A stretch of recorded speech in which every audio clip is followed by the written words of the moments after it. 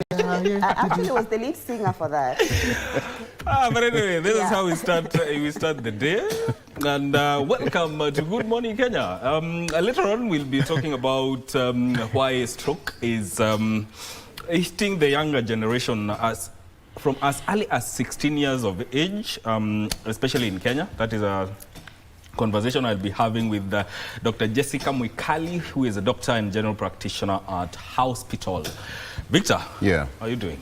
I'm doing fantastic. And Mike, you know, it's quite disheartening because it was unheard of. Yeah. Sometimes way back in the days when you had a young man suffering some, you know, stroke, and now it's even happening to the younger generation. Yeah.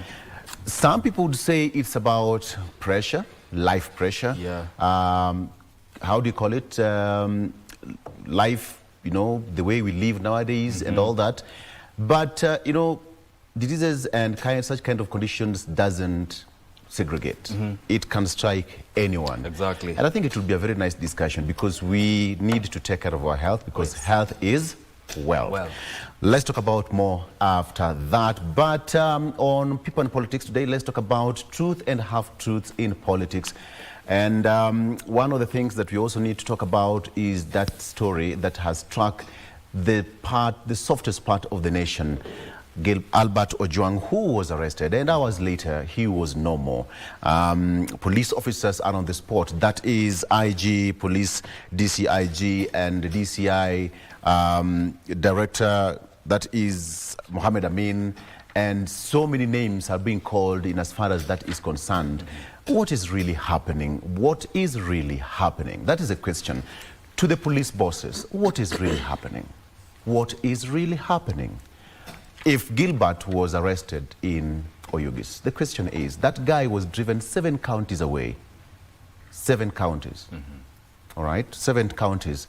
From Oyugis, past Nyamira County, Kisii County, Bomet County, Narok County, Nakuru County, and finally to Nairobi County. And all those places have regional police headquarters.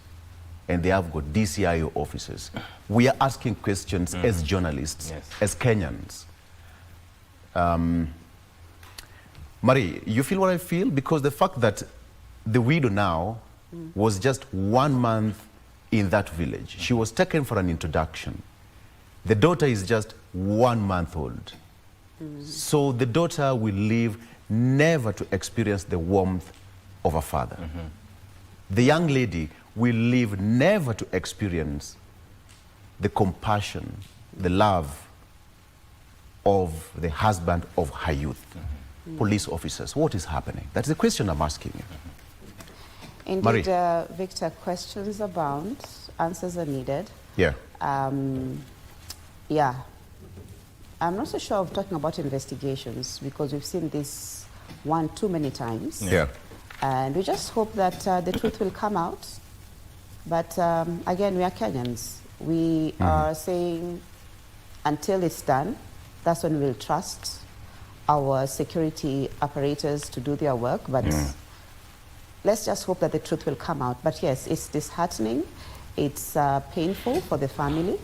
And just like you've said, that if he was arrested, then, you know, due process of the law should have been followed, whatever he could have done, you know, and all that. So the circumstances surrounding his death really still are questionable. So it is just human, and we are Kenyans, and we're just human, and we're just asking the questions. So what we need are just answers, and answers should be reasonable, you know. So we'll not delve too much into that. I'm sure, Victor, you'll be talking about that together with your guests in studio at length. But right about now, in the headlines this morning, blogger Albert Ojwang's death in police custody triggers fury as scheduled autopsy on his body is postponed, and Albert Ojwang's family demand justice as 6 tourists killed in a road accident in Oljororok, that is in Nakuru, and protests against U.S. immigration and customs enforcement hit Los Angeles, with President Trump deploying the military. Of course, that and more, including business and sports, will be coming your way in this bulletin, so stay tuned. Now, the Inspector General of Police, Douglas Kanja, maintains that blogger Albert Ojwang was found unconscious in a cell at Central Police Station and was pronounced dead upon arrival at Mbagathi Hospital. Kanja has subsequently interdicted the officer commanding Central Police Station and all officers on duty during the fateful Saturday night. Meanwhile, the Independent Policing Oversight Authority, IPOA, has launched investigations into Ojwang's death. Ojwang was arrested on Friday, the 6th of June, in Homa Bay County for alleged false publication against the Deputy Inspector General of Police, Elliot Lagat. Let's get the details of that story.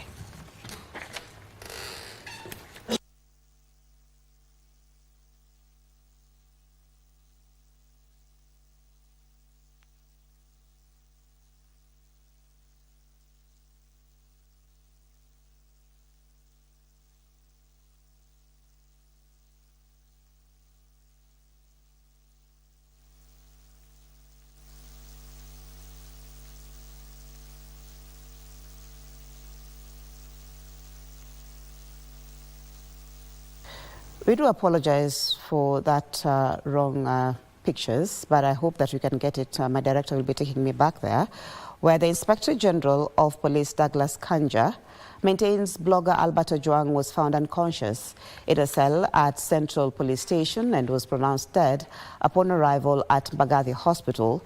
Kanja has subsequently interdicted the officer commanding Central Police Station and all officers on duty during the fateful Saturday night. Meanwhile, the Independent Policing Oversight Authority, IPOA, has launched investigations into Ojwang's death. Ojwang was arrested on Friday, the 6th of June, in Homa Bay County for alleged false publication against the Deputy Inspector General of Police, that is Elliot Kanja. While in police custody at Nairobi Central Police Station continues to elicit public outcry, especially over what transpired between his arrest on last Friday, the 6th of June in Homa Bay, and when he was reportedly found unconscious in a police cell at Nairobi Central Police Station. During a routine cell inspection, Ojwang was found unconscious. He was immediately rushed to Mbagathi Hospital for treatment, as documented at the occurrence book number 9/08/06 of 2025 at 01:39 hours. Upon arrival, he was declared dead. Kanja explaining what caused Ojwang's arrest.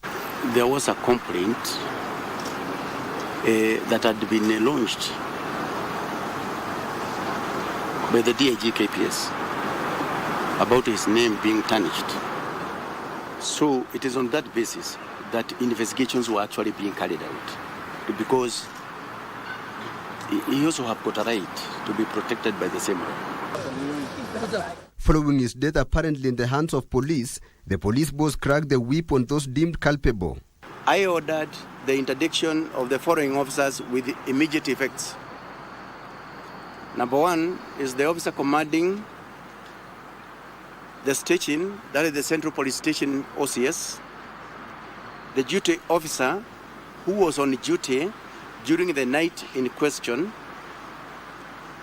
the cell sentry on duty at the time, all officers who were on duty at the report office that night, and any other officer found to have been on duty or otherwise involved during the incident. In earnest, the Independent Policing Oversight Authority, IPOA, commenced investigations into Ojwang's death. IPOA will do everything possible to ensure that justice is served for the family and to Kenyans. And we're very happy that the IG has already interdicted all the officers who are in this station at the material time. We also want to warn those who are going to be appointed to act in their places, to cooperate with our investigators and not to interfere with the investigations.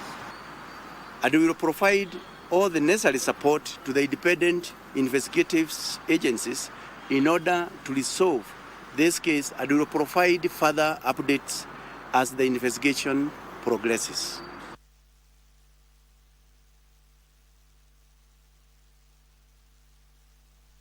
Tilio Marco reporting there. The Law Society of Kenya has called for the unconditional recusal of Deputy Inspector General of Police Eliud Lagat from taking part in the investigation of the mysterious death of Albert Ojwang.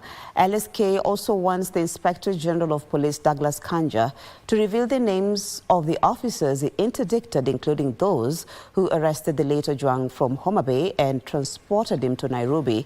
On Monday, there were pockets of demonstrations in the country as protesters expressed outrage over Ojwang's death while in police custody. The Society of Kenya condemned the incident and termed the events leading to Ojwang's death as pointing to illegality, malice and abuse of authority. There is absolutely no rationale why Mr. Ojwang could not be produced to the nearest law courts within Homa Bay County to answer to any charges against him, or for relevant transfer orders to be made.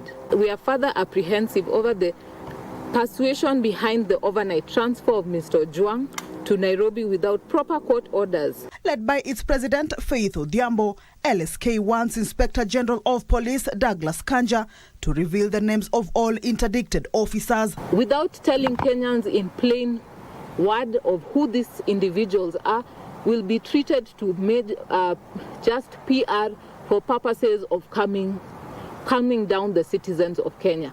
We want to know who are these officers, the ones who picked Mr. Albert Ojwang. Are they part and parcel of those interdicted? And secondly, those interdicted, we want to know their names. We want to know each and every officer involved so that we can follow and find out what are the due processes that will follow, and we know the individual officers that are being held accountable. While calling for full cooperation of police officers with Independent Policing Oversight Authority in the investigation, LSK also wants Kanja's deputy, Eliud Lagat, to unconditionally recuse himself from the investigations. We know that this recusal is necessary to dispel any apprehension of prejudice and conflict of interest that may arise on his account of his role as the complainant against Mr. Albert Ojwang. Ojwang's death comes in the wake of the arrest of yet another influencer, Kelvin Moinde. We had asked our officers to follow up because they have not informed even the family where he has since been taken. And so we are sounding the alarm, and we ask also the judiciary to remember their oath of office. In a statement on Monday evening, the Office of the Director of Public Prosecutions said there was no sufficient evidence to charge Moinde. The International Justice Mission, in a statement, has condemned Ojwang's death, calling for urgent and transparent action from all relevant authorities regarding justice for the victim. Similar calls were made by the Supreme Council of Kenya Muslims, who called for truth, justice and accountability, and the Kenya Conference of Catholic Bishops, who also urged the youth to remain calm, peaceful and prayerful. Our people, united, shall never be defeated. Demonstrations were witnessed in several towns in parts of the country as protesters called for justice for the late Ojwang. A section of elected leaders have called for thorough investigations into the death of Ojwang. It is not right that you live in a country where a citizen can be arrested, taken to a police station and eventually found murdered, and we don't get sufficient explanation. The Council of Governors have also weighed in on the matter, arguing it was unwarranted that the young man died in the hands of police officers. Government spokesperson Isaac Maura says the government is committed to ensure the family gets justice. Hatutalichukulia kihivi hivi kwamba limefanyika na liweze kukua vile lilivyo. Wacha wafanye upelelezi wao na tutakuwa tukihakikisha kwamba hatua ambayo inafaa imeweza kuchukuliwa. Watu waweze kujua kwamba serikali inawajali. Ojwang was arrested on Friday in Homa Bay County and detained at Mawengo Police Station before he was moved to Nairobi, where he was confined at Central Police Station before his untimely demise on Saturday. And now let's head to Homa Bay, that is Ojwang's home, where the family of Albert Omondi Ojwang is distraught by his sudden death and the mystery around it. They demanded justice for a man they eulogized as brilliant and soft-spoken environment enthusiast. Grief And outrage have engulfed Kokwanyo village in Homa Bay County following the tragic and shocking death of a young man allegedly at the hands of police. 29-year-old Albert Ojwang's life was cut short, allegedly while in police custody, a development that has left this community devastated and his family demanding answers. Kijana aliyetoka nyumbani buheri wa afya, hakuwa na homa hata kidogo. Kijana huyu hakuwa na ugonjwa wa kifafa, kwamba amejigongesha ukutani iliyosababisha kifo chake.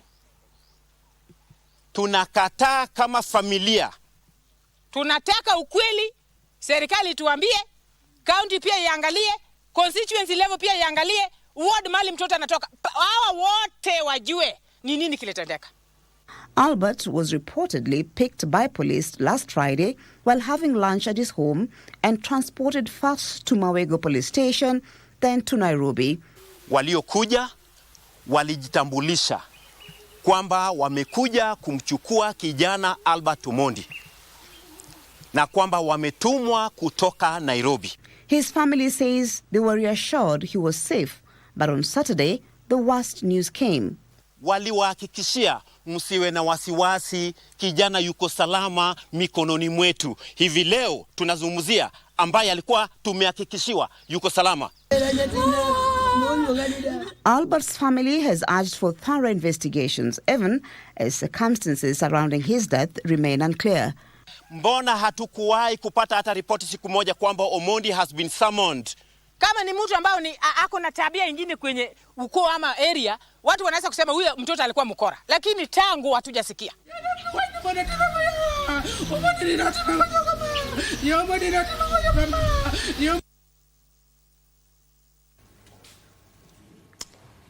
Indeed, questions abound. Meanwhile, a stalemate ensued over a post-mortem examination on Albert Ojwang's body, resulting in the postponement of the exercise to today, that is, after government pathologist Johansen Odur recused himself, citing conflict of interest due to his blood relation with Ojwang. His fellow government pathologist Dr. Carla Njeru said it was only possible to conduct the procedure under natural and dim light on Tuesday, a suggestion sharply rejected by the private pathologist. Giverson Minor reports. Human rights defenders staged protests outside the Nairobi funeral home on Monday, demanding justice for the late Albert Ojwang.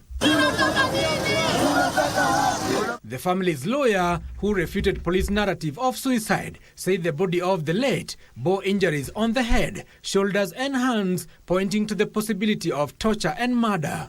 We saw the body yesterday, and the body had a lot of injuries on the head. The body had a lot of injuries on the hand, the shoulder area, but the head was swollen all around. Which side of the head? The frontal part of the head, the nose, the ears. Generally, the head was swollen, and there was a lot of blood oozing from both the nose and the mouth. Whom did he violate? If it's a false publication, against who? And where is his Twitter handle? We have checked for the Twitter handle of Ojwang. It is not there. The Facebook account is gone. Who has taken them from him? This as the post-mortem was postponed from 9 a.m. to 2 p.m. after government pathologist Johansen Odur withdrew from the exercise, citing conflict of interest after learning the late was a relative. Another government pathologist, Dr. Caroline Njeru, who arrived at the city mortuary in the evening, said it was not possible to conduct the autopsy with artificial light and suggested postponement to Tuesday. Postmortem tunataka kuhakikisha imeweza kufanyika kwa usawa kabisa, ndio tuweze kujua the reason behind his death. And then after that, we are expecting heads to roll. We are expecting senior officers to pay for the loss of lives that we continue to witness in this country. Why was it necessary for Albert to be driven 400 kilometers away to be charged if there was an offense? Is it that we don't have a magistrate court in Homa Bay where he was driven from? We will not relent until the truth is determined, until all the evidence is gathered and has been analyzed, and that there is determination of the actual cause of death for the late Albert. However, private pathologists representing the family and human rights organizations rejected the explanation given as mere technicalities meant to delay the process. Human rights organizations have called for swift investigations into the mysterious death of influencer Albert Ojwang and bring to book his killers. Giverson Minor at the Nairobi Funeral Home, Nairobi. Thank you, Giverson, for that report. Away from that, 6 tourists have died in a road accident after the driver of the truck they were traveling in lost control of the vehicle, which then landed in a ditch in Gichaka area along the Old Jororok-Nakuru Road in Nyandarua County. Among the deceased are 4 men, 1 woman and a child. 27 others sustained injuries and were rushed to the Nyahururu Hospital, Nyandarua County. Commissioner Abdiaziz said the tourists were traveling from Nakuru to Nyahururu, where they were expected to spend the night before proceeding with their journey. We go to the scales of justice, where the Kianjo-Koma brothers' murder trail turned into a heated exchange between his lawyers and the prosecution over the absence of the 6th accused. High Court Judge Margaret Muigai directed that the accused must appear either virtually or physically on June the 10th, 2025. The case dates back to August 1st, 2021, when Benson and Emmanuel Ndwiga were arrested at Kianjo-Koma Market for allegedly violating curfew rules, only for their bodies to be found later, sparking public outrage that led to the prosecution of 6 police officers. Letua Deborah reports. If you allow me, I'll now move to the next step. In court on Monday, defense lawyer Dansan Omari claimed that the 6th accused person had been hospitalized but failed to provide substantiating documentation. He argued that the accused had in the past 3 years consistently attended court, devoid for an adjournment. We cannot be sure where the accused person is in the hospital or where he is. My lady had therefore been requesting for arrest warrants to issue. The implications of a warrant of arrest is that the police will storm into the hospital, drag the patient out of the hospital. It's not the first time they have done it. The blame will go to the judiciary that they gave warrants of arrest. His assertion of insensitivity in the request for an arrest warrant irked the prosecution, which was ready to proceed with 4 witnesses. The prosecution argued that the delay was stalling justice for the 2 young lives who are lost and their kin. The presiding judge ruled that no warrant of arrest will be issued for now, but the accused must either appear or prove his medical condition by June 10th, 2025. The Deputy Registrar, Criminal Division, Nairobi High Court, through the Deputy Registrar, Thika High Court, shall confirm physically the admission of the 6th accused person at Thika Level 5 Hospital and report to court on the 10th of June. If he is actually admitted in Thika Level 5 Hospital, no warrant of arrest shall be executed if the 6th accused is not in hospital, Thika Level 5 Hospital. Then the warrant is issued and shall be executed as requested by the ODPP. Elsewhere, a businessman, Samuel Louis Karanja, was arraigned at Milimani Law Courts before Principal Magistrate Paul Mutai on 5 counts, including conspiracy to defraud, forgery and obtaining money by false pretenses. He denied defrauding Hasmita Patel of Holdway Properties Limited of land worth 350 million shillings using forged documents and fraudulently obtained 2 million shillings from Onda Concrete Limited. The magistrate granted him a bond of 50 million Kenya shillings or an alternative cash bail of 10 million Kenya shillings. The case is set for pre-trial on 23rd June 2025. And former Assistant County Commissioner Rafas Kihara David appeared in a Laikipia court today without his lawyer, prompting Magistrate Benia Okongo to warn that no further adjournments will be allowed. Kihara faces 4 charges including forgery, uttering a false land document and abuse of office in fraudulent sales of land parcels. He has denied all charges and is out on bond, with hearing set for 14th July 2025. The accused is granted the last adjournment. Hearing will be on the 14th of July 2025. It is hereby ordered that the prosecution witnesses Joshua Magna Kiboy be paid witness expense of 2,000 shillings and Daniel Wambugu Maina be paid witness expense of 3,000 shillings.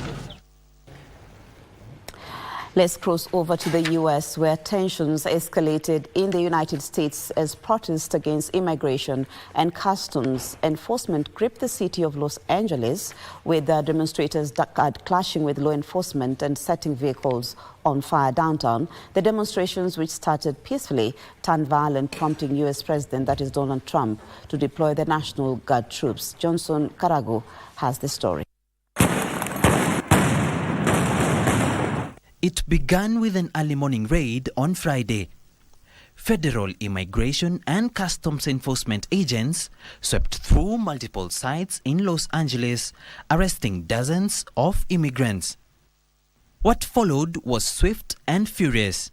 Protesters flooded the streets, chanting, blocking highways, and confronting law enforcement. President Donald Trump responded by deploying more than 2,000 National Guard troops to California and vowed to restore order.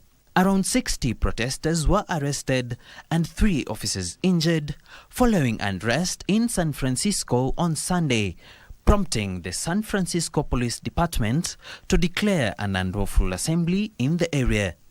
The 3-day protest could continue further as activists around the country continue to organize for a massive protest on June 14th, dubbed No King's Day. A look at business now, where economists at PKF Kenya are concerned that 30% of government expenditure will, in the next financial year, be earmarked for servicing debt. They are calling for an audit and prudent management of public debt, where Raymond Jenga reports.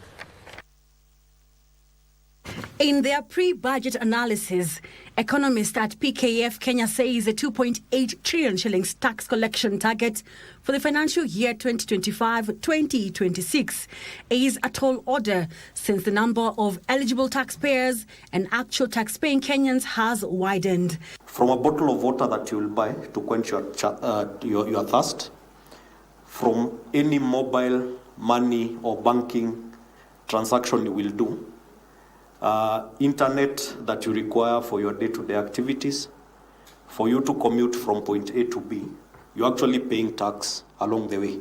And now that is in addition to whatever you are left with at the end of the day after you account for your direct tax. So we are talking about the pay-as-you-earn. We are talking about income tax for corporate entities, and you can actually see the tax burden is quite huge. Mulili is calling for expansion of the tax base by focusing on real estate and the informal sector through enhancement of e-teams and expansion of the tax scope for all transactions being conducted on the digital marketplace. The digital asset tax rate was actually reduced from 3% to 1.5% through the Tax Laws Amendment Act. And basically the question is, what does that signal? Does it potentially signal a situation where the government realized that they are not collecting as much as they expected from these transactions, and the incentive is basically to reduce the rate? He says the government needs to find the right balance between expenditure, tax revenue and public debt, noting that servicing of public debt and pensions is expected to account for 29% of the total budgeted expenditure, while critical sectors such as education is only taking 17%. It's important that we find the right balance.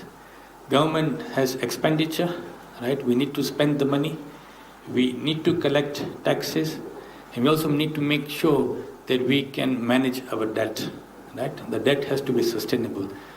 They are calling for a relook at the proposal to scrap tax exemptions and tax incentives targeting businesses and investors. It really begs a lot of questions. Are these really thought through minimization of tax expenditures, or it's just an effort, someone sitting behind a laptop on an Excel sheet and saying, this is what we just project, without doing a proper study to understand what the impact of that will be. A look at sports now, where the national women's rugby team Kenya Lionesses has intensified its preparations ahead of their crucial Africa Rugby Women's Cup match against South Africa, set for this Wednesday in Madagascar. The Lionesses got their World Cup qualifying campaign off to a flying start with a dominant 28-5 victory over host Madagascar last Saturday. Following the South Africa fixture, the Lionesses will face regional rivals Uganda in their final match of the tournament. The competition features 4 of Africa's top women's rugby nations, including Kenya, South Africa, Uganda, and Madagascar. The winner of the tournament will earn a direct qualification to the 2025 Women's Rugby World Cup in England, while the runner-up will secure a spot in the WXV3 tournament in Dubai. That was a horrible mistake by Kenya, by Madagascar, and Kenya make them pay. That really was a massive, massive disaster for Madagascar. Trying to clear, kicking the ball against the posts. Kenya would... That's where we wrap up the morning bulletin. My name is Maria Ambo, and definitely there is more to come during the day in our subsequent bulletin, so stay tuned. Right about now, we'll be taking a break, but my colleague, that is Victor Lo, is together with us as our guests are in studio, and they'll be discussing issues of politics, security, and all that on People and Politics.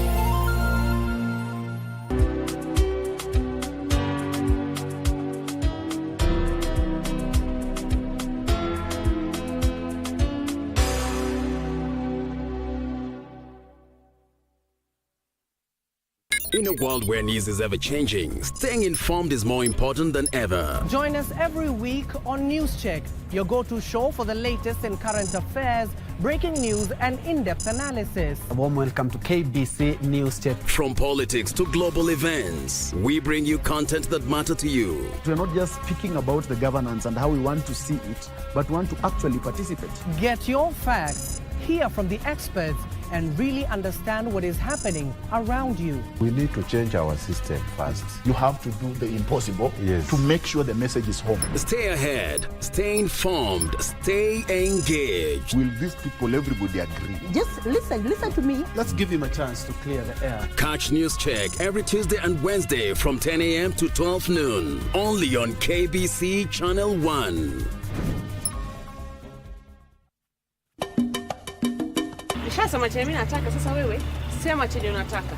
This is not a negotiation. Nice to see you too. Why are you still alive? Well, I think I have 9 lives. Fufunika hiyo bakuli yako. You're just a simple secretary hapa. Hebu kwanza nione huo mtoto. Ndio nini? Shughulika na yanayokuhusu. Kai Tiffany, this woman is a liar. This baby didn't even cry. Fikiri naogopa. Kuna kitu naogopa.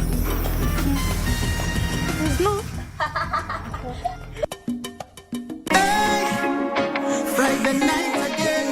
Greetings in the name of the Most High Jah Rastafari. My good name is Marley Moses, the positive warrior, alongside... Yes, sir, DJ D-Rage, the baddest. Each and every Wednesday from 10 p.m. on KBC Channel 1 TV.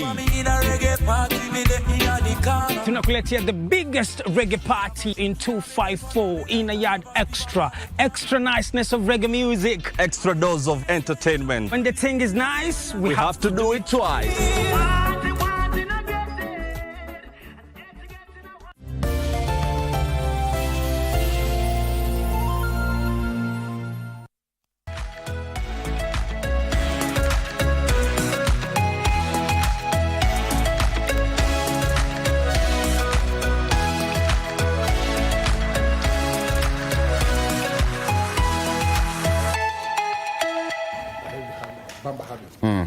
So which means that come this year, we are going to have some harvest. Correct. All right.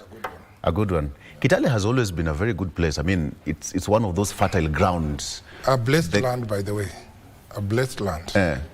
I wish you get a piece of land, just a small one. We can talk. You've given me an idea. Yeah.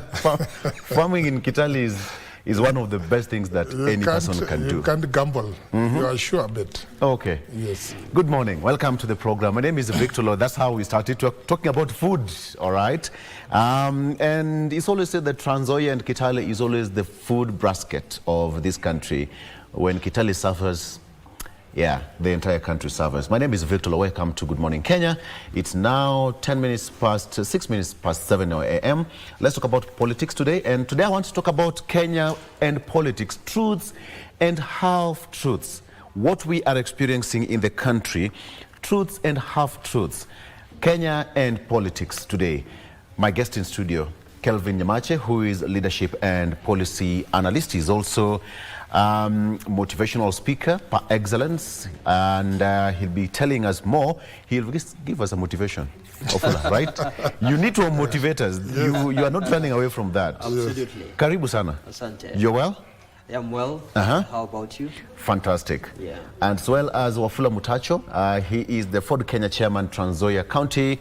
I say that he is number 3 in the hierarchy of governance. If you know, you know. Umwami. Yes. Bushere Papa. Sierra Uriho. Ndio. Yes. Welcome. Thank you very much. Asante sana. Yes. So, gentlemen, we are still waiting for Dr. Richard Busire. He's just signaled me that he's stuck somewhere in between the traffic, but he'll be here shortly. So, Dr. Richard Busire is a lecturer of political science at the University of Nairobi. He'll be joining us shortly. But the show is on the road. Let's get it moving. On the front page of the local dailies, let me start with the front page of the Star newspaper. Why Mudavadi is on shaky ground ahead of 2027 polls. That is what I have there. Why Mudavadi is on shaky ground ahead of 2027 general election, or poll if you want. It's because of the strategic missteps such as folding his party have left him vulnerable and created a vacuum others are just clamoring to fill. That is also on the front page of the Star newspaper. Trump card, talk of Ruto, Raila ticket sparks debate. That is what is here. The possibility of a joint ticket for President Ruto and veteran opposition leader Raila Odinga in 2027 has sent shockwaves, with observers saying that it has the potential to redefine the election. Okay, that is what is here on the front page of the Star newspaper. Very quickly, Kelvin, what do you make of this headline on the front page of the Star? Why Mudavadi is on shaky ground ahead of 2027 polls? You know, we remember Mudavadi as a man who has always been fighting for Kenyans, especially presenting himself as a voice of reason. Yes. And now he finds himself in a government that presents a kind of catch-22 situation, where the people are saying that this government has let us down. It is not serving us what it did promise. And then this government is not doing this and that. Now we have Mudavadi here with his party, and then his followers are looking up to him and they're saying that we don't want you to be there. We don't want you to, you know, we want our party to speak her voice as it is. We want our party to stand her ground and the ideals with which it was founded. And now Mudavadi is in government and is serving the government and is serving and also serving the party leader of the ruling party. Now he finds himself in a very quagmire kind of situation whereby now he doesn't know exactly whether to merge the two parties, that's the ruling party and this party, to work together as one faction, or to make a decision ahead of. He had already folded the party. Polls. ANC was folded, and now it belongs to it's an amorphous. It doesn't exist anymore. Yeah. Wafula, it doesn't exist anymore. And that is why perhaps he finds, based on what's on the front page of the Star newspaper, it's something that was spoken even during that process of folding his party. So it's coming out right now, months later, that when you go to Western Kenya, not Western Kenya per se, but we all know Musalia Mudavadi as a party leader of ANC. Yes. He is a force to reckon with, so to speak. And being partyless, what do you make of that? You know, you are also in the process of folding Ford Kenya. No, I told you here. Victor, you did not. I not. told you here that for Kenya we are not going to fold the party.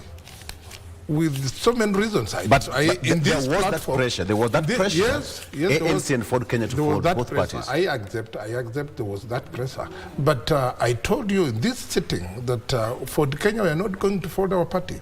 But anyway, I beg to differ with the headline of the Star newspaper that Mudavadi is on a shaky ground the next general election. I don't think that way. I know very well the person who was pushing Mudavadi in a tight corner was the Rigiji. But now, since the Rigiji is not there, I think the biggest lieutenant of President Ruto is Mudavadi. Mudavadi is the only person now the president can bang on proper, elusive advice to this country. Yes, it is Mudavadi. And that's why you can see he's moving out of the country frequently for international mediation and whatever. And I think when I go deeper, though I'm not fully there, but when I go deeper, I can see Mudavadi contribute a lot to the sitting of PSS. Yeah, frequently. He directs what to for them what to do, what they are not supposed to do. Yeah. So Mudavadi, I don't think, even if he folded his party right now in UDA, I think maybe because they have not given him a position, but he stands a better position as a deputy party leader. And also, come 2027, he'll be on a right-way negotiating table. How so? Because last general election, we came in as a partner. He will be in a position to negotiate on which platform? Inside the party UDA. Now as a deputy party leader. Right? You know, he's very clever. This newspaper, this headline, no, I beg to differ with it. Wait a minute. As a new deputy party leader of which party? Of course, UDA. He dissolved his party to join UDA. Deputy party leader is the deputy president. Of course, there is that provision of several deputy party leaders. Yeah. What are you trying to preempt? Because there is no such kind of arrangement as we speak. I know it will be there because now the former Rigiji who was pushing Mudavadi astray from the party, and you know, he was using Malala. Right from the beginning. That's why he lured Malala from ANC to UDA as a Secretary General. That was right way clear. And after things went highway, you can see Malala now is working with him as a deputy party leader. He was a project of Malala. Just like now in Trans Nzoia, when we see things evolving with our governor, is also a project of Rigiji. So these things are very clear, Victor. We have been in politics and we know, and the goodness, I'm an investigator, I know how to analyze this. Tell us more about that, because in as far as we are concerned, Governor Natembeya, is facing different charges. Yes, right? I know. So why is he a project, why are you saying that he's a project of former deputy president? You know, Victor, I didn't want to dwell in that so much. But it's okay, you've started it. But I can just give you a hint of it. There is a time when the president visited Trans Nzoia County.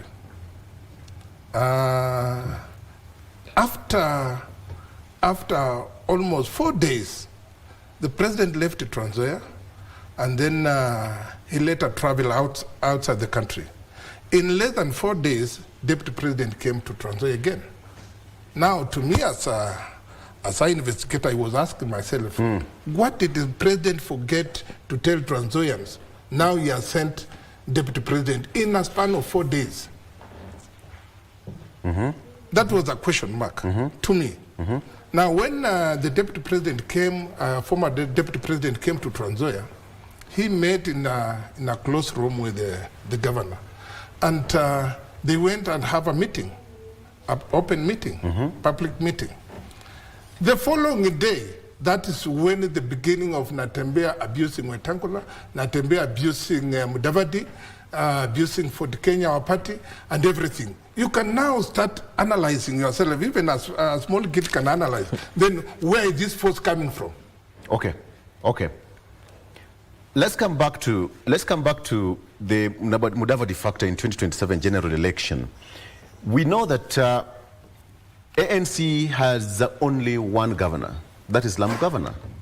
So how is he going to negotiate? You know, when you are supporting a party to win, the president to win the next general election, that party, of course, have a base to win more seats because everybody want to incline with that party. Okay. So that is why more governors and member of parliament won through UDA. But now, in this case now, the way I see Mudavadi, I know Mudavadi, you've never sat with him very close.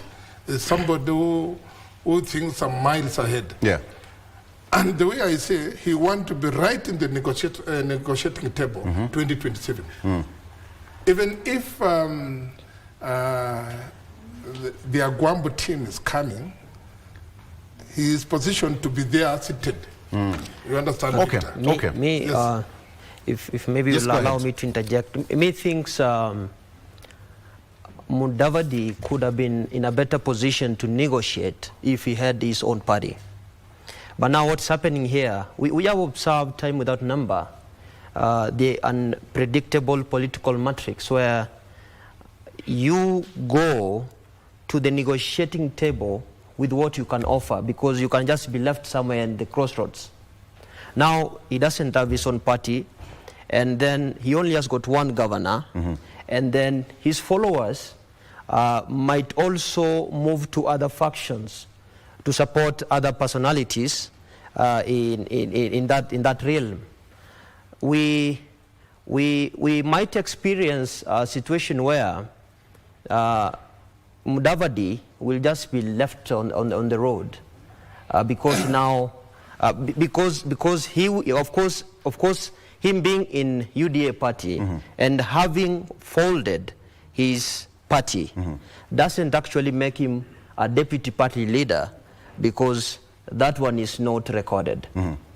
So he can't say that I will negotiate from within the party just because I have been part and parcel of this journey, and I'm one of the persons who came up with this policy, and this policy shaped this politics this way and that way, because now it will be just a game of numbers. What are you bringing at the table, especially from your community? Now, Victor, it could be or even nationally, even your community, nationally speaking. But again, Wafula, political parties are meant to negotiate, as it puts it, to negotiate, to gain, power, of course, to negotiate for power, and to amass numbers, all right, and resources. So if you don't have a political party, let's not sugarcoat it. People said that former Deputy President Rigathi Gachagua suffered the same fate because he went to the election without a political party. Now, why didn't you not fold Kenya? No, why were the reasons why didn't fold Kenya? We have some different reasons why we should not fold Ford Kenya. You mind sharing with us? In this case, for Mudavadi, I think he wants to negotiate it the way Rigiji negotiated with Ruto the last general election. And you see, he negotiated heavily when he was inside without a party. But the danger of joining without a party, now that is what he has experienced now. Yeah, that is the danger. But now, toward the last part of President Ruto, I don't think if it will have big harm to Mudavadi, if now he doesn't have a party but he's negotiating for the community. It will serve him better if he can negotiate the way Rigiji negotiated with Ruto last general election. Okay, great. Gentlemen, let's talk about some other newspapers here. On the front page of the Daily Nation and the Standard are more or less the same thing. The front page of the Daily Nation, 2 words, 1 sentence, the commanders. 2 words, 1 sentence, the commanders. The 3 gentlemen on the front page today are Douglas Kanja, who is Inspector General of Police. We have got Eliud Lagat, who is Deputy Inspector General of Police, and Mohammed Amin, Directorate of Criminal Investigations boss. And now, the much talked about gentleman here is this. Albert Ojwang, who died hours after he was taken into police custody. Police Inspector General Douglas Kanja said that the complainant was his Deputy Inspector General Police, Lagat. That was during a press conference yesterday at Central Police Station. And so security chiefs are under pressure to resolve the mysterious death of Albert Ojwang, a Voi-based teacher and a blogger, an incident that has so far sparked nationwide outrage. Ojwang died hours after his arrest by detectives investigating a complaint by their boss, Mr. Lagat. The story continues on page 2 and page 3. You can take a look at that. And of course, Nation has outlined the timeline and the chronology of what really happened from the moment he was arrested until the moment he was pronounced dead. On the top header there, President's mounting debt headache. We are headed, gentlemen, to the next financial budget cycle. That is on Thursday. We'll be starting another one, 2025-2026. The bill, the proposal is out there. Teachers issue strike warning overpay. All right. Very fast, on the front page of the Standard, more or less the same as the Daily Nation. That is also on the front page of the Standard, the commanders. Blood on their hands. Or it's the same as what we have on the Daily Nation. Blood on their hands. The 3 gentlemen, this one is slightly different. We don't have the Police Inspector General of Police here, but who we have here today is Mr. Stephen Okal, OCPD, Nairobi Central Police Station, and we have got Mr. Eliud Lagat, who is the Deputy Inspector General of Police, and of course Mohammed Amin, who is the DCI boss. The presence of DIG Police Service, Eliud Lagat, at a press conference where the IG mentioned his complainant has now at the center of investigations into the death of influencer Albert Ojwang was a show of impunity. That is according to the Standard. In civilized democracies, the DIG should have resigned after his name was name cropped up in accounts of explaining the death of at a police station. DCI Mohammed, whose officers tortured Ojwang at Nairobi Central Police boss OCPD, should also be held responsible. That is what's on the front page of the Standard newspaper. But gentlemen, let's just come back to this. Of course, it's something that is widely talked about. Yeah. The police torture, extrajudicial killings. And this one is the mystery surrounding the death of this gentleman. The truth is not yet known out there. Postmortem was supposed to be done, but it's so far been postponed. So we're still waiting for a conclusive report. But let me come back to you, Kevin. Yes, what do you make of this? Yesterday, I watched the father of Ojwang regale his side of story, how he brought up Ojwang as his only child, no other siblings, and how he suffered. I went to school, and I was a family. They anticipated that one day Ojwang will at least, get their family out of poverty. And then Ojwang publishes information which touches on the deputy IG, and the deputy IG deems the information to be defaming him, And then he must have instructed that the guy be arrested. So they go to Homa Bay, where he had gone to meet his family. They pick him up from there, they take him to a police station, and they assure the father that your son is going to be safe. And the father believes them because the son is in the hands of the state. And if they find him with, if they find him guilty, he'll be taken actually to court, and then the courts will decide. And then another thing happens. Now he's being transported all the way from Homa Bay to Nairobi, a distance of 350 kilometers. And then the following day, he's dead.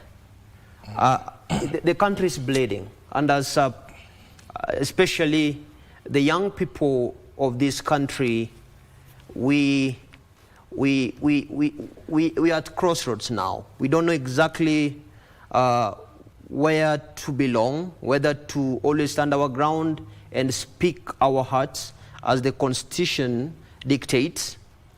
And you can see that young people are furiated. Everybody's mad in the entire country. And as Francis Imbogo actually opines in Betrayal in the City, that when the madness of an entire nation disturbs a solitary mind, it is not enough to say that man is mad. So we are looking at scary days ahead if this thing is going to continue.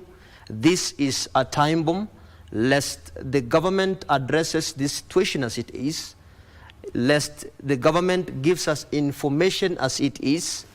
Our country is headed down the river, and that will be a very sad situation, which I don't pray we find ourselves in. All right. On that note, let's take a break. We'll be right back. Stay with us.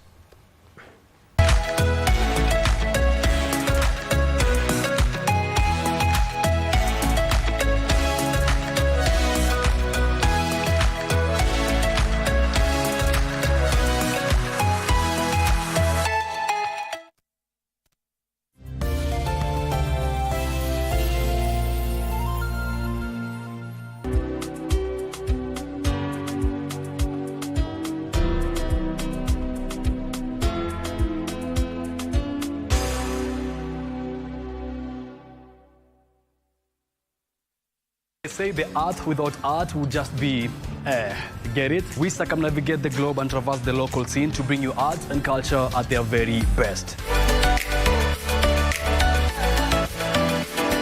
From fine art, culinary art, performing arts, and even cultural events, you name it, and we have got you covered. My name is Kevin Kasioki, and I will be serving you this and much, much more each and every Friday at 8 p.m. only on KBC Channel 1.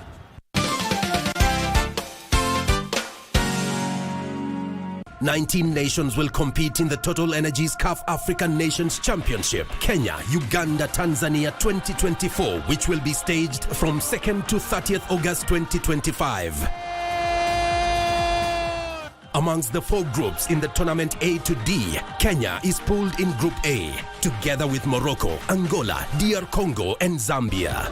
Algeria from the set piece, the header is on target, but it's...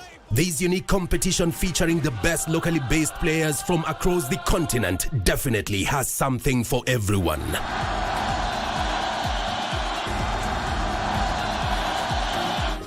Just bring your A game as you let it flow live and exclusive on KBC Channel 1, your true sports partner. Haongeleshi mtu yoyote. Jaribu kumwongelesha.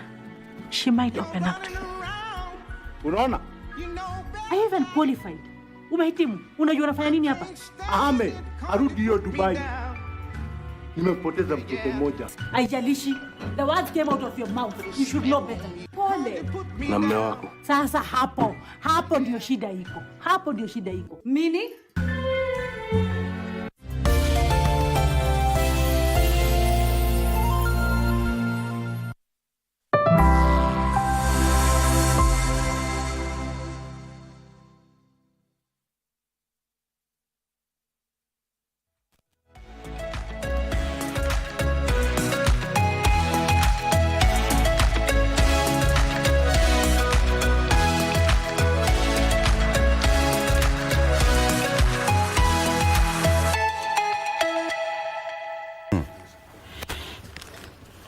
All right, welcome back. Now, let's get it. Oh, Dr. is already in here. Dr. Good morning. Morning. Good to see you. Thank you. Nairobi is the most unpredictable city under the sun. True or false?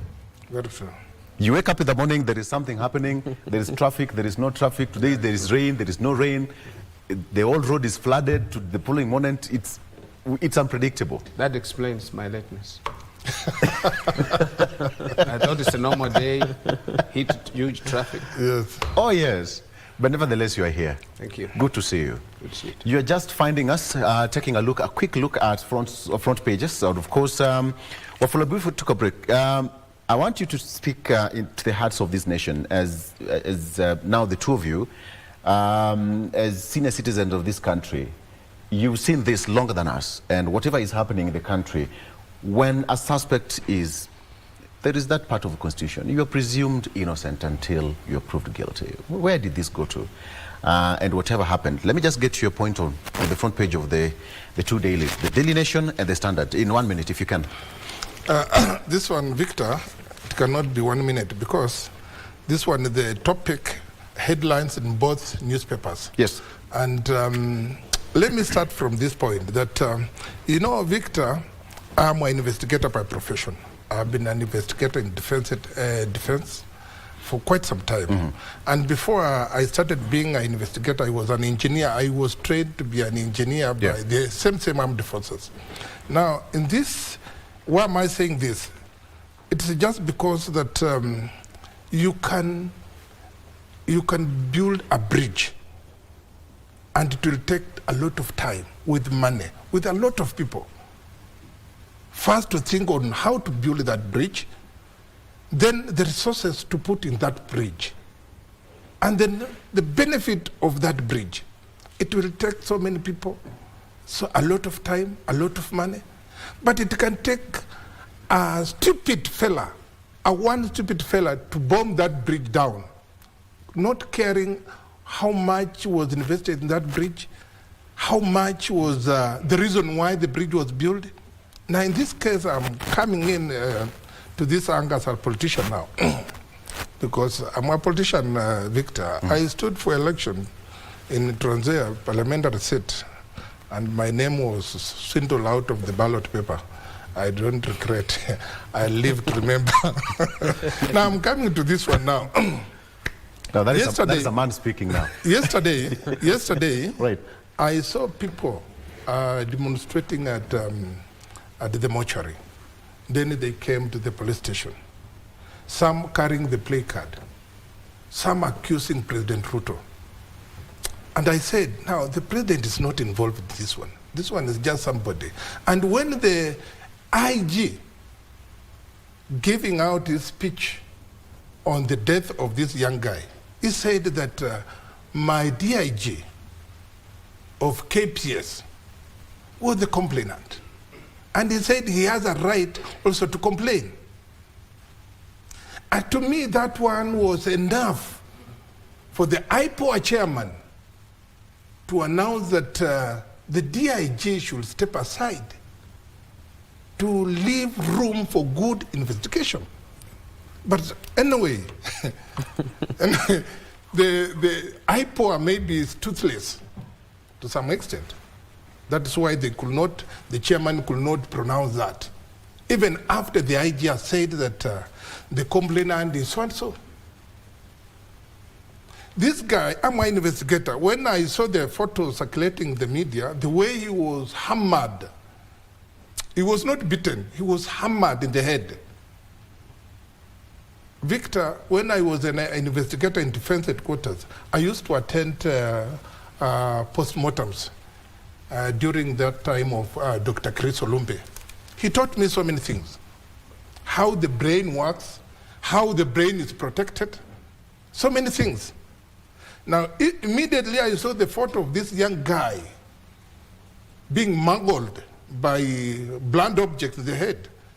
Definitely this guy was tortured. And anyway, the time he was arrested in his home village to Nairobi and then booked in the police central police station, he must have passed somewhere. That he took a lot of time. That is the way I see. And where he passed, that is when he was booked in at night. At night. And he was put in isolation room. Victor, my investigator, I have not started investigating this matter because I'm not involved there. He was put in isolation room. Why? Was he a murderer? No. He was not a murderer. He was just accused by a simple allegation that he raised against the DIG that he's corrupt. I think that is what I got. Okay. Anyway, we can discuss now because the case is not in court. Now, Victor, when he was booked in the police station, I know the police station, the central police station, is full of CCTVs. And if they want IG to come up very clearly to Kenyans, because right now Kenyans are raising placard accusing the president, and the president is not involved. And I know right now what the president should do. I think he should direct the IG to inform his deputy to step aside for clear investigation. So that the opposition now are mounting arsenals to the government. That is what I know. And listen, this week, Victor, you'll see the arsenals that the opposition team are mounting to the government. They will blame the president for nothing that is involved. But the president is not anywhere, somewhere there. Okay. Just one person who has decided to bring the bridge down, the bridge of what do we call it? It might be because Raila and the government. Again, it might be because the president is now the topmost authority of the nation. So, is it complaint or blame, but calling on the president to crack the whip? Correct. The president should crack the whip. And at this as moment. they say, that the buck stops with him. The president. Karibu, Dr. Yes, thank you, Victor. I think this is a very, very serious matter in our country because we're actually clawing back the freedoms that we fought for since independence. Freedom of expression, freedom of thought, freedom of being creative. Creativity is covered in Article 3 of our Constitution. We cannot take it for lightly that when people are calling upon the president that there is a mistake. The president is our father. He's the father figure. The president is actually the buck stops with the president. In fact, what my brother here has said, that people are calling on the president, or the president should tell the IG to put pressure. I mean, the president is the head of state. Why are we demeaning the president's authority and power in the nation and influence? Can't he tell this guy point blank, step down, or force Lagarde to step down, to be investigated? Who is above the law in this country? I mean, we cannot every day think that everything is political. This is about loss of life. We're losing the nation. We are losing our integrity. We are losing human rights face globally. We have been even, the UN the other day, our situation, human rights situation has gone so much below. Everyone should be concerned. It is our reputation globally. And therefore, the chief diplomat, who is the head of state, should guard against this decay and ensure that people's rights are protected. He's the only one who swore with the Constitution and said he will protect lives. He will protect the Constitution and ensure that the Constitution is implemented in our country. So we look at the president as a solution provider to provide solutions in situations like this. But beyond that, we are saying, as Kenyan people, I would say, we really regret what has happened, and we deeply send our deep condolences to the family. The situation is so bad. Okay. Gentlemen, just to add on, Victor, yes. The issue of IG suspending these young guys does not add up. Langati was supposed to be suspended does first. not hold water. These people are innocent. I worked in a discipline force. When your boss dictates or suggests, it's a command. So who is Langat with the OSPD and OCS? Anything he says is a command. The police force. So the IG suspending these young guys, the OCS, I don't know, the OCS is called who? Stephen Okal, I think I got it. Yes. No, there is OCPD. OSPD. Even OSPD is, he does not hold water there. Even OCS and the sentry at the desk. This is a command. It has come from the DIG of KPS. Okay. It's a command. They cannot even question Victor. So the issue of suspending them for clear investigation, the IG, please, Kenyans nowadays, you know, my son in these normal things and international is very well equipped. Yeah. These young guys, they are very well equipped. Now, he was telling me, Dad, are you sure these guys who are involved, do they deserve to be suspended? Okay. And this issue, even beyond the that, IG himself has declared that his deputy, he was the complainant. Okay. Victor, beyond that. Now that is my son, who is just a student. That is my son who is a student. And he's claiming that. Yes. We need not to lose the bigger picture. We have seen freedom of expression being constricted. This is the worst case scenario. But we have seen even arrests on, you know, young people writing something on Mtandao. Are we saying, the way I look at it, Victor, are we saying now whistleblowers should not be there? If someone says someone is corrupt, what is supposed to be done? An investigation is supposed to be done. Someone is arrested for defamation. It is not even criminal, isn't it? Yes. Isn't it a civil matter? Why should it be treated as criminal when people are writing that someone has bought, that's what I heard, has bought a house in some place? I have two questions here. Hundreds of millions. Where do you get the money? Yesterday in the morning, where you are sitting, Wafula, the chairman of the National Cohesion and Integration Commission, Reverend Kobia, sat exactly there. And I asked him this question. I still have it with my notes. Do you think there's a trust deficit, which is quite evident in Kenya, that Kenyans don't trust their leaders and institutions? And this was his response, that Kenyans are lacking, there is a trust deficit between Kenyans and institutions. And what he said is on record is the police. Oh yes, I stand to support where Reverend Kobia said he there, was exactly there. Yeah, I stand to support him and concur with him. There is lack of trust.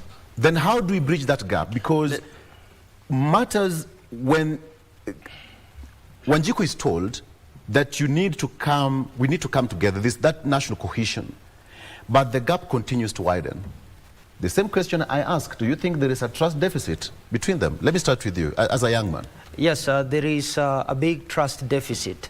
Back to the issue I've been talking about Ojwang. I'll love to use that to explain this matter. The rate at which the government is double speaking is really alarming. It's speaking from both sides of the mouth. The police told us that Ojwang committed suicide by hitting his head severally against the wall, and then he succumbed to the injuries. And then after a few hours later, the same force is interdicting police officers who are in session at the time. Now we ask ourselves, if this guy died because of suicide by hitting himself against the wall so many times and succumbing to the injuries, why are you suspending innocent police officers, subject them to national embarrassment? That notwithstanding, you are interdicting police officers who are on duty at the Central Police Station at the time. Who are these guys who transported this gentleman all the way from Homa Bay to Nairobi? What are their names? Were they also interdicted? Were they police officers? It also said that Deputy IG was the complainant. If he was the complainant, then where did he record a statement that he had something against this young man, and who was the investigating officer? So we have so many questions in the air, and then what we are now subjected to are half-truths, double speaking. Things are not clear, and that's why Kenyans, especially the young people, are asking questions. Tell us the truth. We really need to know whether this young man succumbed to suicide or he was killed. And because it is taking long for us to get the answers, because there are CCTVs everywhere. We want to see the footage. How was he looking like when he was brought out of the cells? How was he looking like when he was taken into the cells? And everybody's complaining. So now the buck stops at the president. The president should come out. The country is bleeding. A dagger has been forced into the heart of the country. The president now should, exert his authority on this matter.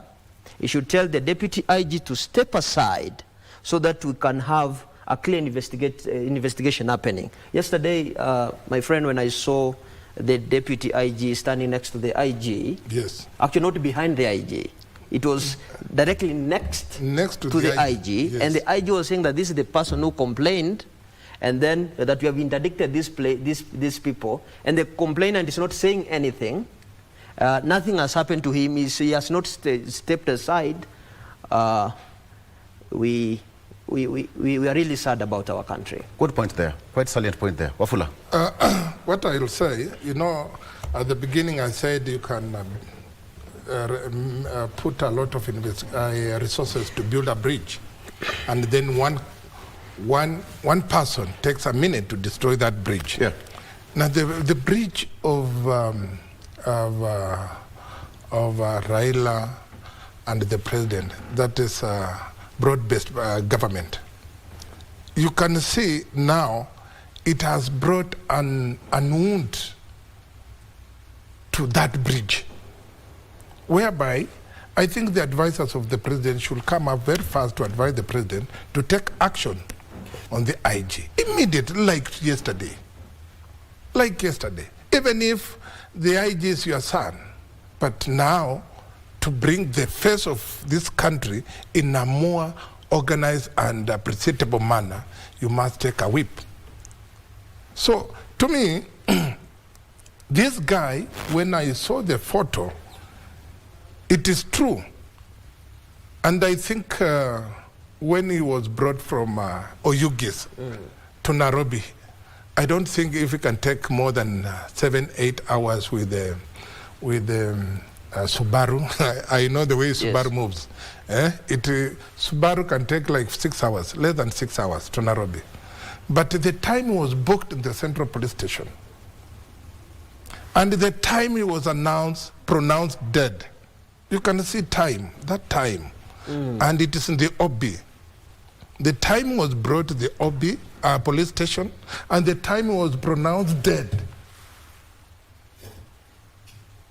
There is a contradiction there that he was taken to Bagath Hospital. What time? And then what time he was brought back from Bagath Hospital? He left, his home village. The man with a profound mind. But later on, in the police station, and the following day is pronounced dead. We can't hide from this. Yeah. And to me, I know IPOA has no teeth to clamor it, but I think now this one goes direct to the president, that he should take an action like yesterday, so that to heal and to avoid a lot of debate on the Ojwang's death.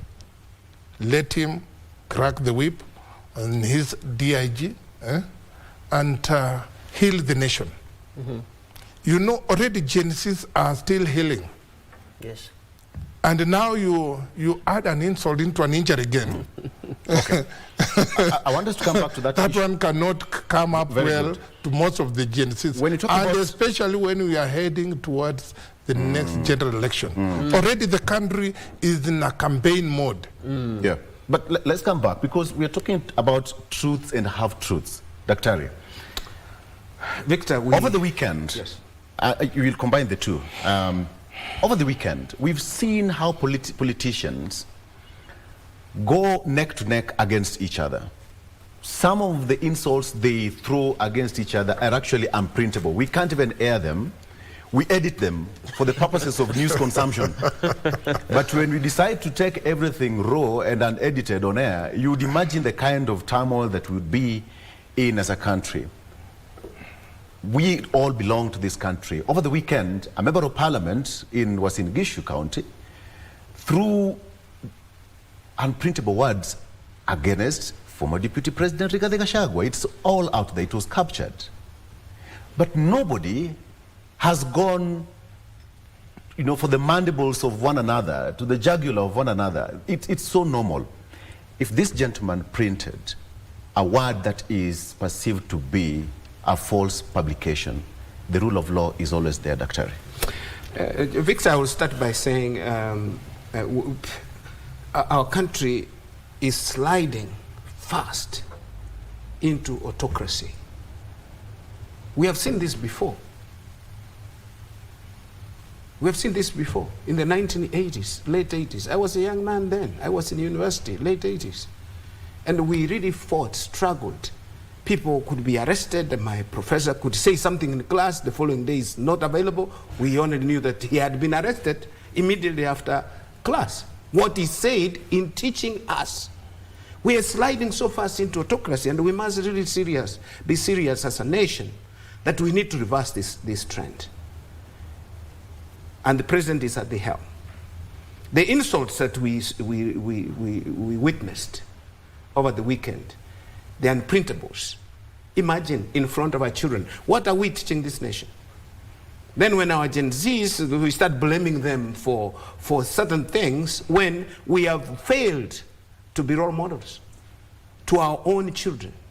We're doing the wrong things. We say unprintables. These things have been said over and over. It's a shame that when outsiders listen to us, or to what our politicians say, our so-called leaders say, you cannot be able to imagine. The monies they are pouring out there. The question is, even where is the money coming from? Millions and millions when people are hungry, when there are no drugs in hospitals, there are so many people are suffering, then you are saying you are giving them a placebo. You just throw them Panadol. Yeah. Is that solving this country's problems? I don't think so. So it's high time that these people became serious. We are having a serious governance problem in our country, I would say, without fear of contradiction. From the top to the bottom. Because there's no one who is calling these people to order. Even the speaker speaks goes into these dances and all that. What image does the speaker bring to the nation that is part of the dances that they're doing? Does this remind you of Brian Odhiambo, who disappeared in Nakuru? And he's nowhere to be found, and nobody's concerned. Months later, from March, does this remind you of Kianjakoma boys, the gentlemen who the two guys who were killed, brothers in Meru, and nothing happened. Nothing has happened. There are many abductions, there are many forced disappearances in this country. How do we bridge this gap, gentlemen? I mean, I want to say something. I want to say something. You talked about the trust deficit. Definitely. Who speaks the truth in this country? Those of us who speak the truth, I never liked. People don't like people who speak the truth. They're actually killed. They're killed, they're abducted, they disappear. So the trust deficit in this country is huge, starting from the top to the village, and people take the cue from the top. They take the cue from the top. So I would like to say again that IG, all these matters, actually the abductions, disappearances, all these things have happened recently in our country. We can call Scotland Yard, like we did, the government did. Moi accepted that the Scotland Yard came in to investigate the killing of Dr. Batuhuko. Dr. Batuhuko, 1990. Because our institutions here, our police, could not investigate themselves. Now we want to tell the police to investigate themselves. They're the ones who have done that. They're the ones who killed this young man. They're the ones who are complainants. When Victor have a problem with you, I report the police station. They open a investigation. They appoint an officer, as you say, an investigating officer. Is the investigating officer who will follow this matter. Yes. Was Albert going to run away? He was at home. Solution, Dr. So the solution is that we need external investigation. And now there should be pressure to have external investigators to come in and investigate the forced disappearances, the abductions, the killing of the Gen Zs in last year. Because the president tells the nation they're all back to their parents, nothing further from the truth. So what are we saying? Should we fear to speak out? Should this be the end of it? I'll be arrested out here when I'm walking out? Our freedom was hard-won, and we fought for our freedom. From those of our fathers who fought for independence in the 1960s, up to the ones now currently fighting for expansion of this space. Thank you, gentlemen. Wafula, 1 minute. What is the solution? I mean, we need to stop this. I'm imagining the young widow left without a husband. The daughter is 1 month, left without a father. Solution? You know, Victor, it reminds me when one day the speaker said that Kenyans are becoming heartless. Yeah. They don't care. Now this one brings to Ojwang's issue. When the police collected Ojwang at his rural home, they assured the parents that this guy is safe with us. We are the policemen. The two policemen identified themselves to the family. They trusted the police. That now, because there is that allegation, we are going to investigate and we'll let you know. The family had a lot of confidence to the police. Now, just some hours, their son is pronounced dead. And when I heard the fathers lamenting that he worked in the quarry for so many years. 20, to be precise. 20 years. Yes. You talked to him? Did you talk to him, the parent? No, personally. Oh, yes, according to what he said, 20 years. He worked in the quarry for 20 years to raise this young guy, to educate this young guy. Sometimes reach a point that I need to have so many children. Now the only son of this young man, of this old mzee, is gone. Okay, solution. And that's where... To bridge the gap between the nation and the institutions charged with taking care of our safety. I think... 20 seconds, I know you're a good man, you will. No, the buck stops with the president. The buck stops with the president. It's to whip. Those people are not working positively to the nation. To whip them. The buck stops with the president. Thank you. I want to give a young man to finish. This time around, I've reversed the role. Go ahead, Kelvin. The political skullduggery in this country is extremely annoying, for lack of a better word. Our politicians have become chameleons. They only speak depending on which political faction they belong.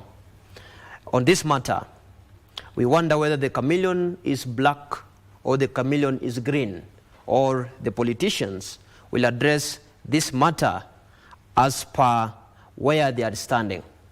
We call upon the country, the politicians, the elites, and everybody to come out and condemn this kind of injustice, for our country is headed down the river. We are being taken to the dogs, and if you are not careful, history will judge us harshly. That notwithstanding, the young people should not, the young people should stand their ground to air their grievances and to fight for this country. Our pot is boiling, and we are the steam that must escape. This country belongs to every one of us, so we will stand for our country. We'll continue speaking the truths, calling upon the government to act justly, and we also call upon the president, who's now the father of this family called Kenya, to come out and give us a voice of reason on this matter. Asante sana. You know, today, thank you. I really, we didn't talk about politics today, because this is a matter that is cutting across, because that's a generation lost already. Gentlemen, thank you so much for your time. I appreciate. Kelvin Nyamache, who is a leadership and policy analyst, one of the youngest men we've had on the show today, swimming amongst the older shoulders. What have you learned today? What I've learned today is that you'll tell me that after the show. The older folks have started listening to us, right? And we are happy. Not they have started. I've been in this game for so long. It's only that there's a coincidence. Exactly. We are together. Yeah. We are together in this. Nobody doesn't. You are the best, but I've been chosen before. Dr. Richard Bosire is University of Nairobi, lecturer of political science, always a guest on the show, as well as Wafula Mutacho, Ford Kenya chairman, Trans Nzoia County. Asante sana, gentlemen, for coming to the show. All right, my name is Victor Law. Let me leave you with one quote, that just concentrate on being faithful to the truth. It's as simple as that.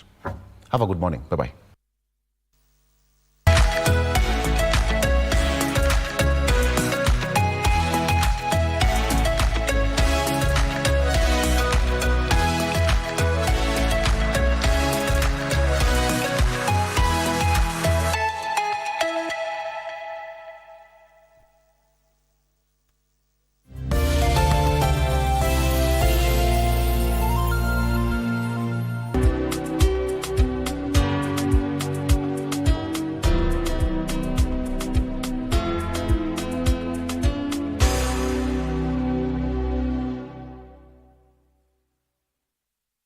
In a world where news is ever-changing, staying informed is more important than ever. Join us every week on News Check, your go-to show for the latest in current affairs, breaking news and in-depth analysis. A warm welcome to KBC News Check. From politics to global events, we bring you content that matter to you. We're not just speaking about the governance and how we want to see it, but want to actually participate.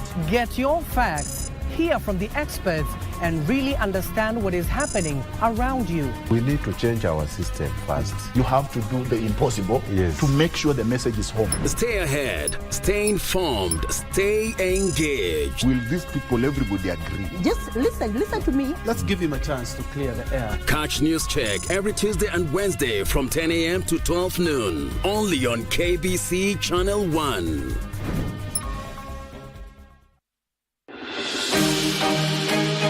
Kenya's future is taking shape. Introducing the 2025-2026 National Budget. A budget built on priorities and focused on what matters most.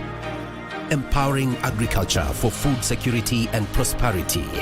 Supercharging digital infrastructure for innovation and opportunity. Building affordable homes, creating jobs and transforming lives. And ensuring quality healthcare for all. So, how much will it all cost? Well, a proposed budget of 4.2 trillion is on the table. Get the full picture, understand the numbers, and see the impact. The 2025-2026 budget on KBC Channel 1.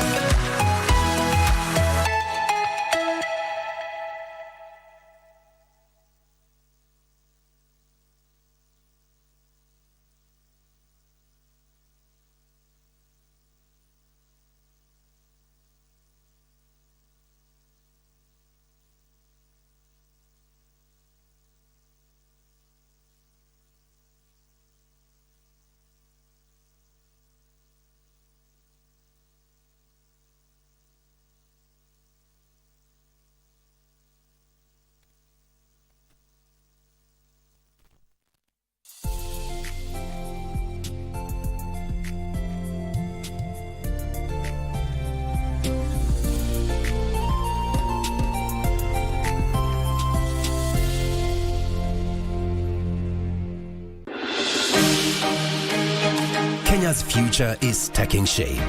Introducing the 2025-2026 National Budget. A budget built on priorities and focused on what matters most. Empowering agriculture for food security and prosperity. Supercharging digital infrastructure for innovation and opportunity. Building affordable homes, creating jobs and transforming lives.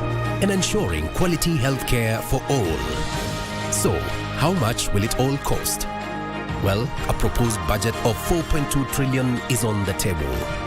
Get the full picture, understand the numbers, and see the impact. The 2025-2026 budget on KBC Channel 1.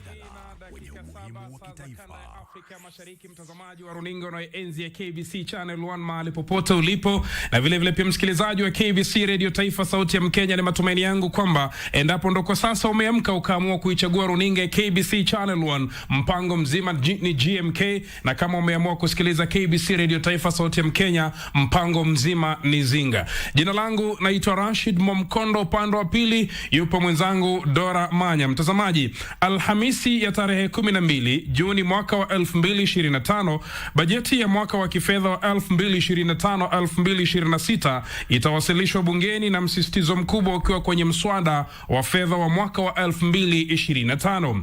Mswada huu unapendekeza mabadiliko ya ushuru hasa katika sekta ya viwanda. Mtazamaji, baadhi ya mapendekezo yakiwemo ni pamoja na ushuru kwa bidhaa za plastiki na betri, ushuru wa kuhamisha uwekezaji kwenye bidhaa ghafi na vile vile pia za kuuza nje, pamoja na ongezeko la ushuru na bidhaa muhimu kama mafuta ya kupikia na sabuni. Mtazamaji, ingawa lengo ni kulinda mazingira na kuhimiza uzalishaji wa ndani, wamiliki wa viwanda wameeleza wasiwasi kuhusu kuongezeka kwa gharama za uzalishaji na kupotea kwa ajira.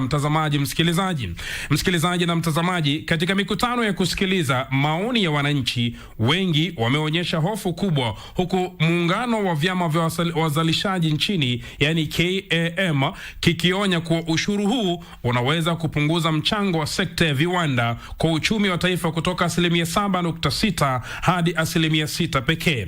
Pia ushuru mpya kwenye bidhaa ghafi na eco-levy unaweza ukasababisha bidhaa kupanda, jambo ambalo litaathiri watengenezaji wa bidhaa wa humu nchini na wananchi kwa jumla. Mtazamaji, katika mjadala wetu wa leo nina wageni wawili studioni, na tunalenga kuchambua msaada wa fedha wa mwaka wa 2025 kwa sekta ya viwanda nchini Kenya. Tunaangalia mabadiliko ya ushuru yanayopendekezwa, maoni yaliyowasilishwa na wananchi, na kulinganisha mswada huu na miswada ya awali. Pia tutaangalia bajeti iliyotengwa kwa sekta hii na kujadili njia za kufufua viwanda, kuzuia kufungwa kwa kampuni na kuhakikisha sekta hii inabaki hai na yenye kuchangia kwa kiasi kikubwa kwenye uchumi wa taifa letu. Bila kupoteza nukta, sekunde wala dakika, mtazamaji, kipindi ndo kwanza kinaalika mkoko, na ndani ya studio upande wangu wa karibu ninaye Mheshimiwa Daktari Makali Mulu, CBC, mbunge wa Kitutu ya Kati. Karibu sana mheshimiwa. Kitui, karibu sana mheshimiwa. Asante sana. Mbunge wa Kitui ya Kati, kumradhi, yani Kitui Central. Huyu ndo alishindana na aliyekuwa mtangazaji mwenzetu Boni Musambi, akamwambia kijana pole pole, sawa sawa, na yuko ndani ya studio. Na vile vile pia kuna ndugu yangu hapa, jina lake ni gumu lakini nitajaribu. Niko naye FCPA Daktari Abdiaziz Yaro, mwanachama wa ISPAC. Sijui kama Abdiaziz, mwanachama wa ISPAC. Karibu sana ndani ya studio. Alright, karibuni sana tujadili swala hili. Labda tu nikianza na ndugu yangu Abdiaziz Yaro ambaye ni mwanachama wa ISPAC. Mtazamaji, je, serikali inachukua hatua gani kuhakikisha inapata mapato ya kutosha bila kuathiri sekta ya viwanda, kwa sababu sekta ya viwanda nchini Kenya ni sekta kubwa sana? Asante sana Rashid. Kweli sekta ya viwanda ni sekta kubwa vile vile kusema, na zinachangia kwa wingi kwa uzalishaji na utengenezaji mambo mingi, na zina pia changia kwa ushuru. Serikali lazima lazima ipaze ushuru ndio iweze kufanya kazi, ndio ipate pesa ya kuandaa kazi. Lakini ukiona finance bill ya mwaka huu hakuna ushuru vile ambaye imeongezwa kwa hizi masekta ama kwa sekta zingine sana.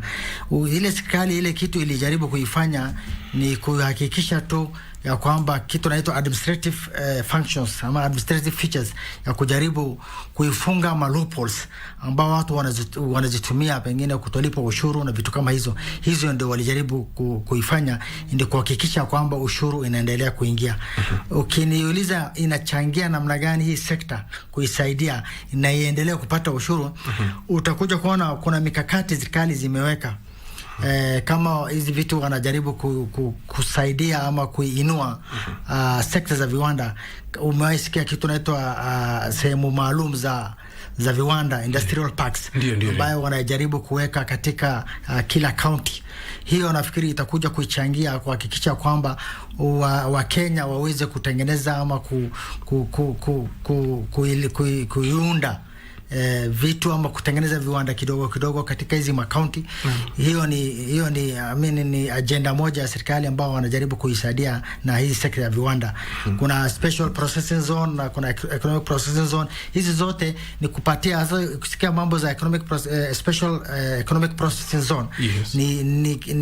Ni mahali maalum ambayo pengine wanapatiwa incentives kadhaa za tax holidays, vitu kama hizo, kuhakikisha kwamba waweze kushindana na pengine industries ambao kutoka nje ambao tunajua kwamba wanaiproduce ama wanaitengeneza vitu kwa bei chache, ndio wanaweza ndio zinaona vitu zote zinakuwa imported, because watu wanaona ni afadhali kuleta kitu kutoka nje kuliko kuitengeneza hapa, kuizalisha hapa, kwa ajili it is even cheaper kuleta kitu all the way kutoka China na kutengeneza hapa. Na hizo vitu, hiyo shida zililetwa na gharama kubwa ya uzalishaji. Kama Kenya, ile kitu kubwa ambayo inawasumbua sana wazalishaji ni umeme, gharama za umeme zimekuwa kubwa sana. Lakini nimeona kwa plan ya this year wanajaribu serikali inajaribu kuileta kuipromote affordable energy solutions, ndio waweze pengine kuitatua hiyo hali pia. Nafikiri bila shaka nikirudi kwako Daktari Makali Mulu, mwaka jana kama saizi taifa la Kenya lilikuwa katika wasiwasi mkubwa, na siku 15 baadaye kukawa na machafuko makubwa yaliyopelekewa na mswada wa fedha wa mwaka jana. Na wao wanakaa katika bunge la kitaifa, na kuna tayari baadhi ya mashirika yasiyo ya kiserikali yameanza kusema kwamba hata mswada wa fedha wa mwaka huu ni mbaya kuliko uliopita. Sijui unaweza ukalithibitisha ama ukalikataa hili? Wacha niseme hivi, ukiangalia mswada wa fedha uliopita, mwaka uliopita, ulikuwa na matarajio ya kwamba serikali ingepata bilioni 360. That was the estimate. Na ukiangalia ya mwaka huu wanatarajia kupata between 24 billion na 40 billion. Kwa hivyo hata bila kuambiwa mengi, ni kuonesha hii ya mwaka hii haina mambo mengi ambayo itahusisha mwananchi. Na hiyo si kusema ati ni nzuri, lakini kuna mambo kadhaa yenye imetokea na watu wanasema si mazuri. Jambo la kwanza ni ile kutoa vifaa zingine kutoka kwa ile inaitwa tax exempt, na wanatoa kwa zero rated, italeta kwa tax exempt. Nafikiri itakuwa mzuri tueleze tu mwananchi yule wale wanasikiza tofauti ya hizi mbili ni gani.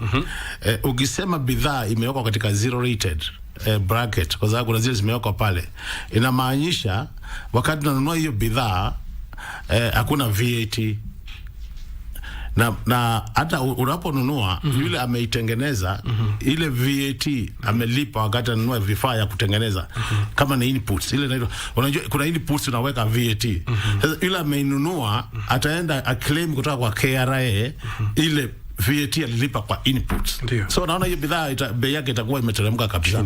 Sasa ukitoa hapo uilete kwa tax exempt, kwa ile VAT exempt, itamaanisha ya kwamba utalipa VAT lakini pia uta claim ile VAT ya input.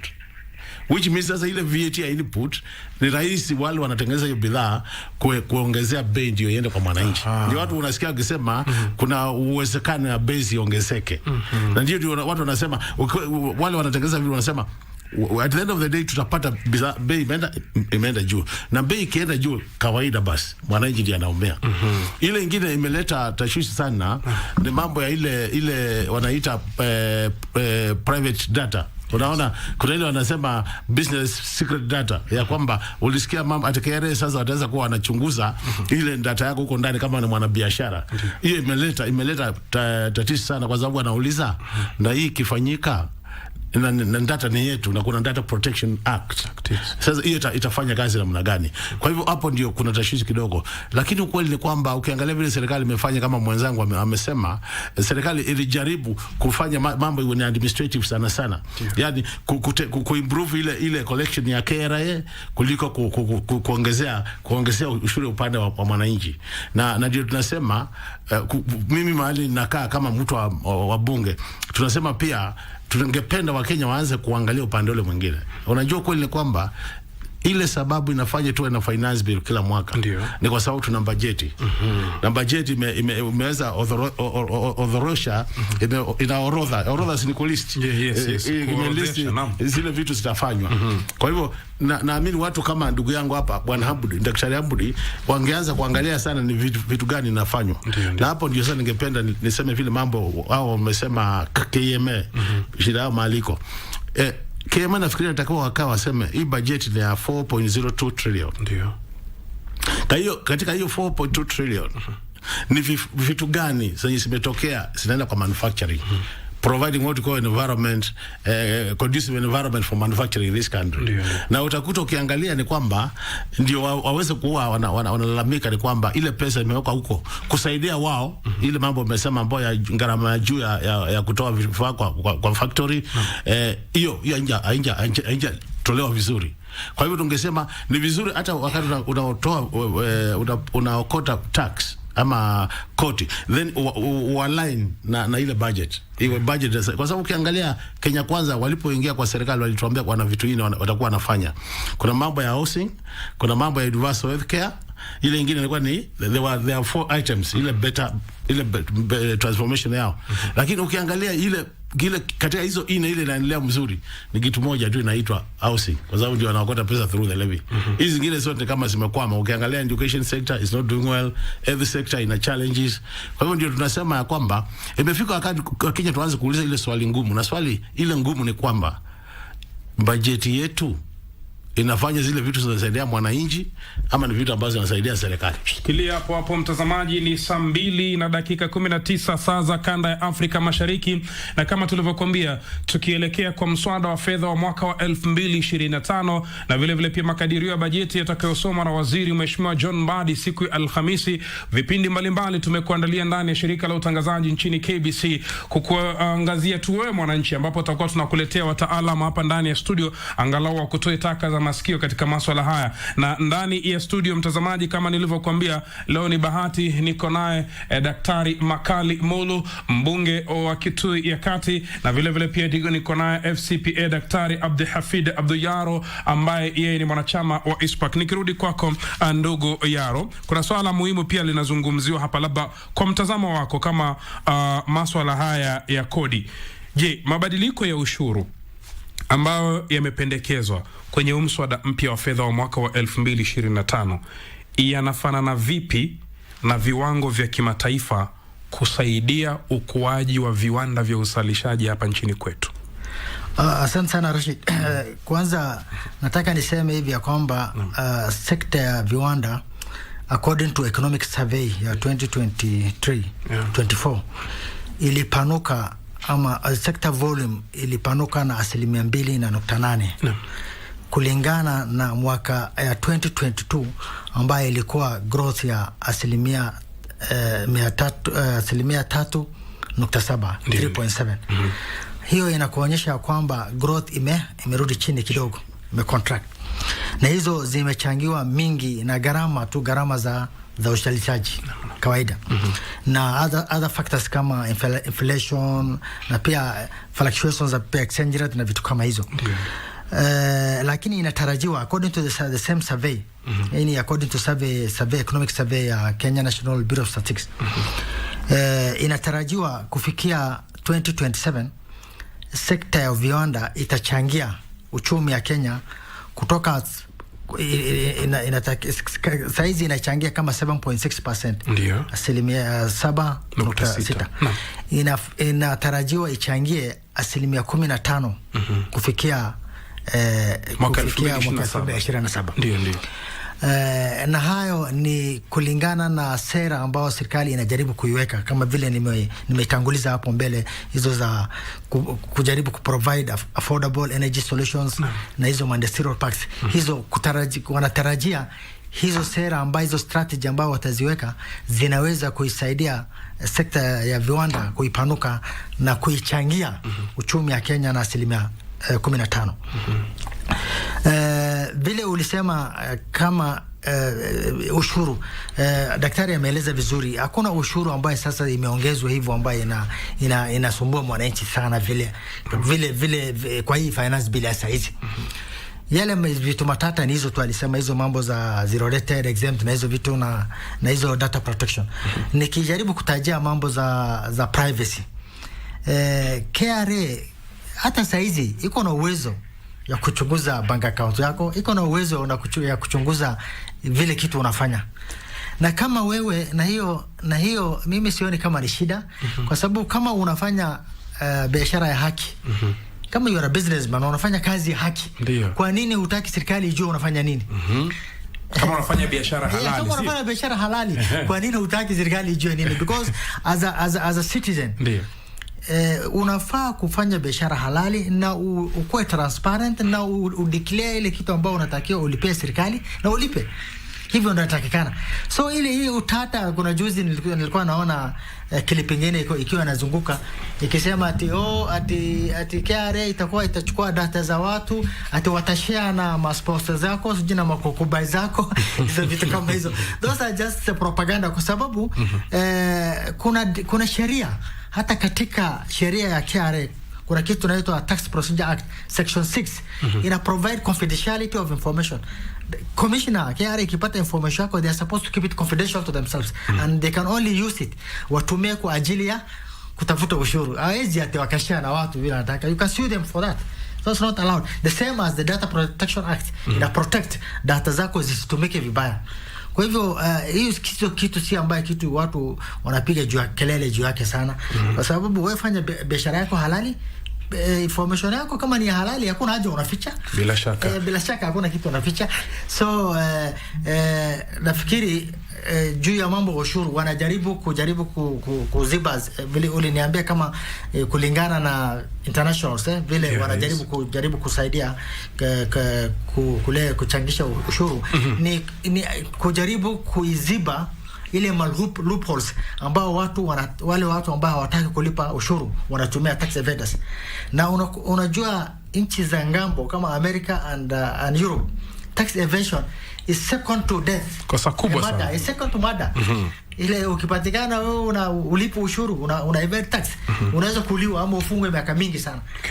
So hizo wengine wanajaribu tu kuhakikisha tufikie tuelekee pale. Shikilia hapo, nirudi kwako Daktari Makalu Mulu. Kumekuwa na hii public participation juu ya huu mswada wa mwaka 2025. Kuna wengi wanauliza kwamba ndiyo maoni yalichukuliwa, lakini ikishafika kule kwenye bunge yale maoni si yote huwa yanayochukuliwa, kwamba sauti ya mwananchi haisikiki. Sijui kama mwakilishi wa wananchi swala hili unalichukulia jeje, ni kweli ama mwaka huu kidogo wananchi wamepatiwa fursa ya kutoa maoni yao juu ya mswada huu? Asante sana. Unajua hili jambo la wananchi kutoa maoni yao kwa kila mswada wa mbunge ni jambo lenye imewekwa katika katiba yetu, na ukweli ni kwamba saa hii ukipitisha mswada wowote katika mbunge bila maoni ya mwananchi utakuwa kwa shida, kwa sababu wakienda kwa court, court itaamua ya kwamba haikufanywa kulingana na sheria, kwa hiyo itakuwa nullified. Ndio naona sana ni lazima kila wakati tuna mswada hata kama wa finance wananchi waweze kupewa nafasi ya kutoa maoni yao. Kuna ile nafasi wanapewa kwa kuja kwa mkutano, kuna nafasi wanapewa kwa kuingia kwa mitandao, website utaweza andika. Kuna ile nafasi wanapewa kwa wabunge kuwatembelea kule vijijini. waweze kuongea na wao. Na last time kulikuwa na malalamishi sana ya kwamba tumetoa maoni yetu lakini ni kama haikuchukuliwa. Ndio. But ukweli ni kwamba kama vile tumesema hii finance bill inatakiwa ipe serikali yetu kama bilioni 24. Kwa hivyo inamaanisha kama maoni ya wananchi itachukuliwa yote, iseme sasa hii finance bill isiwe hapo, basi lazima serikali ifikirie tutatoa hiyo bilioni 24 wapi. Ile njia nyingine wanaweza pata pesa na aidha waweze kukopa. Na unajua mambo ya mkopo pia tumefika kiwango imekuwa ngumu kukopa. Kwa hivyo ndio naona saa nyingine kuna ile balancing. Kuna yale serikali itachukua, kuna yale serikali itakataa kuchukua, kwa sababu sio ni lazima pia waweze kupata pesa ya kufanya kazi. Na nimekuwa nikiambia Wakenya kwamba ile itakuwa tujiulize ni kwa sababu ukiangalia bajeti yetu kama nchi sasa, ukiweka bajeti ya Tanzania, ukiweka bajeti ya Uganda, ukiweka bajeti ya Rwanda na pamoja na Burundi, hata haifikii bajeti ya Kenya. Kwa hivyo ndio sasa tunaulizana, hii bajeti yetu ni bajeti ile ya ukweli ama watu tu wanaweka pesa pale ya kuonyesha sisi ndio tuko superpower. Ile nyingine ya maana ni kwamba unaona tunaweka pesa mingi lakini kija kwa utekelezaji wa kazi. Unajua kuna ile budget na kuna ile implementation of the budget. Unakuta tuna challenge kubwa sana kwa sababu ya tuna changamoto kubwa kwa sababu ya utakuta ile fedha inatakiwa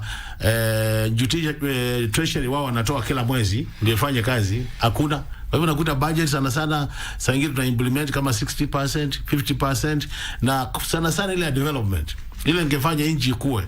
Unakuta hata atufikia hata 20%, sana ni 30%. So hiyo ndio mambo. Na ndio tunasema kwamba wananchi imefika wakati tuangalie. Ukiangalia ile nyingine Rashid, na ile ni very serious kwa sababu mimi nimekuwa kwa budget kwa muda mrefu.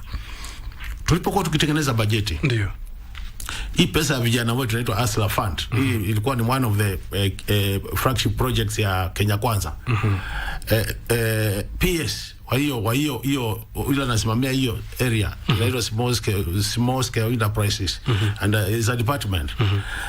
Ali confirm akadhibitisha ya kwamba tukiwa mbunge hawana uwezo wa kupata bilioni 5. Mheshimiwa Susan Mangenyi, hiyo imepotea. Hiyo imepotea. Na wakati huo anauliza sisi kama wambunge tuongezee hiyo dara yake bilioni nyingine 6. Ndio. Amepoteza 5, anataka tumuongezee 6, na hili pesa hawana nchi. Sasa tunaulizana, sio ingekuwa hiyo ni candidate mzuri sana wa kutoa budget yake, tumwambie mwaka huu upate budget, hata ingawa ni pesa inaenda kwa watu wetu, lakini kama isaidii watu wetu inaenda kwa mifuko ya watu, basi kuna haja ya kuongezea. Kwa hivyo unakuta sasa amesukuma mpaka amewekewa kitu. Auditor General alipokuja kuongea mambo ya budget akasema hii mikopo naona kopo kila right left Rashid. Na wewe na mimi tutalipa. Ndio. Na tusipolipa watoto wetu watalipa. Na watoto wasipolipa wajukuu watalipa. Ndio. Hiyo mikopo hiyo.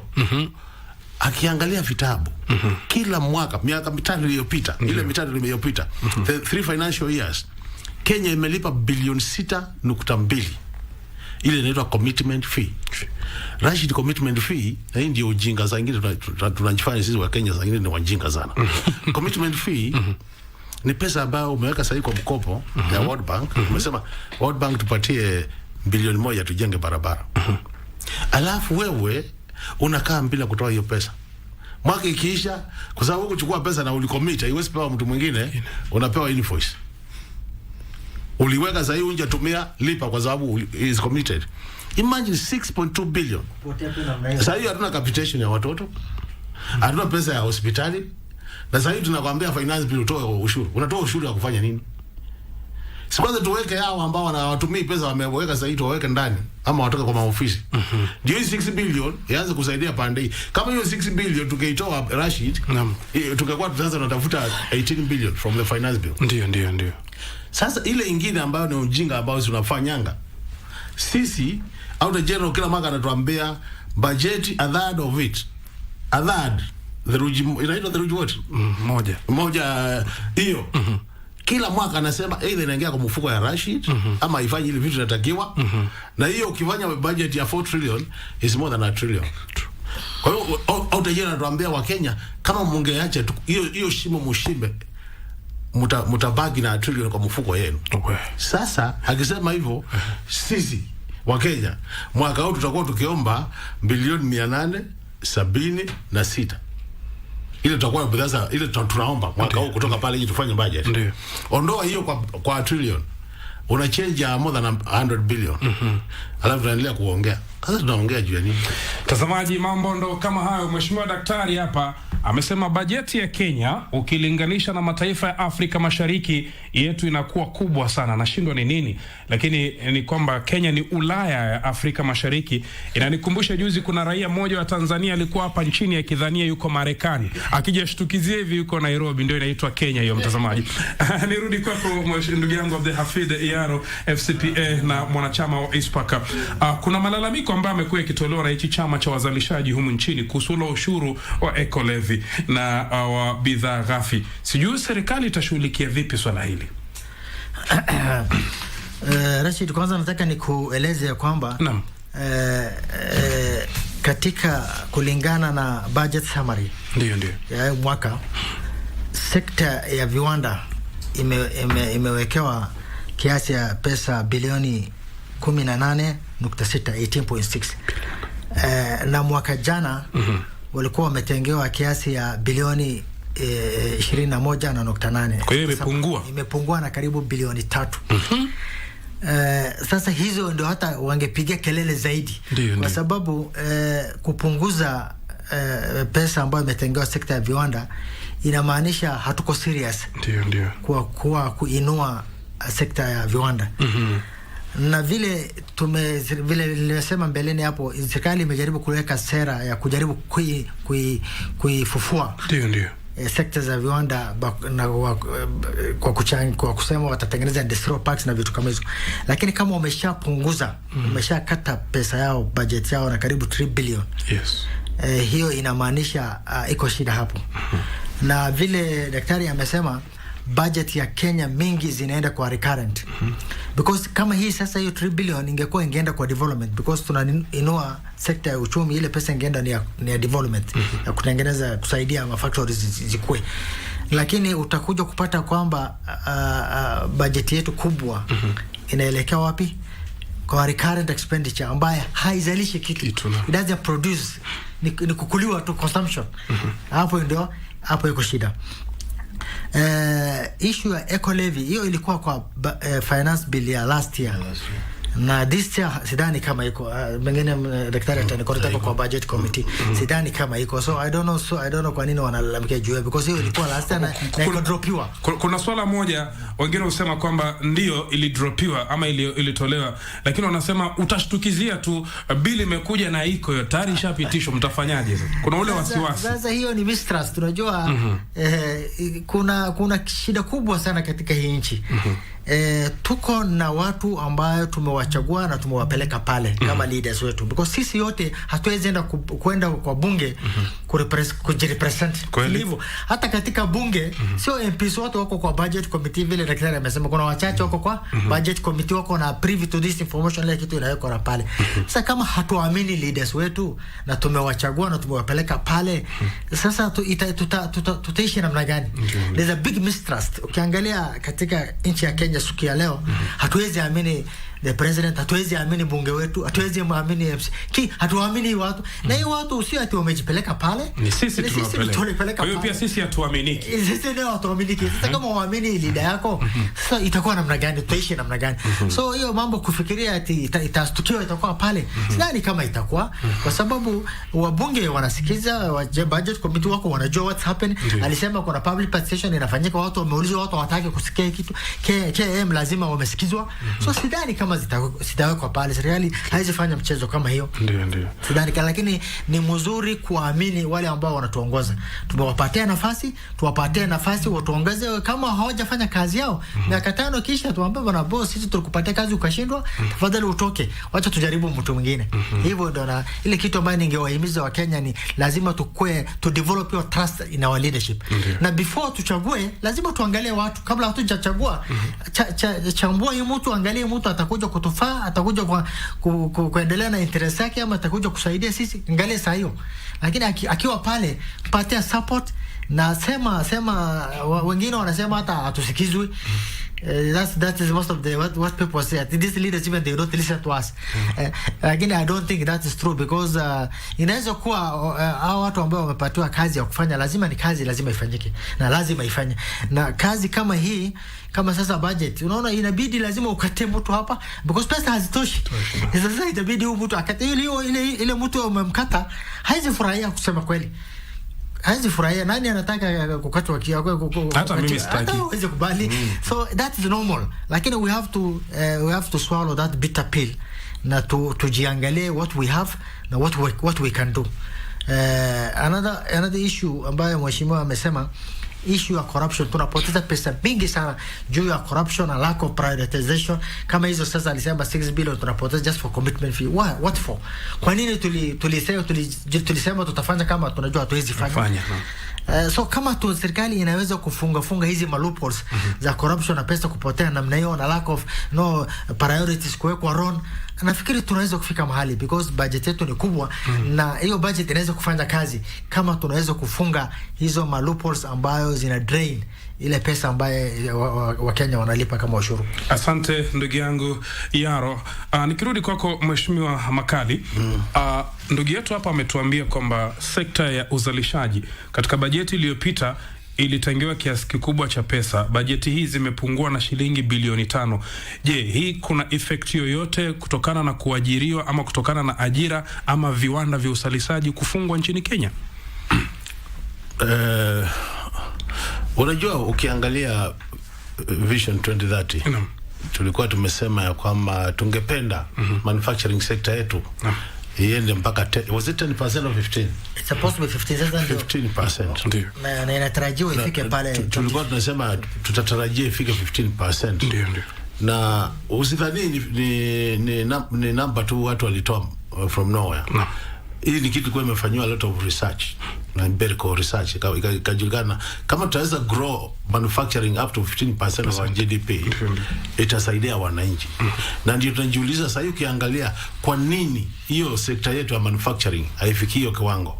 Umekuwa umeyasema pale mbeleni Rashid, ukasema kwanza gharama ya production iko juu sana, ukasema ya kwamba ukiangalia ile koti wamewekewa iko juu sana, na hiyo inalazimisha watu waendelee kufanya nini? Waendelee kufutwa kazi, kwa sababu kama hakuna kutengeneza bidhaa basi hakuna kazi, haja kuwa na mtu. Na vile umesema kama budget imepunguzwa na 5 billion, inamaanisha ya kwamba badala sasa ya kuwasaidia waelekee ile 15%, sasa hivi wako 7%, tunawaelekeza chini zaidi. Na nimekuwa nikisema mara nyingi, Wakenya ni lazima tukubaliane mambo fulani.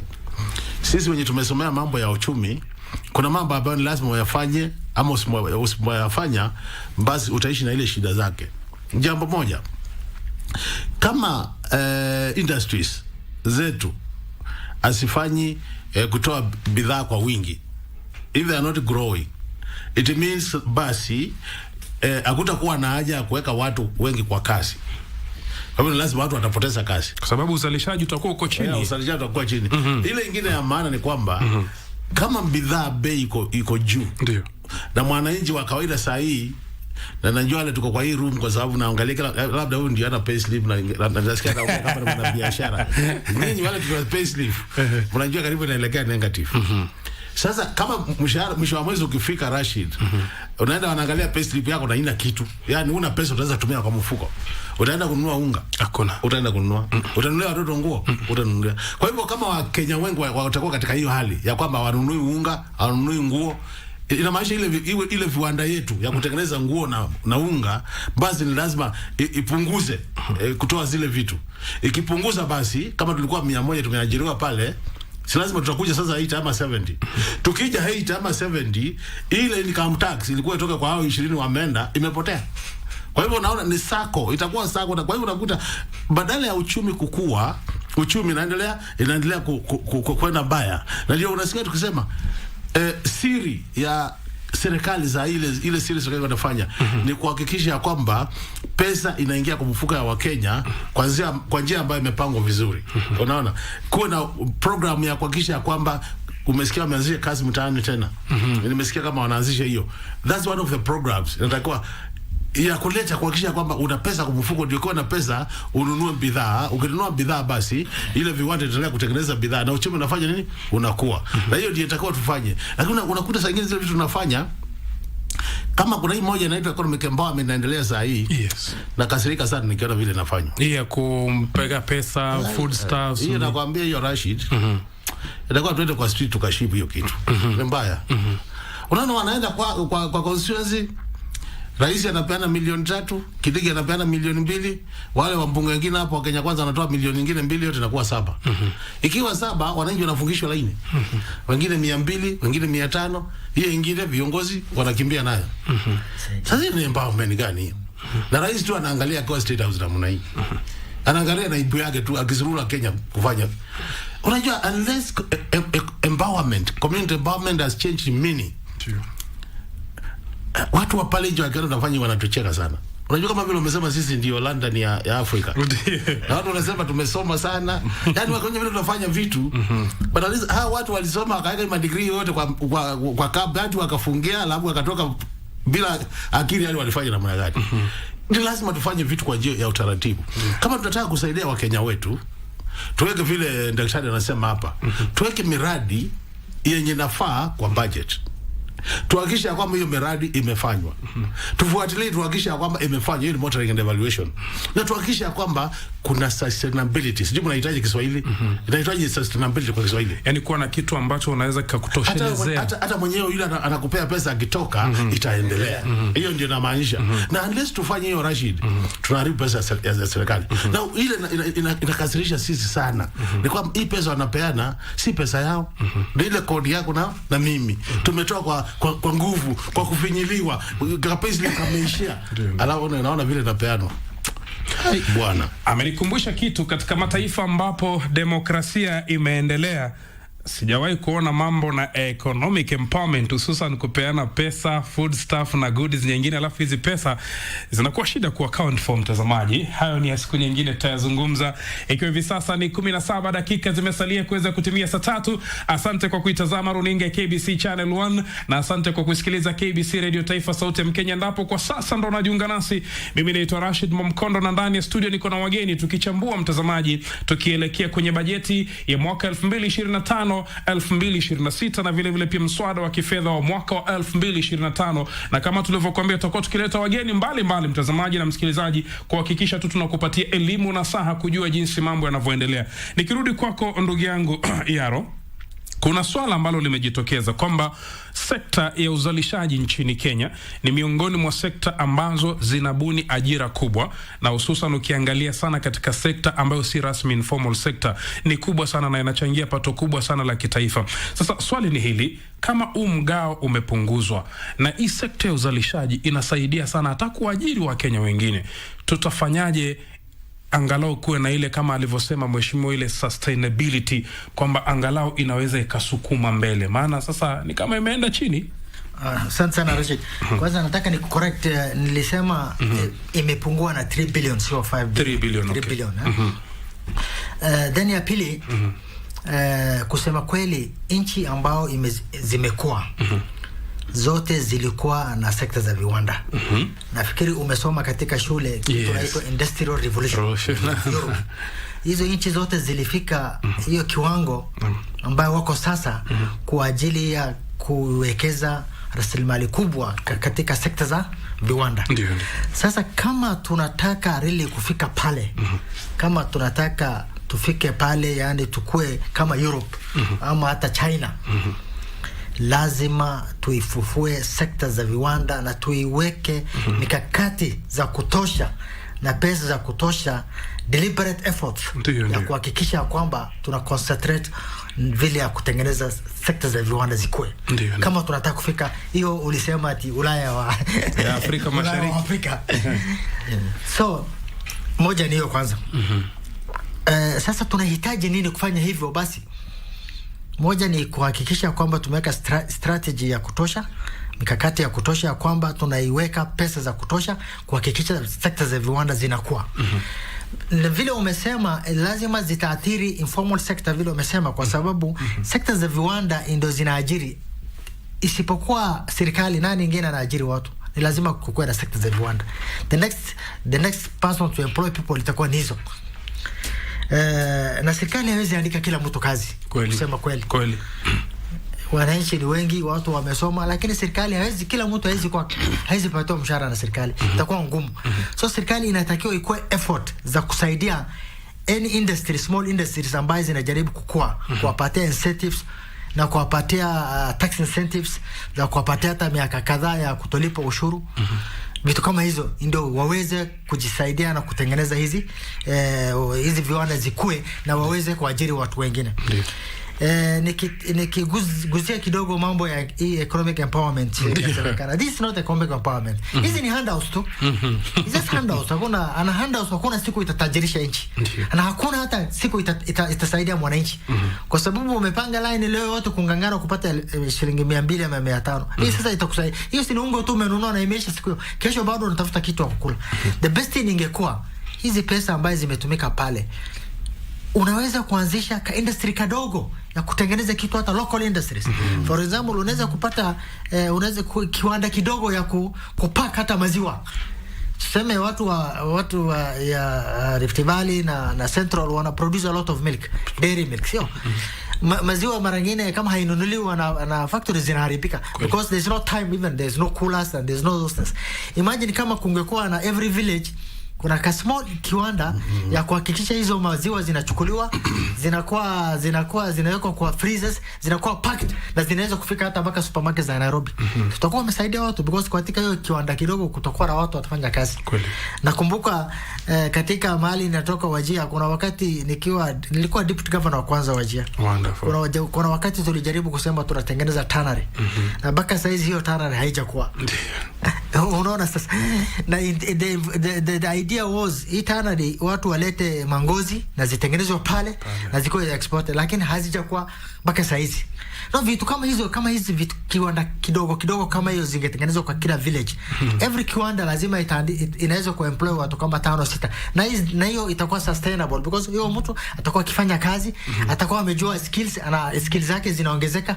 Imagine in Kenya even toothpick is imported, you know that? Toothpick. Kweli? So unajua toothpick. Hatuwezi tengeneza hapa. Sasa unashangaa what is wrong with us? So inafaa serikali iweke mkakati ya kutosha ya kusaidia hizi informal industries kidogo ndio ziweze kukua, ndio ziweze kushindana. Kama tunataka kukua, tushindane na hizo tukue za nchi za Ulaya vile tunataka kukua. Waacha kutudanganya kujidanganya na hizi matall structures hapo. Hizi manyumba nyingi zinajengwa, it doesn't even add value to the common man because utakuja kupata watu watano tu wanafanya kazi hapo, wengine caretaker and those things. Hizo pesa ambayo watu wanaweka hata kwa real estate ingewekwa kwa industries, then tunaweza kuwa industrialized, na tukikuwa industrialized ndio tunaweza kufika sasa kiwango cha kina Europe and those things. Asante. Nikirudi kwako ndugu yangu Daktari Makali Mulu, tuna kama dakika 10 hivi tu tuweze kumalizia kipindi hiki. Kuna mtazamo tofauti wa Wakenya kuhusiana na hali ya uchumi, na wewe pia kama mwanauchumi na bajeti inayokuja na vile pia mswada huu wa kifedha, wengi wanahisi kwamba it's like Mkenya anafinywa sana na wakati ambapo hali ni mbaya. Sijui kama mwakilishi wake unaweza ukampatia matumaini gani? Unajua sasa Wakenya unajua lazima tuite Mungu. Hadi tumefika. Sasa bali tumefika. Ukweli mandini inatunyonga. Niliangalia Waziri Mbandi jana akisema tulikuwa katika class moja na Ghana na Chad na Zambia. Wale tulikuwa tunataka kuchukuliwa na World Bank to auction. Na sisi ndio hatuja kuwa auction. Wengine wote wamekuwa auction. Because kama if you go for debt rescheduling, it's like being auctioned. It says you can't pay. Sisi ndio tumebagi. Lakini matumaini tutaendelea nayo Wakenya. Wakenya vile ningependa, mimi kuna mambo mawili ningependa tufanye kama Wakenya.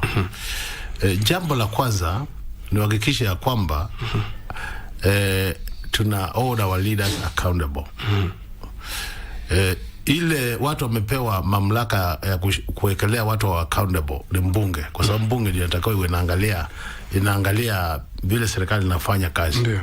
Na ukweli ni kwamba ukiangalia vile mbunge tumekuwa tunafanya mambo ya ufisadi kusukuma serikali, ni kama tumefika mahali atuisukume vile inatakiwa. Kwa hivyo sisi wote kama Wakenya imefika wakati lazima tujitokeze sisi wote tuseme hii mambo ya ufisadi, kwa sababu inakaa kama tumeiachilia iwe tu ni part of our life. Ndio. Ni lazima tuwe na ile inaitwa we need to shift. Kabisa tutoke kwa hiyo tuwe na muundo mpya wa vile tutumia pesa ya serikali.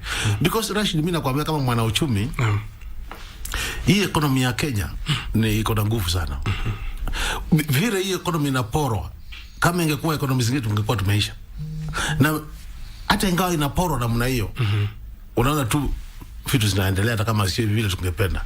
Kwa hivyo na maisha kama sisi Wakenya tungejitoa tuseme enough is enough. This is our country and we must take it back.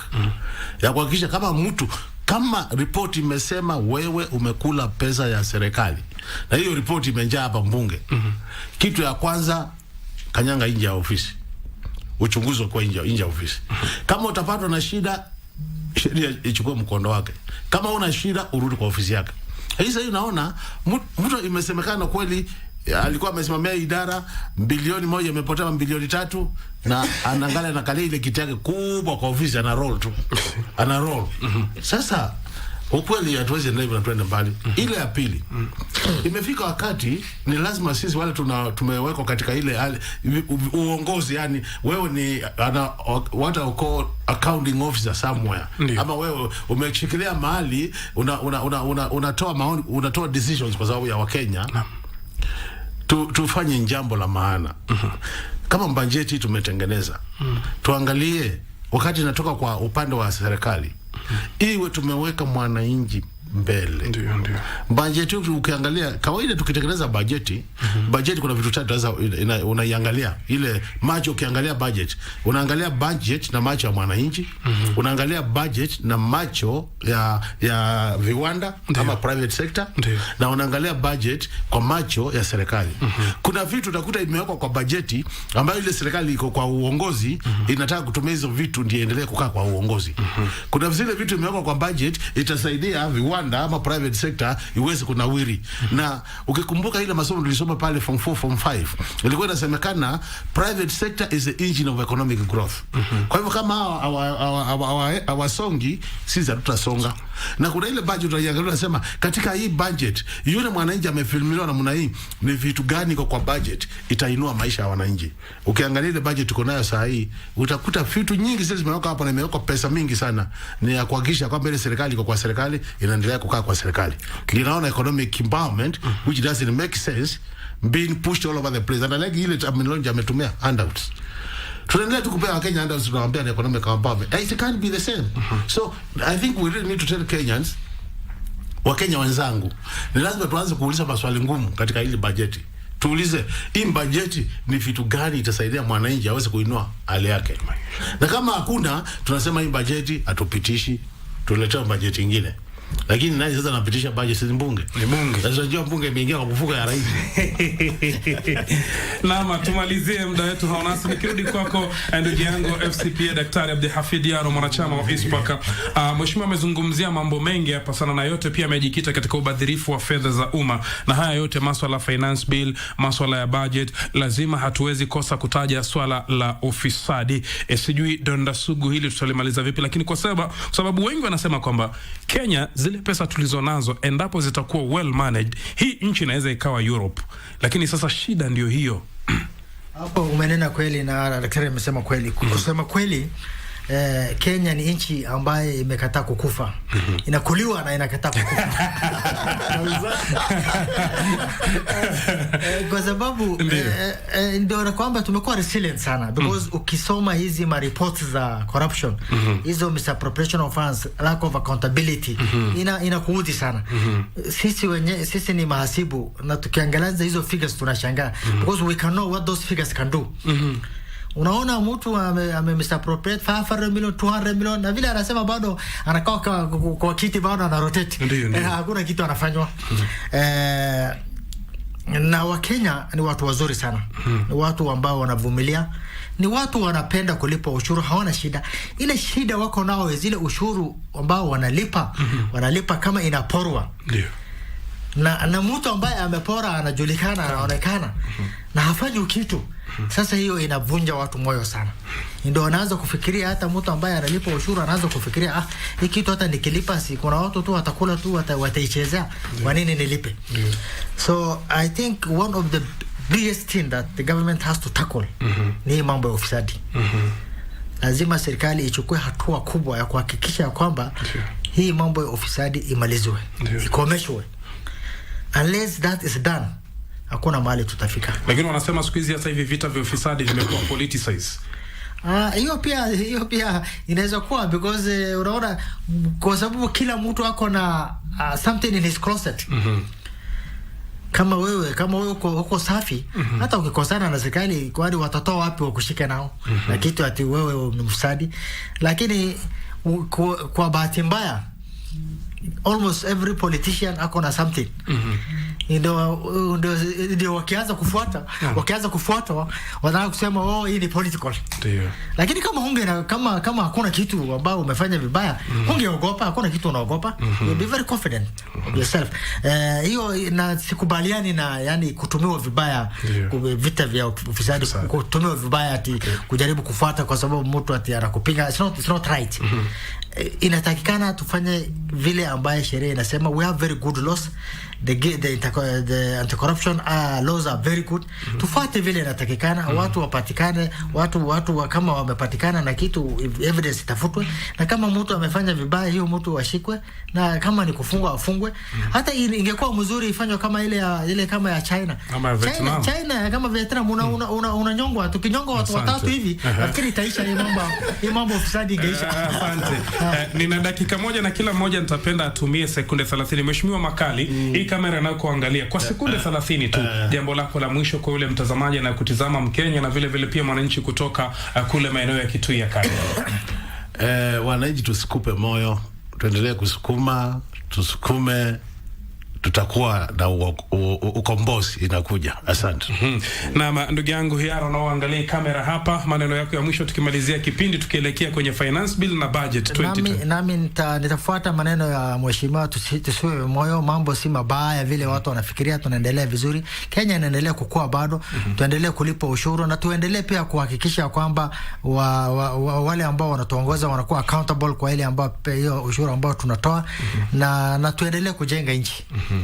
Bila shaka asanteni sana wageni wangu hapa ndani ya studio. Najua mna shughuli nyingi, lakini mmeweza kuja hapa ndani kutuelimisha maili matatu juu ya mswada wa fedha mwaka 2025 na bajeti. Mtazamaji, niseme shukran sana kwa wale wote waliofanikisha makala haya kipindi hiki. Kumbuka kipindi hiki ukujia kila siku ya Jumanne kuanzia saa 2 hadi saa 3 kupitia KBC Channel 1 na KBC Radio Taifa. Bas, kwa niaba ya wote ambao wamefanikisha kipindi hiki, ikiwa ni pamoja na wapiga picha wangu hapa ndani ya studio na vile vile pia waelekezi upande wa runinga na upande wa redio, nasema shukran sana. Kumbuka mtayarishi wa kipindi hiki ni Nancy Kemunto na Dennis Chisaka, bila kumsahau Omoi Masila. Ananiambia nisimuite Omoi Masila, nimuite Chief. Sawa Chief. Asante vile vile pia rafiki yangu Dora Manyo upande wa pili wa studio. Mtazamaji, mimi naitwa Rashid Mwamkondo, lakini nataka nikuache na hili utafakari. Kuna wakati mmoja mwanamume ambaye akili yake kidogo ilikuwa ni tahira, alikuwa anaishi kwenye mto, akaona watu wanaenda kuteka maji. Maji yenyewe yalikuwa yanakauka yamebaki kidogo, wakati mwingine mito ukauka. Akaona wadanganye ili abakie yeye peke yake yale maji ayanywe. Akawaambia huko barabarani kuna gari la nyama na maziwa limeanguka, watu wanaokota huko wanajishindia, nyinyi mwafanya nini hapa? Sasa watu wote wakaanza kukimbilia huko. Alivyoona vile, naye akajiuliza, isije ikawa ni ukweli, mbona wote wameenda na arudi? Na akaanza kwenda mbio na kuwafata. Tafakari hilo. Jina langu naitwa Rashid Mwamkondo, kwaherini kwa sasa.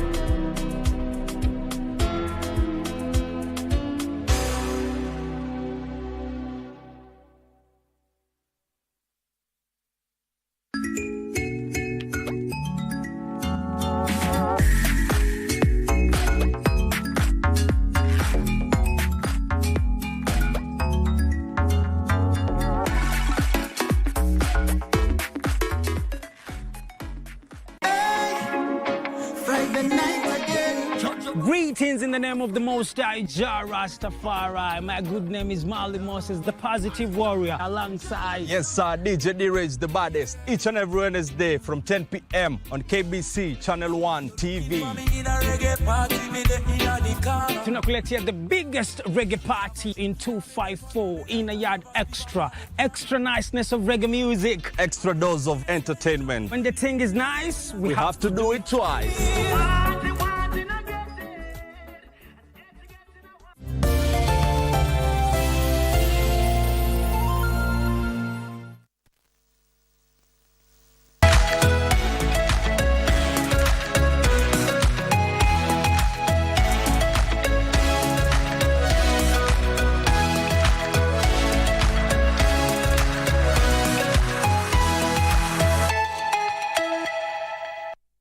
Indeed, you're watching KBC Channel 1. This is Good Morning Kenya. My name is Mike, and it's Tuesday.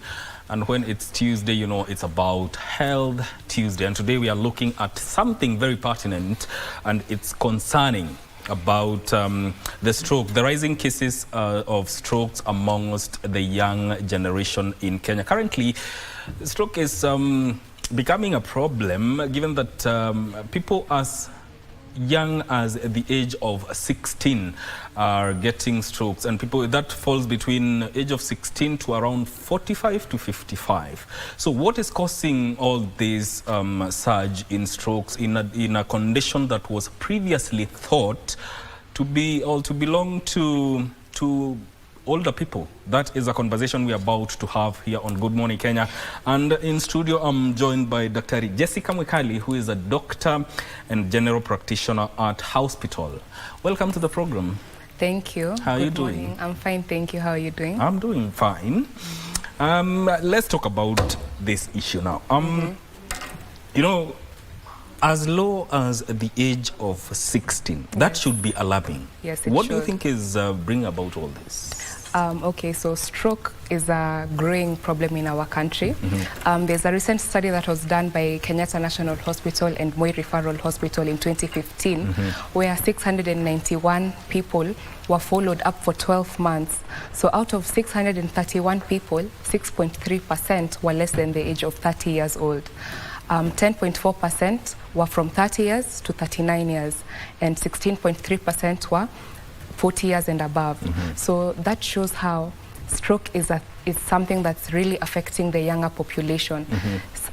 Things such as diet, lifestyle, genetics, that's what's happening in this generation. So for example, there's modifiable and unmodifiable causes. So non-modifiable include things like genetics, if there's a family history, things like hypertension, diabetes, those are unmodifiable. Also, there's a high prevalence in men than women in Kenya, as we have seen. So modifiable things such as diet, diet high in fats, animal fats, unlike saturated fats, are actually worse. This lead to cholesterol, which can block the vessels, leading to the strokes, stress, lack of emotional support. Yes, things like this is why stroke is growing in our country, but in young people. Yes. Yeah. There's also, before we even proceed, what is stroke and the types of that are there of stroke? Okay. So stroke is when blood does not reach to a particular part of the brain. So let's say there's a pipe, then the pipe is blocked. The water won't reach on the part after the blockage. So that's what a stroke is, like when the lights go off randomly. So if blood does not reach at a particular part of the brain will not get oxygen or any nutrients. So the part of that brain is going to die. When the part of that brain dies, the affected side is going to start showing now the signs and the symptoms, which we said there's a mnemonic called be fast. So first your eyes are going to start drooping, you're going to start having visual losses. If you are walking, you can fall, you lose your balance, things like that. Your arm starts getting heavy. So these are the signs and symptoms you should look out for before, so you can know you're having a stroke. So immediately you start seeing these signs, That's the first minute. The second minute, immediately go to the hospital. So when you're in the hospital, the first thing they do, it depends on the time that you have arrived at the hospital. So first 2 to 4 minutes, you're going to be given a medicine that's going to block the clot, depending on the type of stroke. So the types of stroke are hemorrhagic stroke and ischemic stroke. So ischemic stroke, there's going to be a clot or an embolus. So something is going to be blocking the pathway of blood. So when the pathway of blood is blocked, then blood will not reach the brain, leading to a stroke. The other type of stroke is the hemorrhagic stroke, which is less prevalent than the ischemic. So the hemorrhagic stroke is when, let's say, there's a weakness on the blood vessel, then the blood vessel bursts. Then there's going to be blood inside the brain. So those are the two types of strokes. So when you reach the hospital after seeing the signs and symptoms, you're going to do a CT scan. So the CT scan is going to tell, is it an ischemic stroke, is it a hemorrhagic stroke? Because they're treated differently. So after the CT scan, then you're going to start immediately. If it's ischemic, that means kuna clot. So you're going to be given medicine that's going to remove the clot. So these medicines are antiplase, things like that. That's before the first 4 minutes. After 4 minutes, you're going to be given things like aspirin or clopidogrel, which you're going to take your whole life. So this is something that it's a lifetime. You have to take the medication for your whole life after that. So for things like hemorrhagic stroke, that's when the vessel bursts. So there's going to be bleeding in the brain. So the management for this is going to be, you can open the skull, remove the blood, and uendelee hivo. But yes, those are the two types of strokes and how they can be managed. There was a recent study by the Stroke Association of Kenya that was conducted on Kenyatta National Hospital and also Moi Teaching and Referral Hospital, and they found that ischemic stroke stands at 56%. Yes. Why is it so prevalent as opposed to the other types of stroke? Okay, so we've talked about ischemic stroke. Ischemic stroke is when there's going to be a blockage in the vessel preventing the blood to flow. This can either be caused by an embolus. So an embolus, let's say you have a clot on your leg, that clot can dislodge, go to the brain, block the vessel, blood will not flow, then you'll have a stroke. So this is DVT. So what causes DVT? Things like oral contraceptives, smoking, things that prevent your blood from moving freely. So it causes your blood to clot. So things like that. Also cholesterol, high cholesterol foods. This is going to cause like a cholesterol ifunge the vessel. So the cholesterol is going to form a cover or like a blockage in the vessel, and it's going to prevent the blood from flowing properly. So this is going to lead to a stroke. So those are the ischemic causes. So it can be an embolus or a cholesterol blockage. Yes. What you call atherosclerosis. Okay. Yes. Between the time that you have recognized the symptoms and treatment, is there chances that stroke can be fatal? Yes, there are chances where stroke can be fatal when, let's say, because we have said the first 2 minutes are very vital. First minute, you recognize the symptoms. Second minute, you go to the hospital where a CT will be done. Before the 4th minute, you're going to give them medications to break down the clots. If this does not happen, if you take so much time and aspirin and clopidogrel don't work, this can actually lead to death. And even, let's say, a cause like, let's say, a motorbike accident. A motorbike accident can lead to the vessel tearing. This can lead to a hemorrhagic stroke, which can then lead to death. Also, by the blood loss that has been lost, can also lead to hypovolemic shock, then death. So there are very many different ways you can die from a stroke, but also there are very many different ways you can sit, go to the doctor, get help. Yes. So time is paramount when it comes to stroke. Yes, you should be fast. What are the other risk factors that are there? What about age in terms of you have a stroke, but then again, are you prone to getting better or it's going to be a lifelong condition? Okay, so we're focusing on the younger people with stroke. So yes, younger people get stroke a lot, but also younger people have more strength and more resilience than older people. So after a stroke in a young person, if they don't have serious comorbidities, they can easily recover, especially if they go to the hospital, they see the symptoms very faster, they go to the hospital, they get help. Then after discharge, they can get some kind of help, like from hospital, where some nurses can come, ICU nurses, any doctor that you need in the house. So when you have proper care in the house after the acute incident, that will really help with the recovery.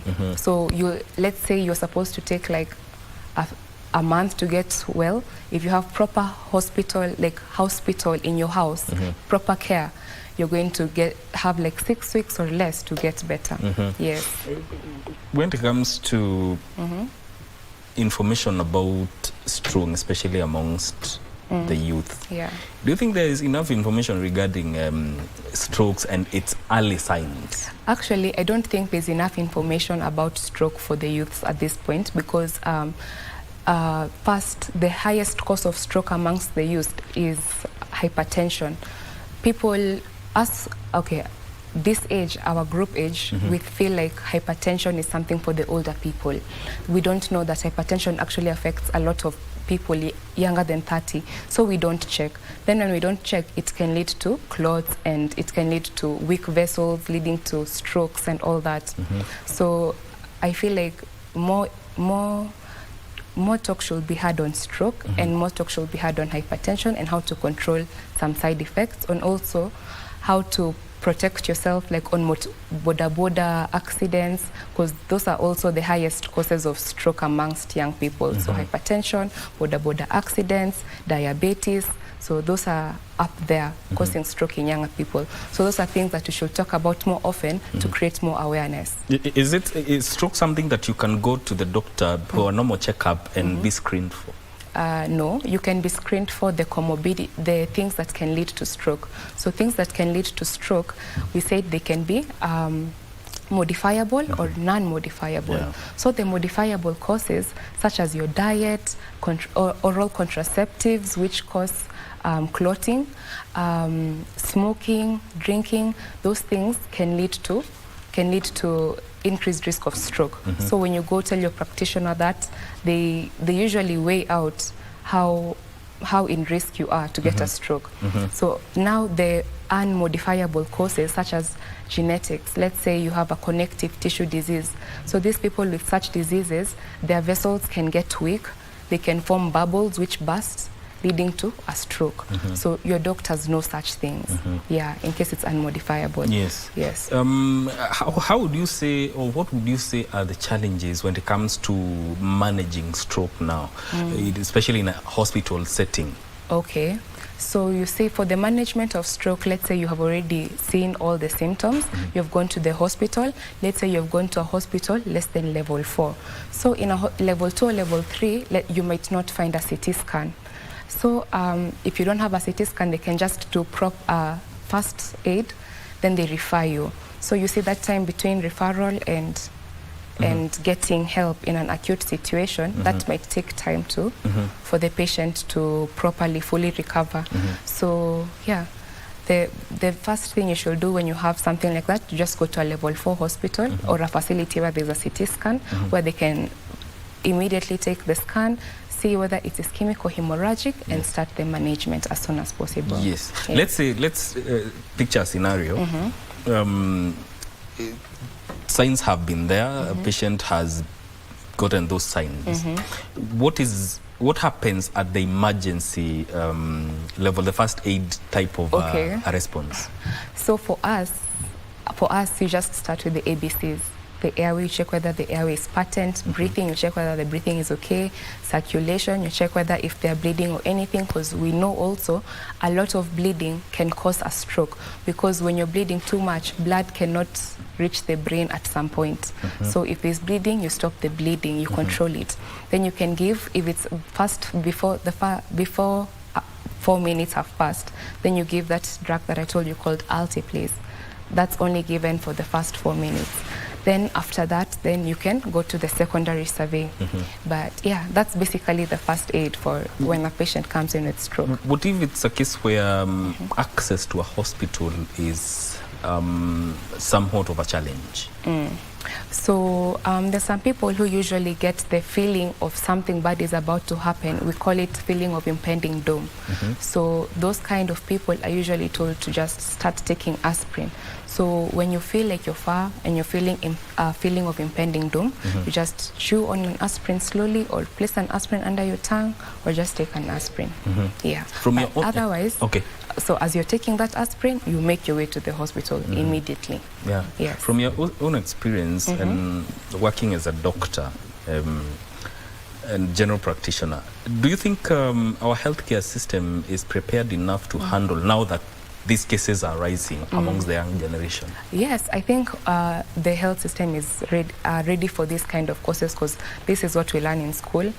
It's the theory and the practical match. So I think they're very prepared.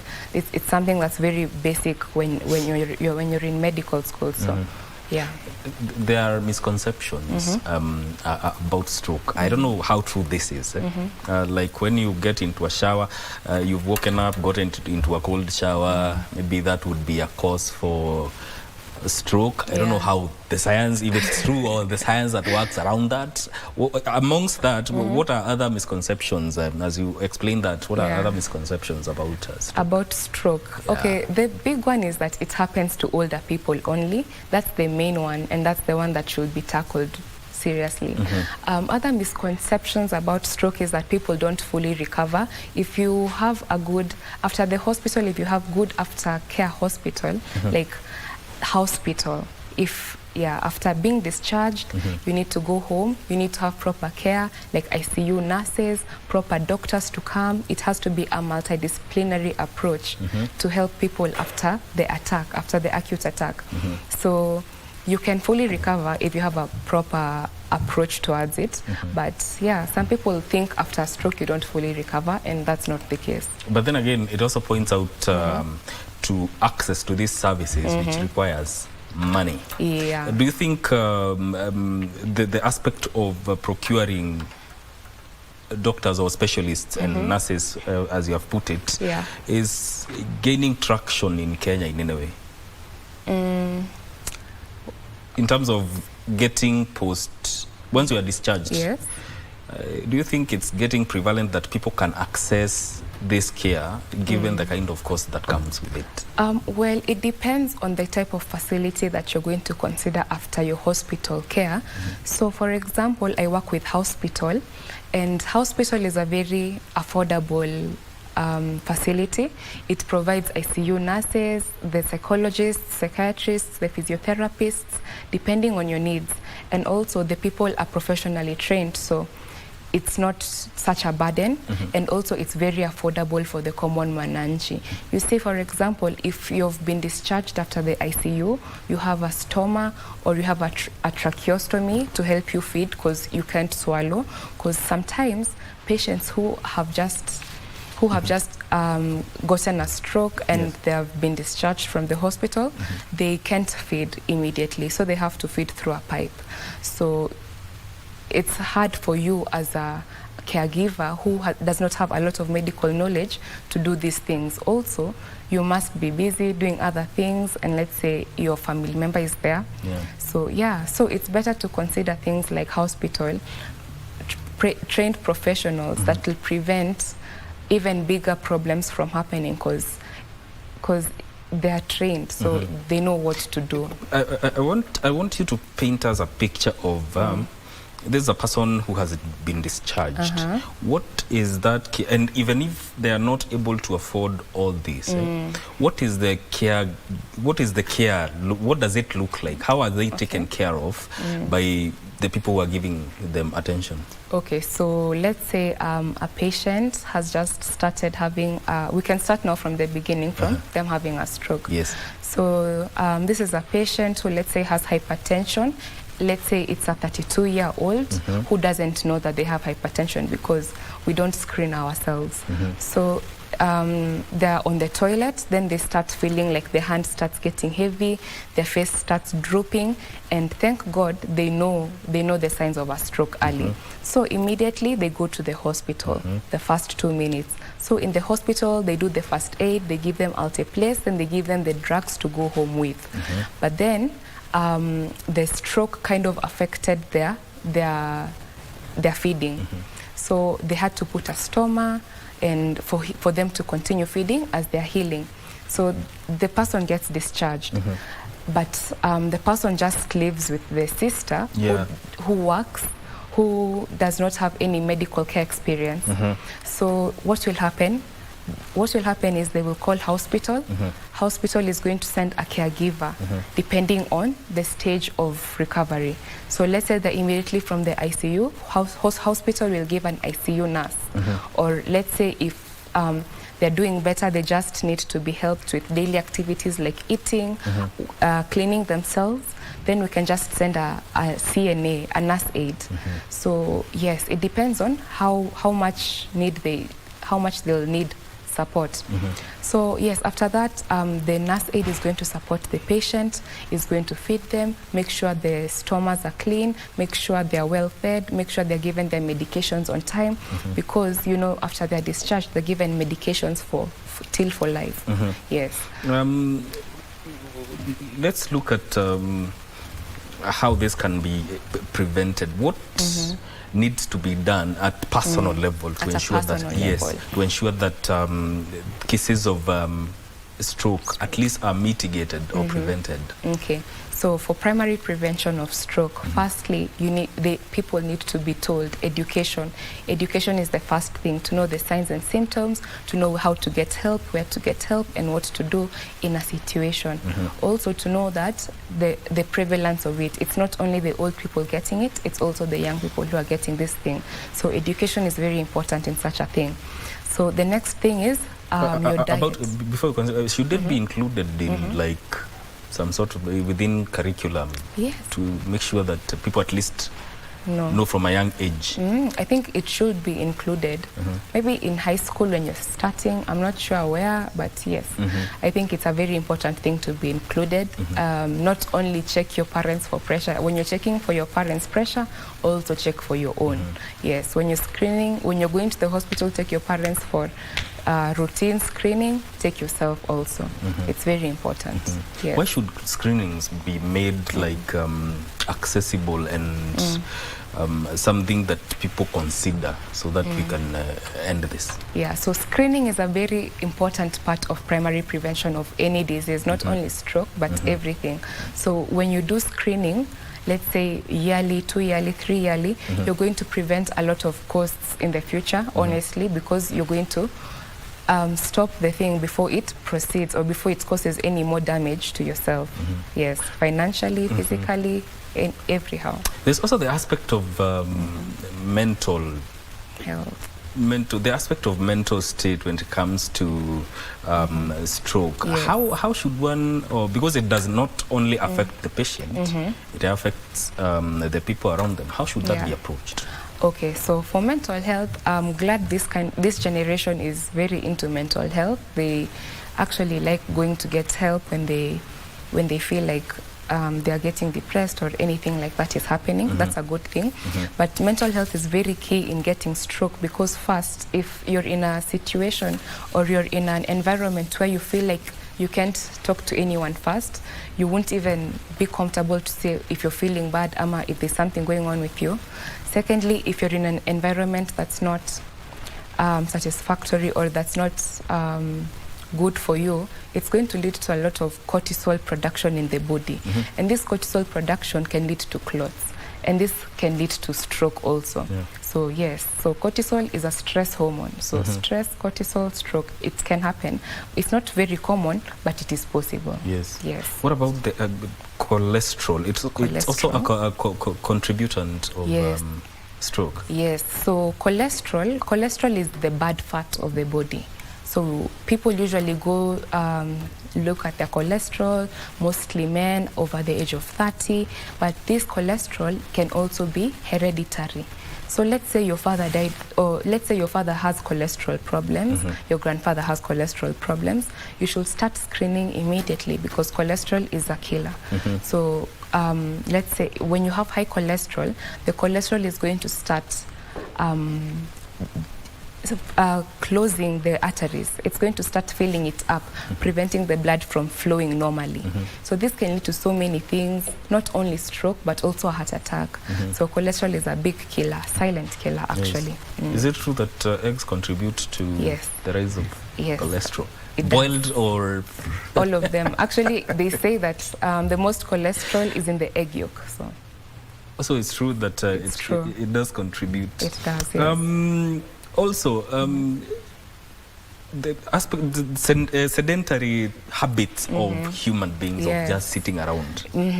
That sitting contributes. around, eating junk food, like we like eating KFC, chicken, things like that. Okay, it's not bad to eat them once in a while, but these things are full of cholesterol. Of course, we have cheat days. You know, we have cheat days. We have cheat That's days. very okay, but we should be careful with the diet also, yes. So, so diet is one of the things that people need to, because I don't think really people really pay attention to diet and relate it to stroke. And I think that could be one of the reasons that there is a rise in these cases. Yes, so diet, when you take a lot of unprocessed foods, when you take a lot of deep fried foods, these foods have a lot of cholesterol, they form plaques. They form blockages in the vessels, so the blood doesn't go well. Yeah. So these things lead to, and then when you eat like that, and then you don't exercise or you don't keep moving, when your intake is more than your outtake, then there's a problem. Yes. As we close, stress on the importance of getting professional rehabilitation, especially when it comes to cases of stroke, whether you are young or you are old. Yes. Okay, so after hospital? Either before and after. So rehabilitation for people with strokes, the best thing to do is after you've come out from the hospital, it doesn't matter what stage you are in. If you have the facility, if you have the capabilities, get a nurse, get a doctor, get someone who is medically trained, and that will really help the chances of recovery. Yes, and it will increase the how fast the patient is going to recover. And this includes the physiotherapy aspect of it. Yes, physiotherapy, counseling, because you know these kind of things, they also cause trauma, kind of. When you go through something very traumatizing, like let's say you've had a motorbike accident, and then you developed a stroke after that, and then you've been taken to the ICU. Let's say you've stayed there 7 days. Now you're coming out. That's a lot of psychological, you know. Yeah. So you need a lot of people, multidisciplinary team, and hospital offers all this. And that's the best thing, because you don't want to be going to different facilities for different things. It's better to just approach one person, tell them this and this and this, then they provide the ICU nurse. When they recover better, they provide nurse care. When they get better, they can get a psychologist. Yeah. Nice. Daktari, your final words. Okay, so thank you so much for having me on the show. I'm very happy to be talking about an important topic about stroke in young people, which is very prevalent in our country currently. And I'm also thankful to hospital, which I am speaking on behalf of today. In case of any emergencies, you need someone to be there with your loved one after a stroke. Hospital is the place to be. So I'd like to give them my number. Yeah, cool. Okay, so hospital, the number is 0713 749001. That's hospital. Indeed. Thank you so much for making time to come and shed light on this issue when it comes to stroke, especially now that the younger generation is facing this, what you'd call a crisis. It's a crisis, yes. And at least people know what to look out for in terms of identifying symptoms and steps to take. This is where we end this conversation. That has been Dr. Jessica Mwikali, who is a doctor and general practitioner at hospital. This conversation ends now, but I want you to leave with a story done by one of our own. That is Bernard Timbe, the Cabinet Secretary for Interior, Honorable Kipchumba Murkomen, is calling for strategic partnerships in disaster risk reduction efforts. Speaking exclusively to our producer, Bernard Timbe, in the recently concluded Global Platform for Disaster Risk Reduction in Geneva, Switzerland, the Cabinet Secretary emphasized on the importance of ensuring that no one is left behind in building a more resilient country in disaster risk reduction. Take a listen.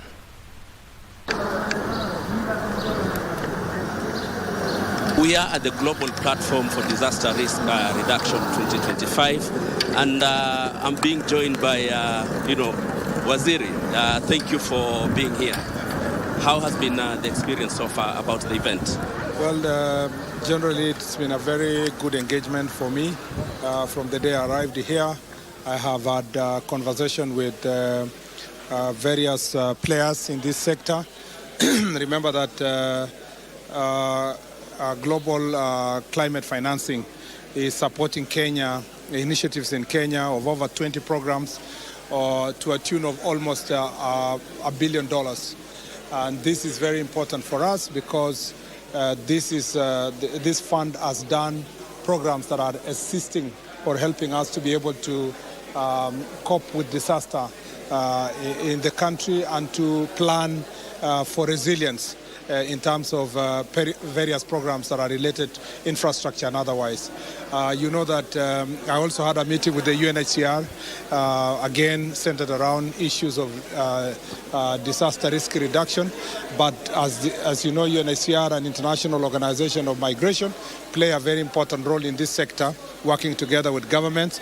And again, we have discussed ways of implementing Shirika Plan, which is a very innovative plan looking at integration of refugees in host countries, and particularly by building infrastructure, and for this purpose infrastructure that is disaster resilient, for purpose of ensuring that there is a long-term solution to the question of competition of resources between the local community and the refugees team. So we had a good conversation about how to take forward our Shirika Plan, and we hope that the development partners will put quickly in the resources as we shift the model from humanitarian to development-based, which is integration of these refugees on the ground. So as a country, there are many development partners we are speaking to here.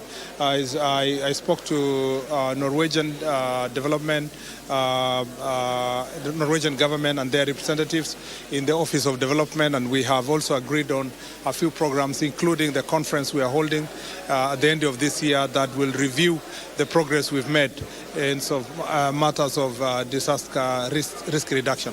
And Pengina Waziri, you've mentioned something very important about, building infrastructure that can actually assist, in disaster reduction, talking of people with disabilities. Such infrastructure is very crucial. Should we see probably the BRT coming back to life, so to speak? We have many programs in Kenya. As you know, from the Ministry of Interior, our job is to coordinate other government institutions to be able to prepare for disaster management and to avoid disasters in case of floods, drought, if you have situations of earthquakes and so forth. So the infrastructure must be resilient. And as you know, that failure to plan for resilient infrastructure leads to catastrophic security problems. That includes loss of lives, especially in urban areas. In Nairobi, for example, it's important to note that as we speak now, a lot of flooding takes place in the Nairobi city, which is taking away lives, especially in informal settlements. It's also affecting mobility in the city. And therefore, having proper drainage in the city and planning for the same, creating a multimodal transport system that includes bus rapid transit system is extremely important. As you know, the government of Kenya is already working with different development partners, including European Union, to build various infrastructure in the city. For example, BRT Line 3 is being supported by the European Union to build better infrastructure from Dandora area. And so BRT is a program which is ongoing. Of course, we have challenges at the moment in terms of resources, and building disaster resilient infrastructure, whether now or whether modifying the existing infrastructure or greenfields, require higher resources, and therefore resource is a very important factor for us. The challenges we have as a country is to plan, put the resources in place, and luckily, as a country, our housing fund is doing a fantastic job. Housing levy is doing a fantastic job to ensure that we have better infrastructure in the urban areas, particularly in informal sectors, but also when we leverage on public-private partnership, like the expressway in Nairobi and the planned Rironi Mau Summit Road, enables us to be able to get the resources that facilitate building better infrastructure. And probably, Waziri, as we wind up this conversation, the most elaborate topic in this particular global platform has been about the implementation of the Sendai framework. I mean, as a country, what are some of the key milestones, and also probably if there are any challenges to that effect? But first of all, what are some of the key milestones when it comes to the implementation of the Sendai framework? As you know, the country already put in place the disaster risk management policy of 2017, which is guiding us in to ensure that we have a cross-cutting and mainstreamed policies that are dealing with disaster reduction in the country. You know also that we are in the process of reviewing our building code in the country so that they can be in line with disaster resilient infrastructure. We are working on the legal framework. You know that disaster management law is now at advanced stage in Parliament that will give us both regulatory and governance structure that is responsive to the two levels of government, but also the modern challenges we are facing insofar as disaster is concerned. You know that Kenya also, in terms of our planning, in terms of our programs, we are expected that we mainstream all the policies and plans that we have based on the 2017 policy framework. So as a country, this is work in progress. Resources remains a big challenge because this infrastructure we build may be 2-3 times costly than the existing infrastructure because it has to be disaster responsive, and therefore as a country we must be able to find innovative ways of raising these resources. That's why you hear the president making a very passionate call in the reform of the global financial architecture to enable countries like ours and other African countries and in the countries in global south to access financing at an affordable cost because we are accessing finance at a double digit, yet we are the most disadvantaged. You can also see that we are mainstreaming climate resilient plans across the country, including responding to climate change by ensuring that we plant 15 billion trees within the next 10 years, among others. There are so many, there are a host of programs that the government of Kenya is working on, including climate responsive budgeting that is being led by the Ministry of Finance to ensure that the budgets that we have, we are budgeting for a climate responsive budget that takes care of matters of disaster reduction. And Waziri, this is the final question. I mean, the president just recently signed into law the Persons with Disability Bill 2025. I mean, is there a provision that guarantees rights for persons with disabilities when it comes to matters disaster risk reduction? The new disability law enables greater access for persons with disabilities and building of infrastructure that is accessible to persons with disabilities, building of roads, putting in place policies that ensure that persons with disabilities can access public spaces easily and as a matter of right. So this is a very progressive law. What remains is just for us to be able to implement it. The law itself is responsive and the law is compliant with the disaster risk reduction policies and programs that we have agreed as a country to adopt. Well, that's all that we heard about the Global Platform for Disaster Risk Reduction 2025 from Geneva, Switzerland. Mheshimiwa, asante sana for making time. Thank you very much.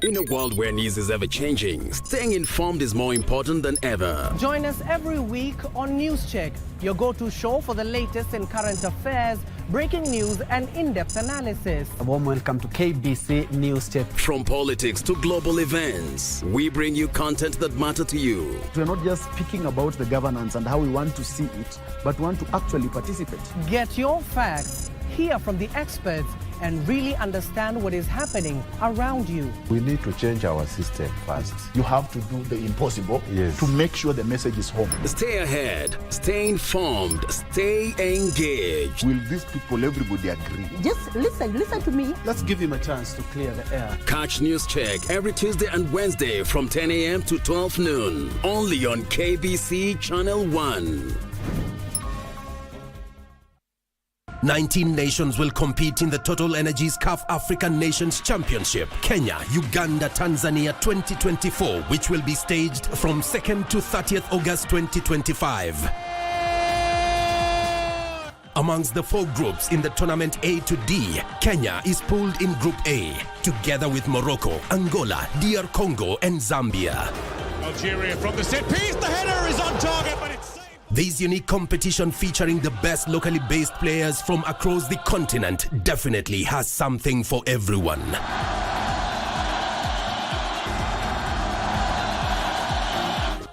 Just bring your A game as you let it flow live and exclusive on KBC Channel 1, your true sports partner.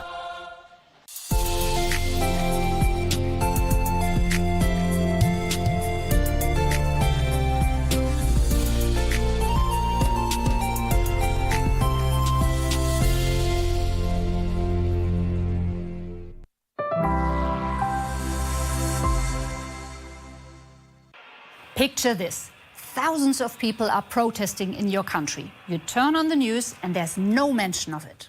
Whether it's TV or online, governments in many countries silence unwanted news. How can you get correct and objective information at all times? How can we fight online censorship? This map shows the state of press freedom from green, very good, to red, bad. Europe's rank is good. Still, US Vice President Vance has accused Europe of censorship, claiming that free speech no longer exists here. Why? In the EU, hate speech is legally banned and must be removed. Is that censorship? There are very different opinions on what people should be allowed to say online and what not. One thing is clear. In the EU, people can criticize governments without punishment. But in countries like Iran, China and Russia, authorities delete content that is critical to the regime. Even in democracies like India, free speech is not always guaranteed. Indian journalist Nandi Punya runs an online newspaper. But the newspaper's social media accounts have already been blocked several times by the Indian government. Mandeep Punia is truly passionate about reporting on issues concerning the rural community. On his website, he focuses on developmental issues faced by farmers and marginalized groups. Our social media handles were blocked for 3 to 4 months.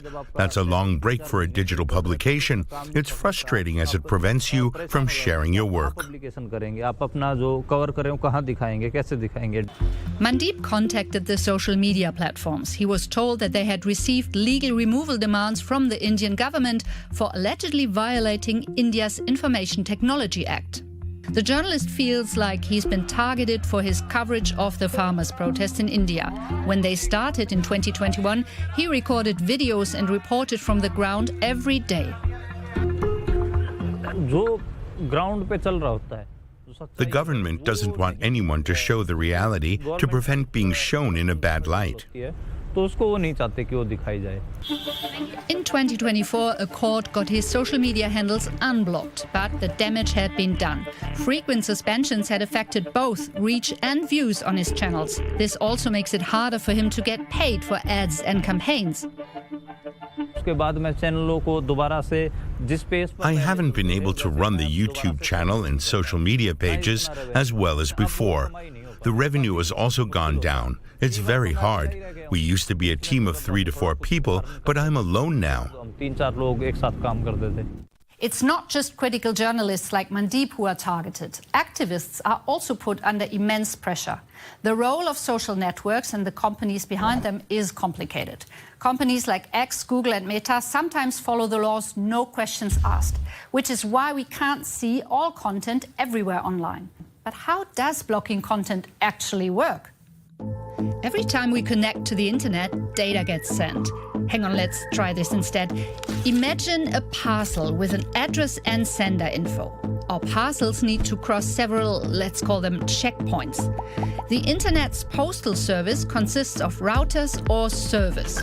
In this system, there are many loopholes where governments can interfere. In terms of how governments restrict access to information on the internet, I would say they can act at 3 different levels. This is Arturo Filasto from the Open Observatory of Network Interference. With colleagues, Arturo monitors internet censorship and also knows the 3 most common strategies for internet censorship used by governments. They can either interfere at the level of, let's say, the internet's address book, DNS, so they can choose to give you wrong directions in terms of accessing a particular site. The domain name system translates an IP address to a readable website name like dw.com. Authoritarian regimes often control DNS servers. This way they can deregister domains. This blocks the translation from domain name to IP address and makes the website inaccessible. In some cases, they might just close the roads. They might say, when you're trying to go in a certain direction, your packets will not go through anymore. If you're going online, you probably have a contract with an internet service provider.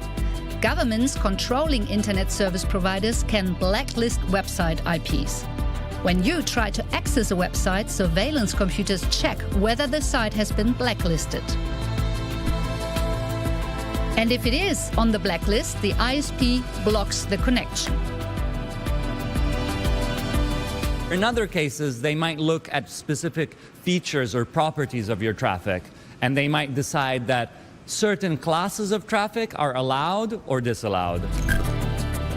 DPI is an advanced method of examining and managing network traffic.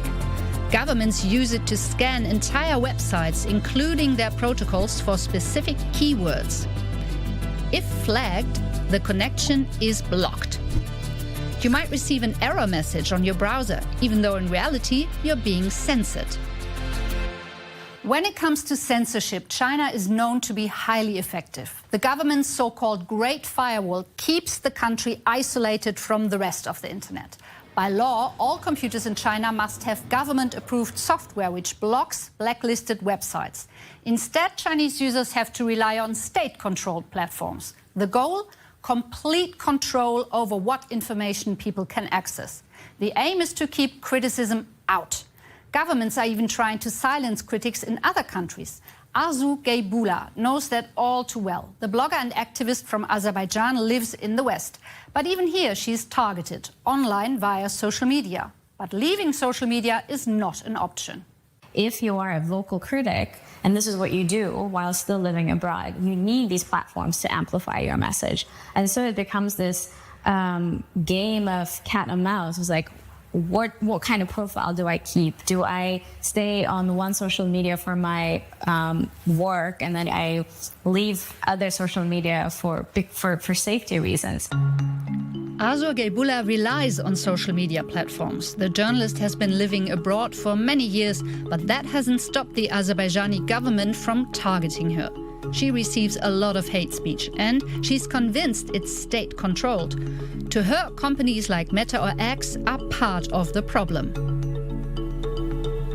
The companies that operate these social media platforms have become tools in the hands of these very autocratic governments that rely on these platforms to target their dissident and exiled community members. They create, of course, bot accounts. They troll these individuals. We can talk about online harassment. We can talk about death threats that are being sent online, which then could also potentially lead to offline measures. Even though she's living abroad, Arzu doesn't feel safe. The threats from the regime affect her. She feels authorities should do more to protect people. Because in so many case studies that I've read and interviews that I've read and people I've spoken to, police does not take you seriously. When you show up at their door and you tell them, I've received, I don't know, hundreds of messages on my Instagram and I don't know what to do, and they're like, oh, it's just Instagram. Who cares?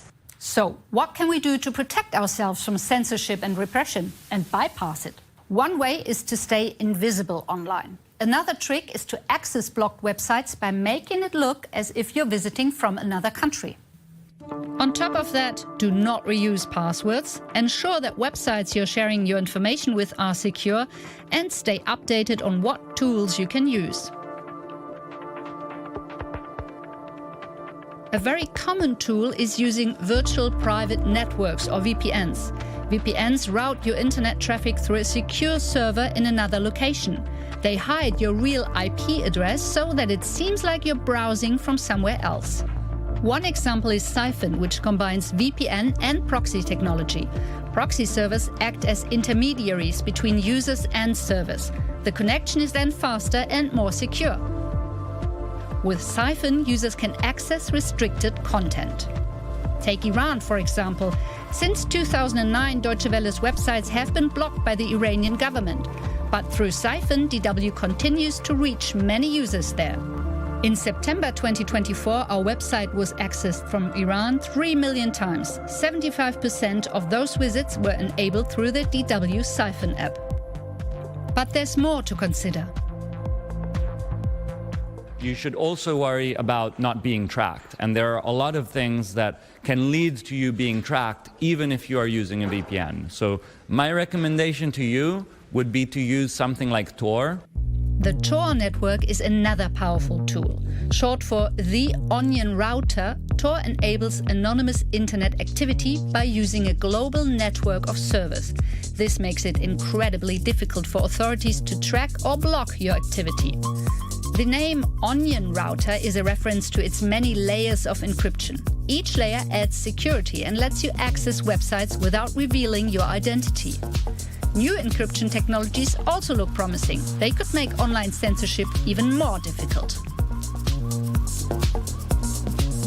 So things that look very promising are solutions like encrypted DNS, which make the address book of the internet more secure.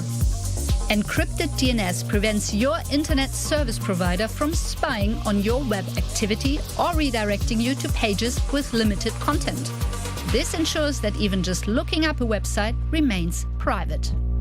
Protecting your privacy, browsing anonymously, that's not just useful for journalists and activists, it helps everyone to avoid surveillance and tracking. Unfortunately, criminals can also take advantage. So, what's more important, freedom or security? The question doesn't just apply to anonymous browsing, but also to what we say online. On the one hand, we don't want fake news and hate speech.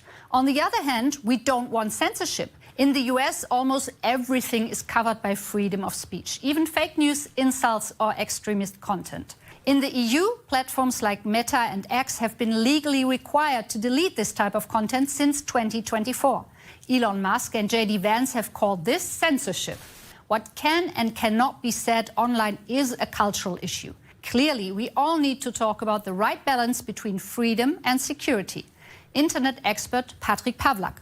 One of the big challenges, of course, is ensuring that this conversation also involves organizations and institutions from the global south, so those countries that are not necessarily represented in big policy discussions. In the future, most internet users will live in the global south. We have to ask ourselves, what's the right balance between freedom of speech and security online? Should people be allowed to say anything, even hate speech? Or do we need clear limits? Tell us what you think. See you next time.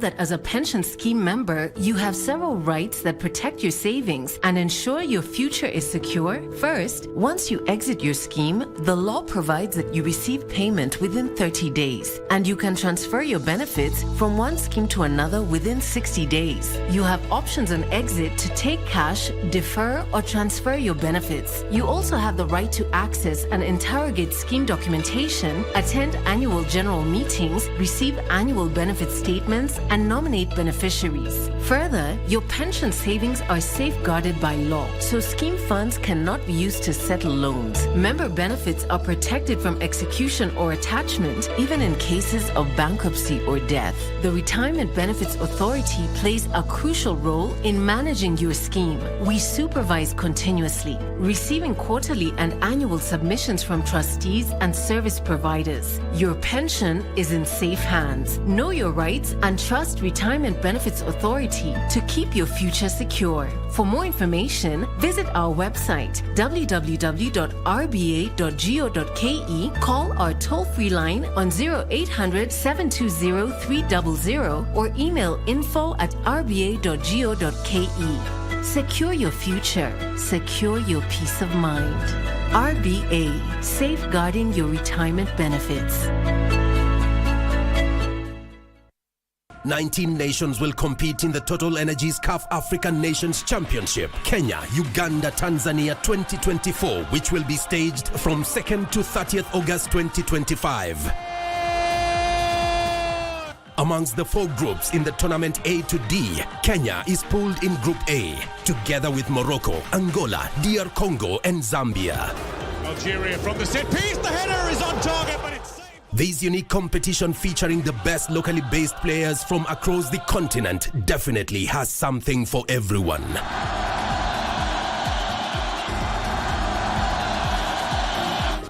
Just bring your A game as you let it flow live and exclusive on KBC Channel 1, your true sports partner. Kenya's future is taking shape. Introducing the 2025-2026 National Budget. A budget built on priorities and focused on what matters most. Empowering agriculture for food security and prosperity. Supercharging digital infrastructure for innovation and opportunity. Building affordable homes, creating jobs and transforming lives. And ensuring quality healthcare for all. So, how much will it all cost? Well, a proposed budget of 4.2 trillion is on the table. Get the full picture, understand the numbers, and see the impact. The 2025-2026 budget on KBC Channel 1.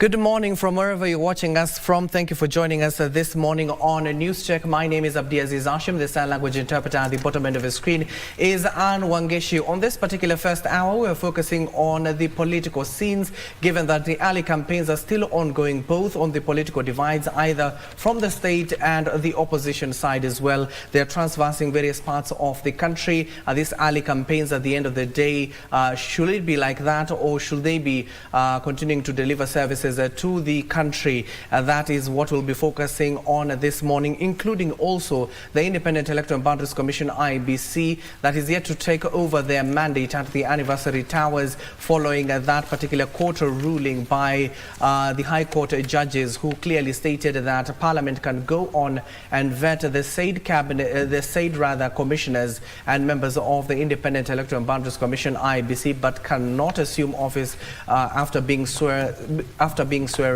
in by the Chief Justice, that is Martha Koome. We'll wait to see how those scenes will unfold. During this particular first hour, we'll also be crossing over to various parts of the country, more importantly here in the capital, when the Inspector General of Police, Douglas Kanja, is expected to appear before the Committee of National Security, Defense and Foreign Relations at the Senate to, of course, expound more on the circumstances surrounding the death of Albert Ojwang at the Central Police Station. You do remember yesterday the IG visited what will be known as a crime scene at Central Police Station, and of course taking aboard what happened and what transpired that led to the interdiction of officers who are on duty that particular day. Also, we're keeping an eye on the city mortuary, where the post-mortem for Albert Ojwang will be conducted. The human rights activists also do have their pathologists, the family have their pathologists, and also the government will be represented by none other than Johansson Oduor. We'll be getting details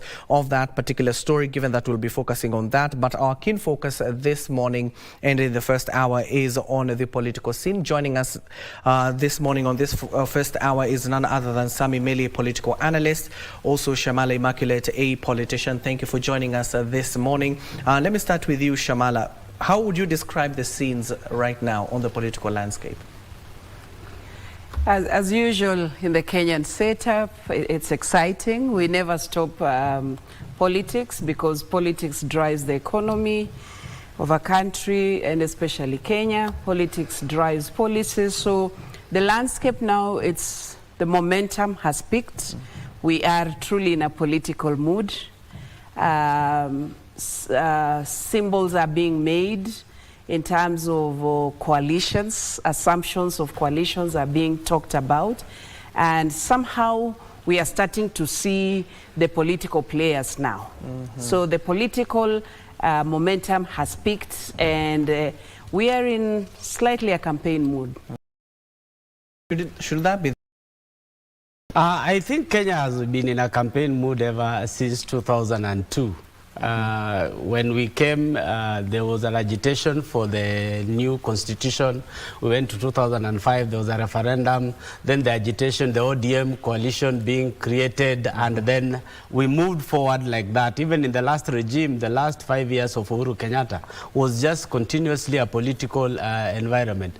So I think Kenyans have never been able to differentiate the work time and the political time. And the kicking out of Rigiji from the government, in fact, aggravated all this. It went into a full crescendo. And perhaps now we are seeing the cousins around. We are about to know who is my cousin, who is not my cousin. But I think as Kenyans, we are all cousins. And let me go back to Shamala. Shamala, we're talking about early campaigns. When do they work for the citizenry? I think we need to appreciate that politics is about public affairs. So politics is not bad, all right? And politics drives the economy, because it is through the political process that we get leaders. And when we get those leaders, we are able to now make policies that drive the economy, that drive the agenda of a country. So politics is not bad. Let us just first get this out of our way. And let's not demonize politics, because politics is a way of life, all right? It's about structures, it's about governance, it's about, resources being spent. However, probably the fundamental question we are asking are the campaigns. Are the campaigns? Are the campaigns worthy now? Do we start the campaigns now? Because probably it might compromise the economic agenda that is driven through a political agenda for a country. So that is what we should ask ourselves. But then we should also ask ourselves, does it also give us the time to now start understanding what these leaders of ours are advancing? Is it just political agenda, or also there's development agenda that they are bringing, ideologies that are working? Okay, so for me, we can still do the politicking and the campaign, but also it gives the citizens an opportunity to start differentiating between bickering, rhetorics, and ideologies. Yeah. Great point there, Millie. When it comes to what the politicians are giving out there in terms of their ideologies and what they'll be doing for the country, we're just 2.5 years away from the next general election. Now the coalitions are here with us. Can we say we truly have a face, we can put a face to the names, both in the opposition and in the ruling party? I think it is too early to say we are putting a face to a certain political formation. Remember, they have not sat now and started distributing the appointments or the positions amongst themselves. Perhaps there will be a fallout even before the general elections, because you are seeing some are saying you have to show that you have the numbers for us to support you. Again, the current opposition that is forming at the moment is has given an alternative opposition. Remember, the parties that we thought were in opposition are already in government, and therefore we would lack the alternative opposition. So they are actually helping us keep the government in check. They are helping us know things that are happening that we wouldn't have known, especially when there is a coalition already between the government and the opposition. So we say democracy is a government of the people, by the people, and for the people. So when they engage the people, when the political environment is as heated as it is, the government works. But when they keep quiet, be worried whenever you hear the country is quiet, because there is a likelihood that the government is not working. So we have seen whenever they speak about an issue, there is a press statement from the government explaining what is happening. And therefore, I don't think that the political undertones are bad, but we should appreciate that we are in a democracy. We are not in a federal government where we don't want to speak, and we should appreciate that our leadership is allowing us to express ourselves the way we are. We remember we have come from far. We have a new progressive constitution that allows us to express ourselves. It allows us to engage Kenyans in a public participation, especially when we see things that are not going right. For example, the killings that would be going on. You have seen the National Police Service coming out strongly to give us a full statement and give indications that they are going to follow to the conclusion that all this is brought the justice is brought. So again, you look at whenever they talk about agriculture, you see the Ministry of Agriculture reacting. They talk about the Ministry of Health, about the SHA. You see even reshuffles being done so that this thing works. So we should appreciate our democracy, but we should avoid a situation whereby we are balkanizing the nation. This country is a fragile nation. If we easily utter some words that can bring some clashes here and there, we should also encourage, like you have seen our National Police Service, it's like they have not come to the reality of the new constitution where citizens have rights. The day President Mwai Kibaki signed and put a seal on the new constitution, the first clause that took effect immediately was the Bill of Rights. And those Bill of Rights should be enjoyed. The right to life is guaranteed to every Kenyan, including the one who has just been conceived now. So the Bill of Rights applies to every Kenyan. And in as much as we express our rights, we should also take care of the other people's rights so that we don't infringe on other people's rights while expressing ours. And of course, Shamala, take us briefly back to the histories, given that in the run-up to the 2022 general election, we saw coalitions being formed, especially between Azimio as well as Kenya Kwanza. Are we taking a similar trend, or this time it is a little bit different? Yeah. And thank you for that question, because again you asked, are we going to see something different? Yes. No, sir, we are not. We are not. Already the landscape, the political landscape is already formed. What we are going to see now is probably shifting of goalposts. Yes. Probably if there'll be a fallout in a certain coalition, then the other person who feels not happy about it will jump to another coalition. But there's no new coalition. What will happen is new names, but the same people, the same voters, all right? The same appetite of tribalism, the same appetite of sometimes abdicating our civic responsibilities. You know, it is the same. So for me, I think, and it is okay, that we are having the same players. Probably it is up to us citizens now to start grilling the players, because players can change, the pattern can change, the playing position can change, that's fine.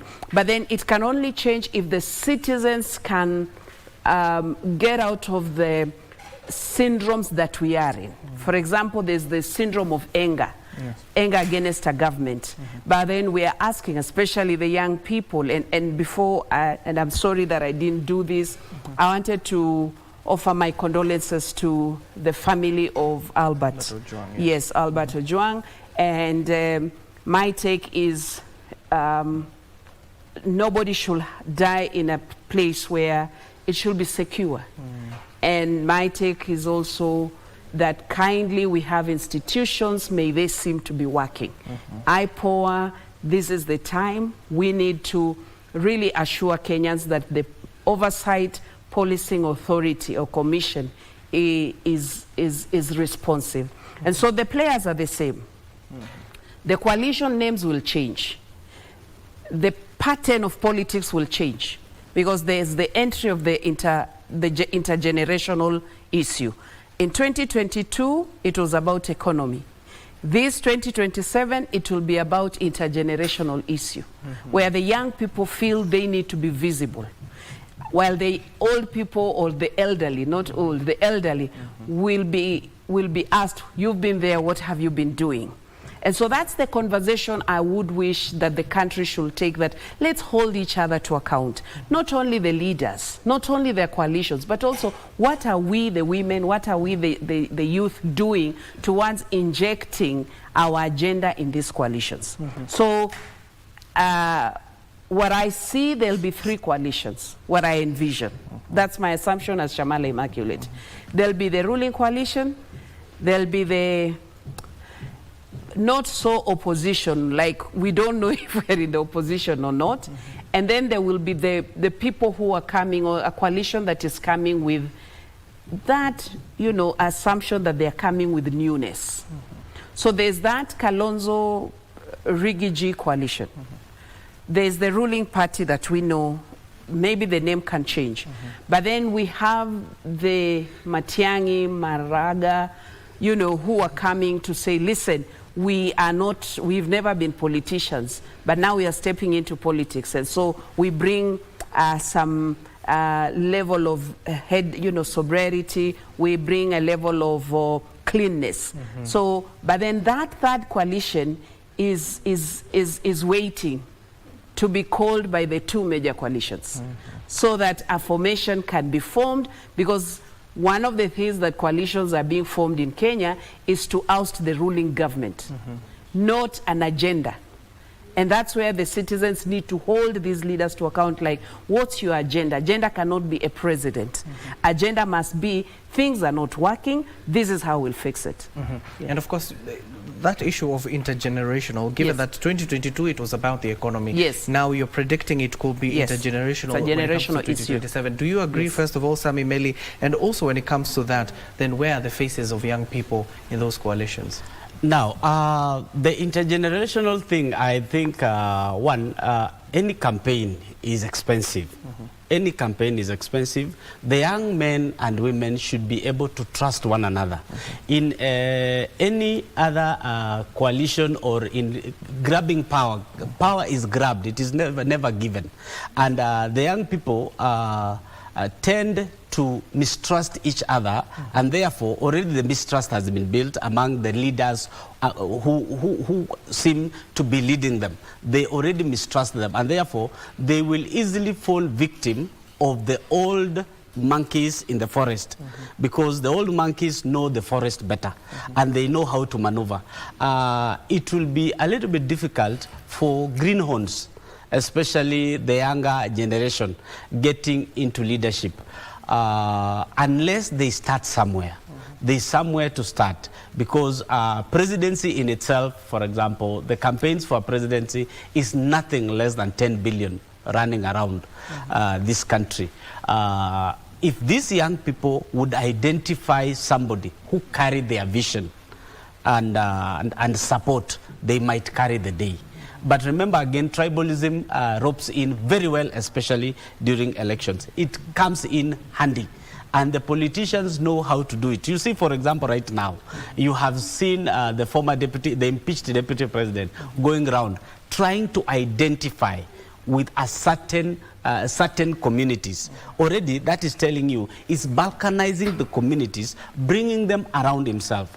And remember, none of our leaders, especially the ones seeking leadership at the moment, have shown that when they were in leadership. They haven't given us anything concrete that they achieved when they were in the leadership. And therefore, if the young people can rally around somebody who carries their vision, they have not come out to campaign. They are fronting Fred Matiang'i, for example. They are talking about Okia Omtata joining the race. But at what point will they coalesce? Because if they are all divided, there are some following this leader, some following this leader, the young people will again sink into the politics of this country. Remember, not all young people are also on board with the agenda of the young Gen Zs. There are others who still stick with the old guards. And there is a bigger factor here that has not said the position it will take. This is Raila Amolo Odinga. The side that Raila Amolo Odinga will stick to will have a bigger say, because this is another enigma that has always known how to traverse the politics of this country. It's not just traversing the country, but traversing the politics and getting into the bedroom of politics of this country. President William Ruto also should not be underrated by these young men. You might think that he's done, but he's not yet done. He's not yet even down. Therefore, the young men should think about, young men and women should think about who carry their vision and what is this vision they want. If themselves are not accountable where they are. You see, a former general in the US said, if you want to change the world, first make your bed when you wake up in the morning. Change begins with you. And the only constant thing will always be a change. So if you make your bed in the morning, if you want to change the world, make your bed in the morning. If you fail to change the world when you go out there, you at least have somewhere better to rest on. And this is now our beds, which come now at the home level, the smaller political unit, which is the ward level. What kind of leaders are you putting there? Then come to the constituency level. What kind of leaders are you putting there? Right now, IBC, despite the court ruling that stopped now, if we were to get into the by-elections, are these young people ready to get into this leadership? Because leadership is not only on the streets, coming to the decision-making organs of this country. if there are vacancies, are our young people able to rally behind themselves and say, this is our candidate, for example, in this political unit. And therefore, that person carries their vision. If that person will show leadership in the next 2.5 years or in the next 2 years, this person can still be elevated to another position. Otherwise, social media will never help us, because the social media, yes, will help us incite one another, but at the end of the day, decisions are made in parliament, decisions are made in judiciary, decisions are made in the executive. Where are you? Are you positioning yourselves in these three arms of government? Okay, as you react to that, Shamala, also we do know this particular phrase that there are no permanent enemies or friends within the political circles, but in terms of realignments, you've just talked about the changing of the figures within the coalitions. So are those realignments going to happen even before we reach the 2027 polls? Thank you. I'll take three. The issue of intergenerational issue, we cannot overemphasize or underemphasize. The young people will determine a lot in the 2027 elections. And it's just not presidential elections. We have the county, local politics. And I'm sure these will be brought back here if I'm alive to again say you saw it. Some of our county governments will have very young people as members of county assembly. Because the young people are starting to understand that politics drives everything. And so that appetite of going for political positions is going to be huge. And I see them organizing themselves to be able to say, we are not interested, probably we cannot reach at the presidential, but we are going to influence at our local positions. We are going to go for MCAs. We are going to go in the National Assembly. At the moment, you can see there's an increase of young people at the National Assembly. That is not going that's going to be the pattern. In fact, it's going to be more. And so the older generation must be alive to the fact that the young people are going to influence the politics of 2027. They are not maybe going for presidency, fine, but then they are going to influence who is going to be the president. And that's why you see deliberate moves even by the head of state, deliberate moves even by the so-called opposition, in the way of even dressing, the way of engagement. They are trying to endear themselves to the young people because they know the young people are going to determine the elections of 2027. And this is an opportunity I can use for the young people to say, you can now organize yourselves. Get organized, get activated, get engaged, do your civic education in social media, do your civic education physically, that you may start looking at those people who can advance your agenda in the spaces of county assembly, in the spaces of the Senate, in the spaces of National Assembly.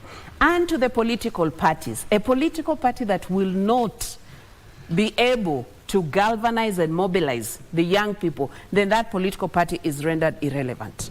Because they are the masses, their numbers are, their numbers are insane.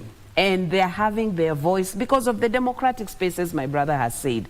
And so that one, as political parties, we are saying we must ensure that the youth are given an opportunity at the helm, even in the political parties' leadership, because they inject, they energize, they bring fresh ideas, and also they are with time, real time. They are working with real time, not backwards. And then when it comes to the issue of, my brother has said, the Raila factor, it's true, he is a big factor, but in politics they say, look at the body language.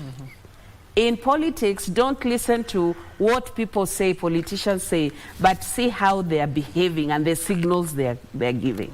And the signals are very clear. In 2027, Raila will work with His Excellency Samuel William Ruto. That he will. There'll only be probably a fallout of his lieutenants where they will feel they are not responding, they are not connecting. Some of them will fall out. But majority of Raila's base is going to work with the head of state. And because of so many reasons that Raila is alive to. You know, he is alive to that. Even at the way he is, he knows that the politics has shifted and there needs to be some realignment in some of the positions and decisions he's going to make. Then we come to the last question. You said no permanent enemies. Absolutely, absolutely. Dear Kenyans, politics is just a difference of ideologies. There are no permanent enemies in politics. In fact, the people you think are fighting, in the evening they are taking a beer together. In fact, the people who are energizing you to say one term or whatever you're saying, in the evening they are asking, can we be brought back on the table? In fact, the people you think are standing for you are actually crafting how they can come to the government using ways of saying we have more CSS, we have more PSS in the next government. That is still a way of saying I'm part of the government. So Kenyans should not think that politicians are enemies. No way. Sometimes it's a ploy to energize the political temperatures for the bargaining of others.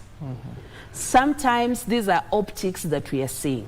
But what I remind Kenyans is in this all permanent or no permanent or realignment, where are our interests? Can we also safeguard our interests? Can we be also selfish with our interests? Can we start asking these leaders like, hey, can we also have some agreements? If they were able to make agreements in 2022, like the Kenya Kwanza agreement, I think it's important the women to start making agreements with this coalition. I think the youth should be thinking of making agreements with these coalitions. That is where the interest will be covered. But permanent enemies, no way. Don't see politicians are enemies. They sit together and take a cup of tea and drink beer together.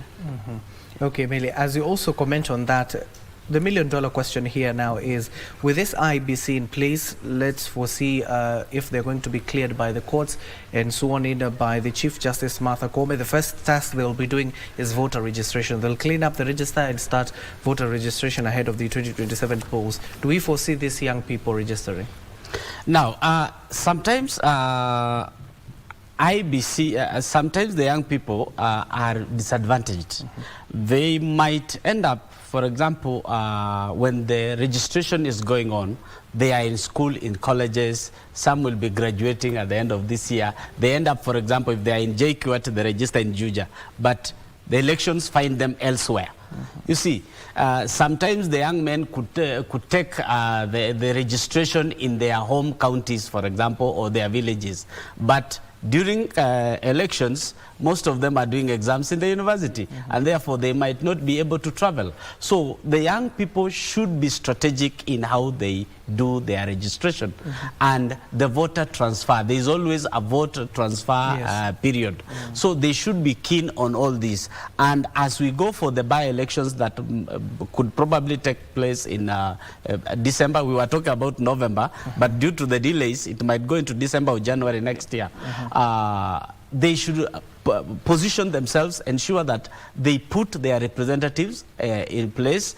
And as my sister talked about here, is that in politics, especially politicians who are hungry, they cry anyhowly like a hungry child. You see, a well-fed child keeps quiet. You can see the ones who are in government, they are quiet because they are well-fed. But the ones who are outside, they are crying actually. It's a cry. This thing you are seeing them going around, if they are given something into their stomachs, they'll keep quiet. So they are looking for a way of bargaining. And Kenyans have always been pawns in a game of chess. They don't know. They easily fall victim by supporting somebody only to realize that they drink a beer together in the evening. The next day they are called to State House or to elsewhere or to Manzoni. I have seen even Manzoni is now becoming a very famous, to Sekuru. They end up quoting the people they say they'll never work for. Remember, Kalonzo told us, I'd rather die than support Raila Odinga. What happened in the last general election? So the politicians are these monkeys who know how to jump from one tree to another. They know which farm has ripe mangoes, which farm has raw mangoes, which farm the mangoes are flowering. They know, and they are looking for a way to bargain. The young men, as my sister has said it, and women, please look for a way of bargaining your way into government. You tell these people, if at the end of the day in 2027 you don't have a candidate, bargain. Tell this other coalition, we want 50% of nominated positions. We want 50% of government appointments. Why would you go appoint a 70-year-old in ICT? Yet ICT is changing. You see them even joking about the people who have been appointed. They are clueless in the areas they have been put. So there are people. I am happy the other day I visited a government parastatal, and I was sent to an ICT the ICT section, and I found purely young men below 30. And I was saying, actually, this is now what I wanted. And they attended to me very fast. They didn't know who I was, but my issues were attended to. And like before, I used to go to another office where there is an elder who is hitting the keyboard with one finger from this part to this part. But these ones are able to do things very fast. And that is why I'm saying our government should learn that the world has changed. The world economy has changed. The world economy now lies on digital. And if you put the old dogs in a new field where they don't know how to hunt, we will mess this economy. Let's bring these young people. They are voicing themselves. They are telling you, we have been left outside. We want to be in government. We want to give a solution to this country. We want to give, just like this other young girl who had given a solution on how emails can be sent en masse. This is a person who should be mentored. And even Parliamentary Service Commission should be calling this girl and saying, how can we make public participation very easy? She knows how to send so many emails at the same time. These are the people. Unfortunately, in Africa, we kill innovators. Somebody who sang a good song finds himself in a police cell. Somebody who makes a good program find themselves in prisons. Why?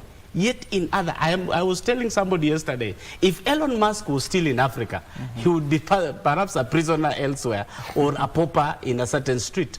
But there are countries, you have seen our young men, when they are taken abroad for further studies, when they realize this is a genius, they don't release them back to Africa. Why? Because our children are very innovative.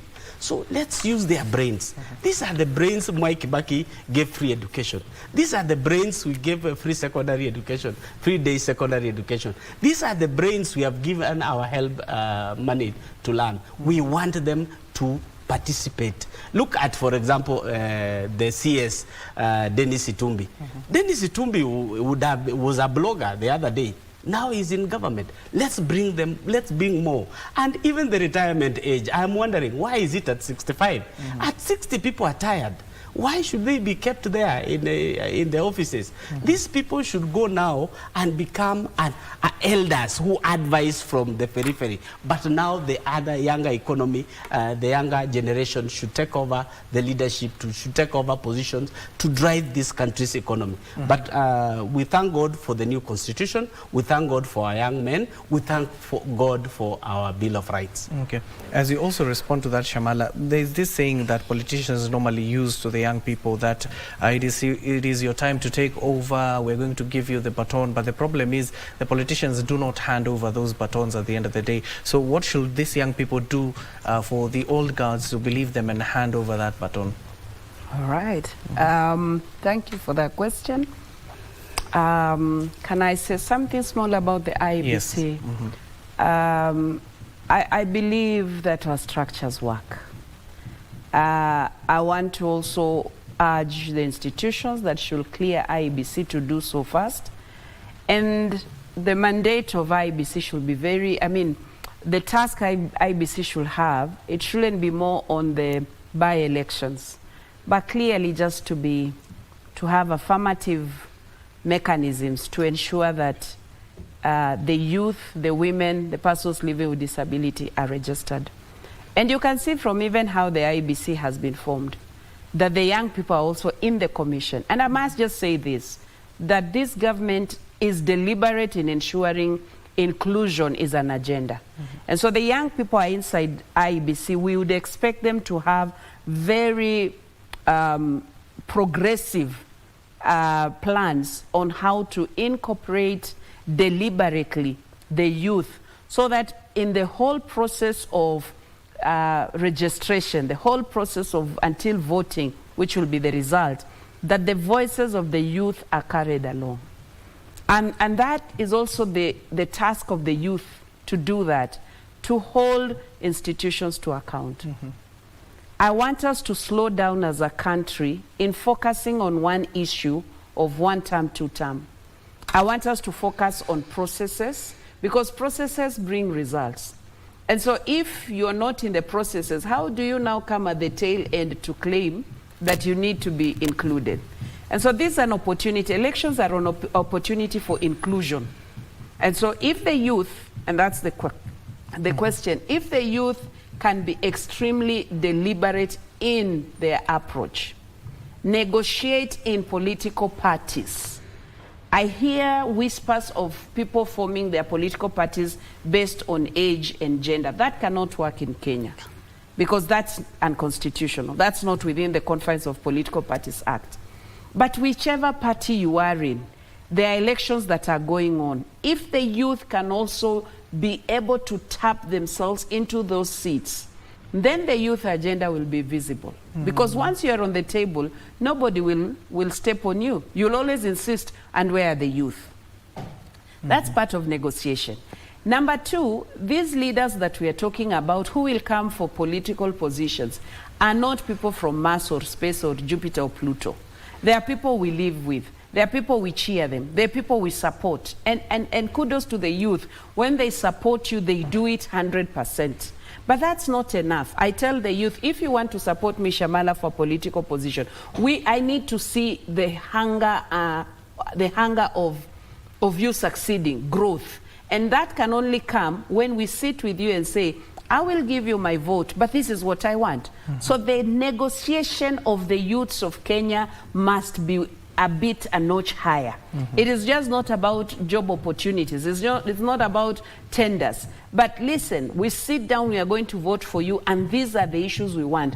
When you go to the county assembly, we want a budget for the youth of Kazi Mtaani. You know, such negotiations. So I would request the youth to sit with their leaders, to sit with those aspirants, so that they are having a pre-election negotiation. Those negotiations are very important because they will assist you in the subsequent processes that come. That is one thing I would like to say. But lastly, to IEBC, I think for me, they must be deliberate. This IEBC, and I see their faces, they are versatile, the energy is there, they are really living in real time. I really wish that the issue of civic education should not be plastic or superficial or whatever. It should be extremely, even from the manuals, you know, those manuals, those are for conducting civic education. Let it embrace technology. I would wish to see IEBC leveraging on the available technology to engage the youth. I would wish to see the IEBC staffs, a good percent are youth. Why? Because we will be able to have better ideas, but also fast implementation, actions being implemented, because that's how the youth are. They have the energy. And to the youth of Kenya, we are saying, let us not be used by people who have already arrived, be it even in the civil society. But let us have our selfish interest of saying, what is it for us? Not for me. What is it for us? As the youth of Isiolo, as the youth of Trans Nzoia, as the youth of Mandera, what is it that we are going to get for us? Is it a win-win situation, or only one person, alafu akienda, we are always saying, alitusahau, that person forgot us? It's because you didn't have better negotiation with the person you actually were supporting. Yeah. And with that in mind, Meli, we're talking about these by-elections. If and when these IBC members are going to take up their roles at the anniversary towers, should we take this the by-elections as a litmus test for 2027? Yes, you remember the by-election that happened in Kiambaa, and that was the birth of UDA. Yes. In fact, the ones who was elected in Kiambaa was the first member of parliament for UDA party. Therefore, the by-elections that are coming in will be a litmus test. In fact, the Cousins group will make sure that they have a say in that by-election. The government group will also want to show that they still have the muscle, and therefore, just like even the other time in Kericho, that is where Senator Cheruyot came in, and that was a show of might, and therefore we are bound to see a show of might, and we will also know who are the underdogs in all this. And remember, this will build up into the next general election. IBC will have a role in voter registration, cleaning the voter register. Remember, since 2022, there are people who have exited the earth, and therefore they need to be removed from the voter register. There will be recruitment of the new voters who have attained the age of 18. They will have also to carry out civic education on the voting. They will also be able to receive the nomination papers of those candidates that would have been nominated by political parties to vie in those by-elections, and they'll be able to manage that election, because the new team now, that also will be a litmus test for them to see how they are going to manage the next election. Are they going to leverage on digital platforms to make sure that this election is free and fair? And remember also, preparedness for the next general election begins immediately they take office. The secretariat is in place, but now the commissioners getting into office. Remember, the secretariat cannot work without the commissioners. They are just there in office. And Kenyans should not just look at the commissioners and forget that in every county there is an IBC office. In every constituency, there is an IBC office. And therefore, we have quite a number of IBC civil servants working with IBC who are already even in office. So the only thing we are waiting for is the approval of those nominees and the court cases to be heard and then determined. So the young men now, I still keep going back to the young people. Their agenda should come even in these by-elections that are coming. Their agenda should be seen. I saw somebody developing an app where we can vote at the comfort of our homes. I am wondering why I can trust Safaricom with my money, but I can't trust any other service provider with my vote. I think we should move into the digital world and make sure that we can vote digitally. This idea of queuing everywhere, it should be left for those who cannot afford the digital world to go and queue. The rest of us, even we can do advanced voting the way it's done in the US. Kenya is a tech hub in Africa. When it comes to online, we are known. In fact, some superpowers fear us. So the technology, remember we invented the M-Pesa, the mobile money sending, the first one in the world. So we can even be the first. Nobody should say it has not been used elsewhere. We can be the first. We can show the world that these things can be done easily without struggling, and it can be as transparent as possible, because one ID card, one vote. I can even verify that so and so voted yet is dead. It's possible to know that this person, you even know the people who have dead. You can even use their IDs, but remember the IDs are usually surrendered when you get the death certificate. So the young people, the Kenyans should know that the monkeys are still the same. The monkeys are still the same. They are the same players in this politics. It's only that they are changing position. The one who was in goalkeeping is now a striker. The one who was a striker is now in midfield. The one who was in midfield is now in defense. So it is just the same thing. Remember, the ones who are advancing the affordable house are now against it.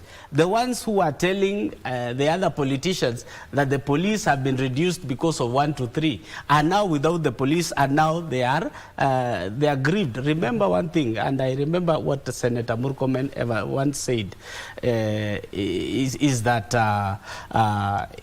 when he was a senator, when defending Senator Lagat and Senator Lelekwe when they were being castigated by the former regime, he reminded the regime on fairness. The same thing he should replicate now that he is in charge of the interior. He should make sure that the Kenyans disappearing do not disappear under his watch because he was a defender. The same, for example, the people in the opposition who are saying once we get into government, we'll scrap affordable housing.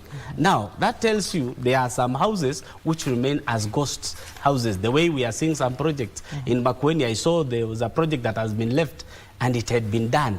The houses were almost complete in that area and they have been left by the former regime. So we'll have elephant projects, white elephant projects that are remaining all over. The person coming in should give us an agenda. We don't care. We know we are cousins. We know we are sisters. We are brothers. We are in-laws. We know all that. We just want an agenda. What is your agenda for Kenya? We know the UDA agenda was this. We knew the what do you call Azimio coalition agenda was this. What is your agenda? The way my sister said very well, the agenda cannot be removing the president. We would have lost it. That will be a big miss that we are doing. It is not that one. The agenda is how are you going to transform this country? How are you going to pay our foreign debts? How are you going to generate revenue without taxing Kenyans? How are you going to be accountable for our taxes? That is the story we need to hear. Yes. And Shamala, as you respond to that as well, in terms of building trust, this new IBC members, should this be their keen focus as they go into the office? Because you've just heard from Meli, if we can trust Safaricom with our money, why not trust IBC with our votes? It's a good approach, digital voting, which we are doing in a way, because the biometrics are there, that is still digital. But look also at the budgets. You know, elections and election process has huge budgets. And we are a country that is still growing. And so look at the budgets also. Even if we have the digital voting at the comfort of our sofa sets, we still have the human resource that we need. Because who will verify? Who will, you know, those processes, who will do it? So, and that now comes to the trust. Why we want, probably my brother Meli and others are saying that way, it's because of trust. But, you know, it's interesting, and I'll give this because it's in public domain. The late Chebukati comes from my county. And someone said he's not a good person because he was doing his duty and he was performing his mandate as the chair. But because of the aggrieved parties felt he didn't do well, they demonized Chebukati.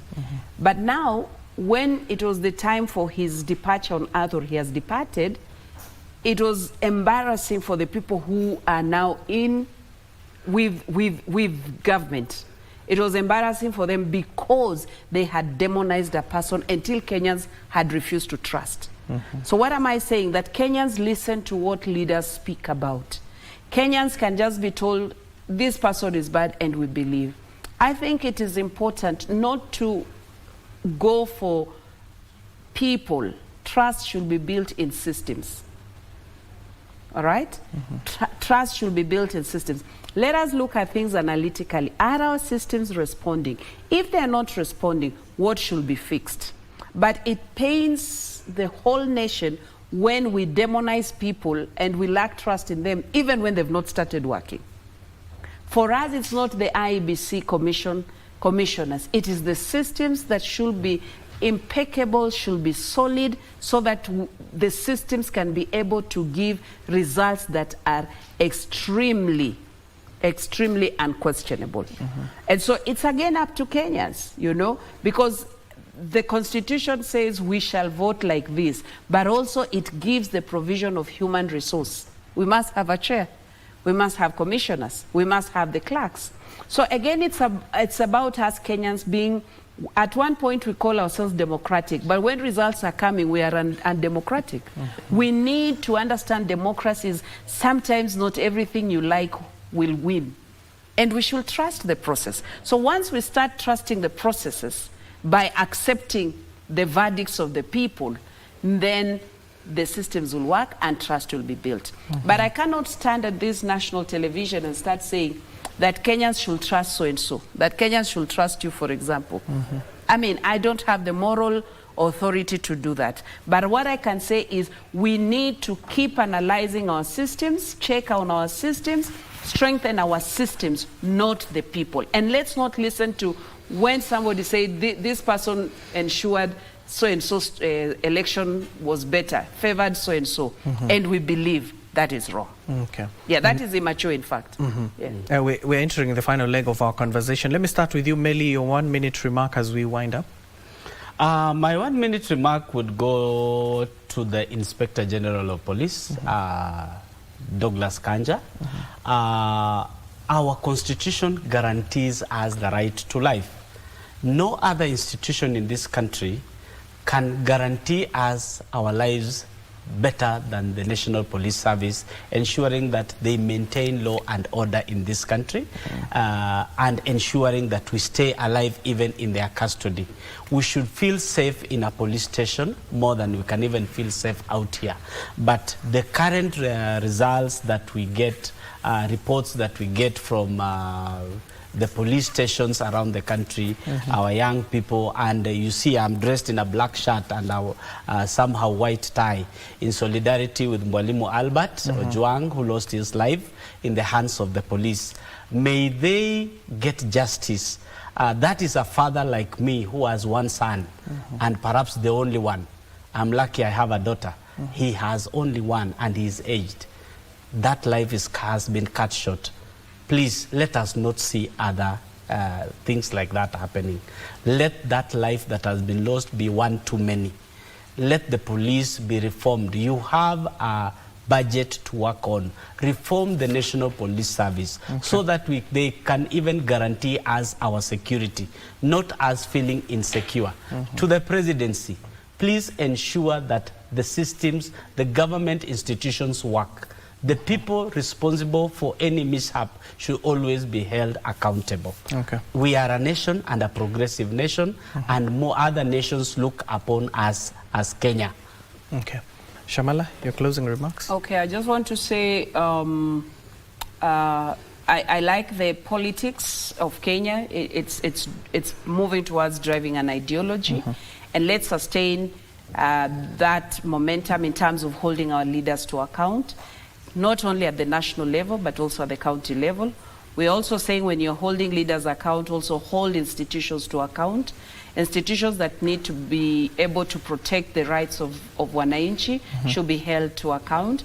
And holding to account meaning legislatively, policy and budget. Let us look at those areas so that when we are asking for reforms, they need to look at the conduct, the trainings of police officers, law enforcers, and also to look at the budget so that they are able to execute their mandates. And lastly, I call to Kenyans to, I cannot say to be at peace or to be calm, because the anger is there in so many things, but we can have a better way of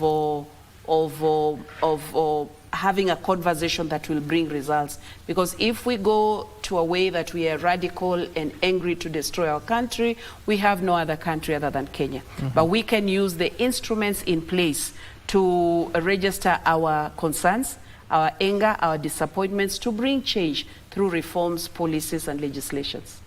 Thank you so much. That is Shamali Makeleti, a politician, as well as Sami Meli, a political analyst. Thank you for making time for our discussion here on the political scenes. We'll be keeping an eye on what will be unfolding, especially during the weekends, given that the campaigns are back, both on the political divide from the state government as well as the side of the opposition. When we come back, we'll be focusing on the education sector, given that the budget is set to be read at the National Assembly on a Thursday. We want to look at the education sector, more importantly on the transitions of the grades as well as the examinations that are just around the corner. Also keeping an eye on various events that will be taking you live once we resume. But for now, we're taking a short break, so don't go too far.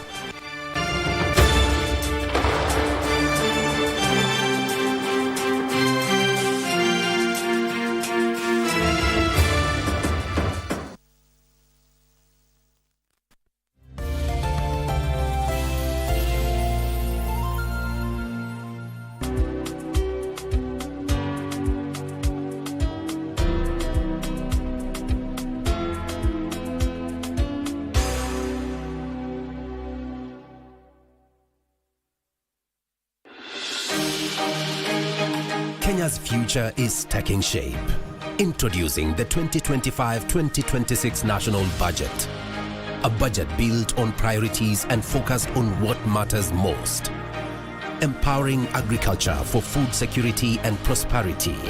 Supercharging digital infrastructure for innovation and opportunity. Building affordable homes, creating jobs and transforming lives.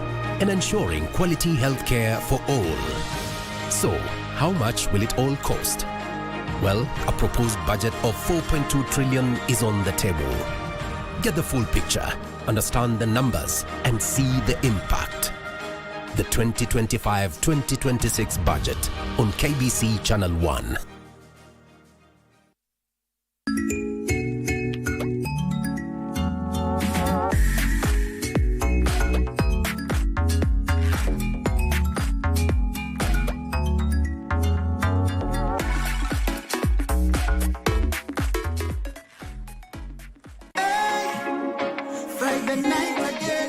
Greetings in the name of the Most High, Jah Rastafari. My good name is Marley Moses, the positive warrior, alongside... Yes, sir, DJ D-Rage, the baddest. Each and every Wednesday from 10 p.m. on KBC Channel 1 TV.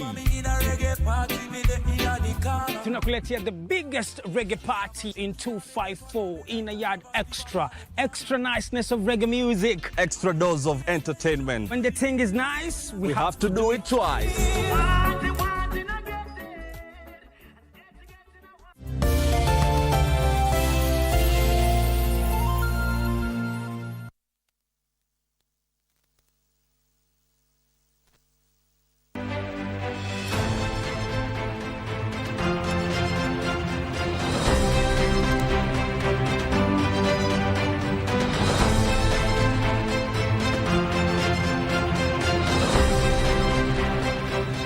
George Kamau Muhoho joined politics when he left priesthood and ventured into politics in the 1983 polls when he contested and won the Juja parliamentary seat.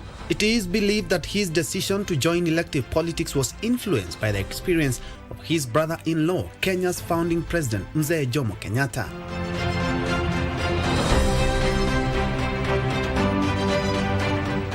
Prior to that, Muhoho was ordained as a Catholic priest in 1963 and served the church in various administrative capacities. At one time, Muhoho the priest rose through the ranks of the Catholic Church to serve as private secretary to Pope IV.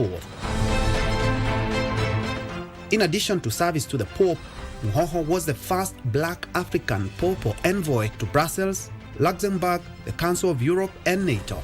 Muhoho left it all behind to enter local politics, and after his win in 1983, President Moi appointed him Assistant Minister for Education, later elevating him to Minister for Tourism and Wildlife in 1987. As Tourism Minister, Muhoho is credited with using his connections abroad to market the country as a preferred tourist destination. Under President Moi, his notable efforts included fighting poaching, especially of elephants in Kenya, which had become rampant in the late 80s. After his cabinet exit, Muhoho, together with Mwai Kibaki, Njenga Karume, and John Keane, founded the Democratic Party DP, and he was very instrumental in ensuring President Mwai Kibaki became president in the 2002 general election.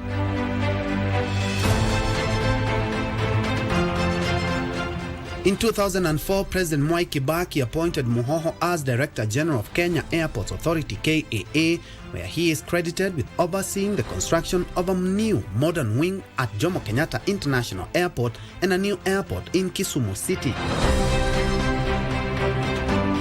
However, in 2008, the Efficiency Monitoring Unit raised questions over the expenditure of 1.7 billion shillings on contracts by KAA. The unit, together with the Inspectorate of State Corporations, revealed the KAA board and management had failed to comply with regulations in the awarding of contracts.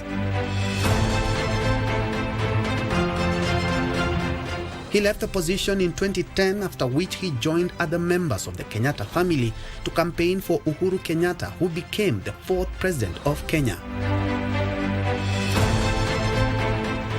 In 2017, Muhoho also campaigned for President Uhuru to retain his seat and eventually left the political stage to oversee the vast Kenyatta family businesses.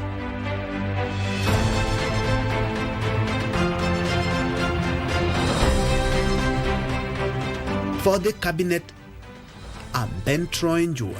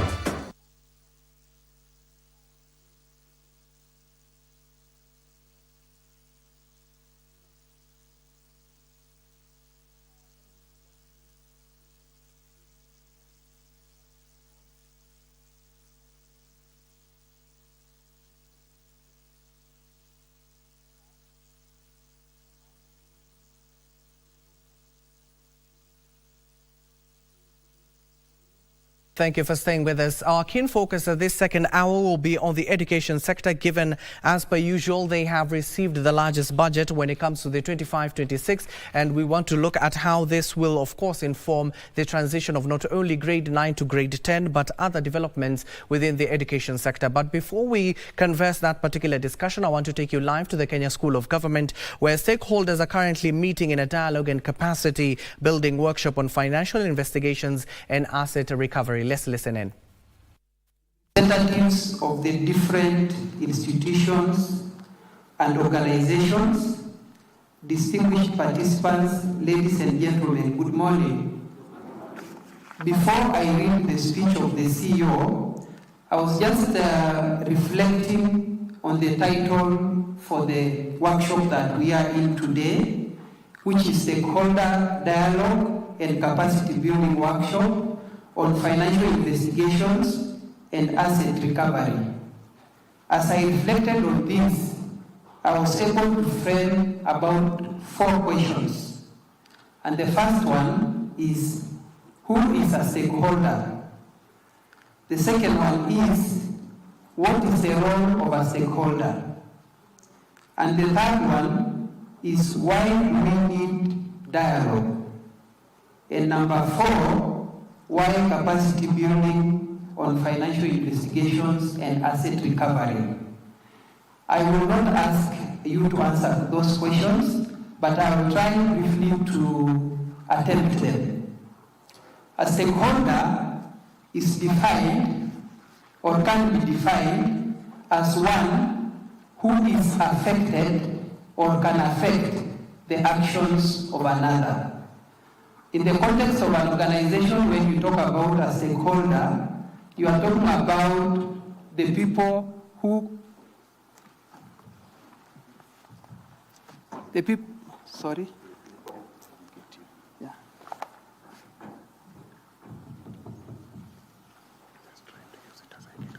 Yeah, so in the context of an organization, you look at stakeholders as all the parties, from the employees, from the management, from the shareholders, from the financials, from society, and all that.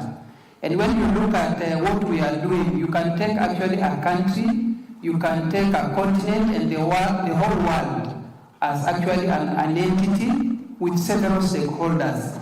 And therefore, in the context of what we are doing today, we are saying that all the representatives that introduce themselves today are stakeholders in the context that they can affect the actions of those who engage in financial crimes, illicit flows, because whatever... That is the Director of Ethics at the Ethics and Anti-Corruption Commission giving a presentation there in terms of stakeholders meeting at the Kenya School of Government when it comes to dialogue and capacity building workshop on financial investigations and asset recovery. Various investigative bodies as well as judicial are currently attending that particular briefing, where the participants, 60 participants from the judiciary, the National Police Service, as well as the Directorate of Criminal Investigations, DCI, Asset Recovery Agency, the Kenya Revenue Authority, Financial Reporting Center, and EACC, as well as the ODPP are currently meeting there. Our very own Adan Ibrahim is following on that particular story and will inform us in our subsequent bulletins. But let's recap on what we'll be discussing this second hour. Our focus is on the education sector, and with the Treasury Cabinet Secretary, that is John Buddy, expected to make a presentation before the Augusta House on Thursday. Education sector has been accorded the largest share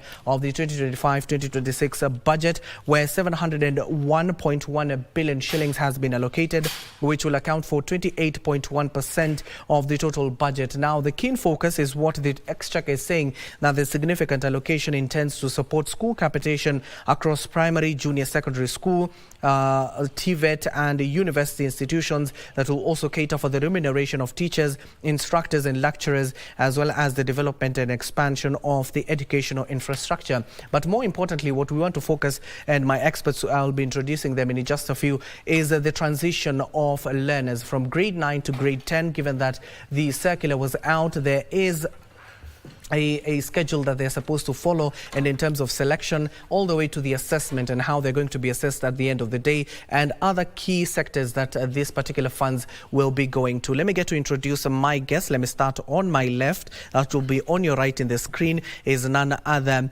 than Boaz Waruku, an Elimu Bora Working Group representative. Thank you, Boaz, for joining us here. Thank you for inviting me. Yeah, next to him is Frederick Onyando, an academics master at Loreto Convent. Welcome to the show. Thank you. And now on my right, which is on your left on the screen, if you can see, is Brenda Limo Mushoki. She is the director of King David School, Kamulu. Welcome. Thank you, viewers. Thank you for having me. And then finally, Alex Ondara, a career counselor. Welcome. Thank you, Hashim. Thank you for having me. Thank you. And let me start with you, Boaz.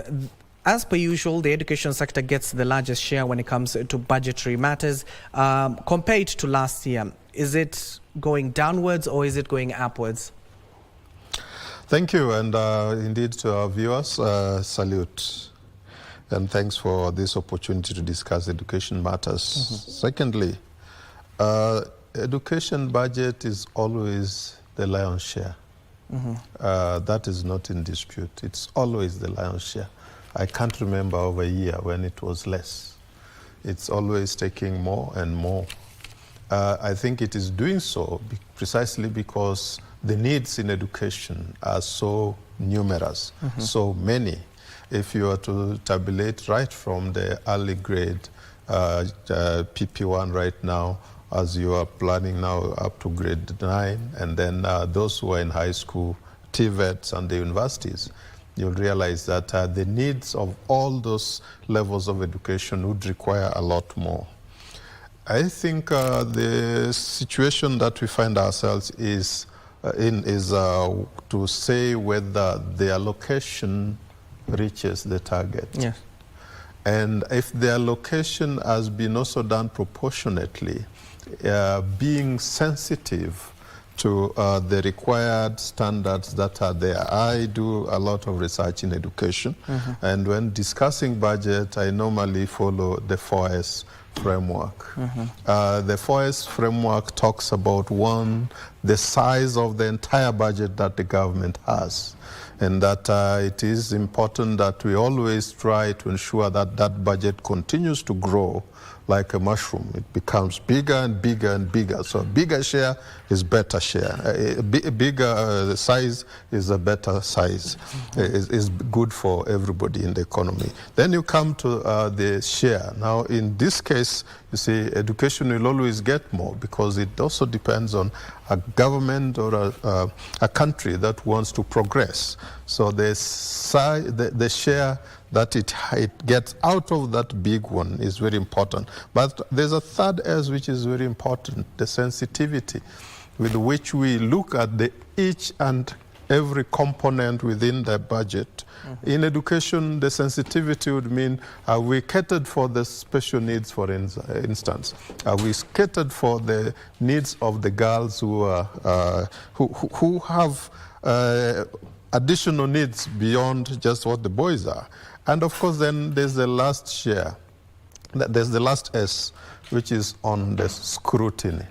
And I think this is where I would be dropping it down and say, if we do not scrutinize how the education budget is utilized, if we do not remit, for example, what needs to be remitted in time, and then follow up to ensure that it is used appropriately, not buying, for instance, this Biro pen at 100 shillings when it should be bought at 10 bob, then all that we are seeing as a lot of money, the pilfering of that money, that is where then the problem begins. As for now, if I'm to get a glimpse into what that budget says, our Elimu Bora group, we had budget consultants, financial analysts, and we actually sat and made certain recommendations. Indeed, we submitted a memo when the budget policy statement was produced. That was in January, February, and even we interacted with this budget and submitted still recommendations on what needed to be considered. One thing which is stuck clear to me and to us as Elimu Bora is that there are certain budget lines which are put there, what I would call budgeted for corruption. Because if you are not so specific as to where that money should go, it remains floating there. And when it remains floating there, no wonder that is when you'll find CS then declaring, I want to support a school with 100 million. Because this float, it is a float. It is just, it's not directly attacked. Look at, I can take you even to the very specifics. We'll be getting to those specifics. Let me just accord others also an opportunity to open and state your remarks. We'll be going to those specific boards, don't worry. Frederick, what do you make of this particular allocation, and how crucial will it be to the vital sectors, especially on the education, on the lower level especially? Now, as my colleague has rightfully put it, that education deserves the largest share of the budget based on the demands and the needs. We are dealing with the lives of young ones. We are developing careers. We are developing human resource. So I tend to believe that probably could have been better. The allocation would have been better because we are talking about a growing population. And as the population grows, it only demands or requires that the allocation is also proportionate to the growth. So where we find ourselves, I can say, is a little bit unfortunate because most likely we are going to see cuts in budget of allocation in the vote heads of various particulars in the school planning. And probably to some extent what we are going to see is that the cost is going to be passed down to parents. And parents will be called upon to foot certain bills, probably what part of what the government was footing before will be cascaded down to parents. And as I've said, it's a bit unfortunate. I wish it could have been done better. But again, the policymakers know as to why they have reached that decision with the cuts. We've already heard about the cries coming from the school heads, because even with whatever little they're already getting, they are struggling to make ends meet, also to meet their suppliers and all that. Now going forward, with even a cut, we can see 2025, 2026 going to be a very hectic year on matters academics. And of course, the weight will be borne by the parents, learners, probably the quality of service will go down a little bit, as we say. And I just hope that key policymakers at the ministry, at the senior government level, see how they can intervene and chip in something more. Because as we speak, we are already talking about instances when even teachers have already issued kind of a strike notice. And if that is to happen, then you can see the kind of weight. The human resource in the teaching career is already overstrained. And if we are still talking about, right now we can still talk about a teacher strike or a national teacher strike, that will be catastrophic. Brenda, Yes. is the money enough? Thank you so much for having me. Money will not always be enough, let's say that. But we'll work with whatever we have. What I'm happy about the government is that when they came in, they started aligning education sector. You remember they started by putting in place a task force, the presidential task force, which now went back to aligning education in terms of the content the learners are learning in class and cutting down on. You see, some measures were cut down, rationalization was done. So at least I feel as much as it will not be enough, we can start off at that platform, work with whatever we have and move forward. I believe at the long run, things will work out. Alex? Thank you, Hashim. I think it's a big thing that we are having a discussion, a political discussion actually on the lives of the nation, which is impending on the young peoples, especially our children. Mostly knowledge and education, they are seen as a development towards social sustainability, economic growth. We should not be having this kind of discussion whether the money is enough, money is not enough. If there is one area that the nation should at all invest without having to have issues with this education, this is the livelihood of the nation. So what I'm expecting, because these are new reforms, okay, and today I would be guided by the principle that only change is constant. So this is a new principle that is on board. The money, of course, is not enough. There's a lot of things that need to be done. CBC is new. The training of teachers needs to be done. There's a lot of things that needs to be done. So there's a lot of investment that needs to go here. So to be honest, it's not enough. Now, Boaz, let's go to those specificities that you are running to. Start off with, especially in the education sector, yes, please. The Exchequer is saying that these funds are going to across primary, junior, especially JSS, yes, secondary, TVET institution and university institutions. With this kind of funds, given that you said you had experts who scrutinize especially the allocation to the education sector, yeah, which sectors are likely going to suffer if they don't get funds?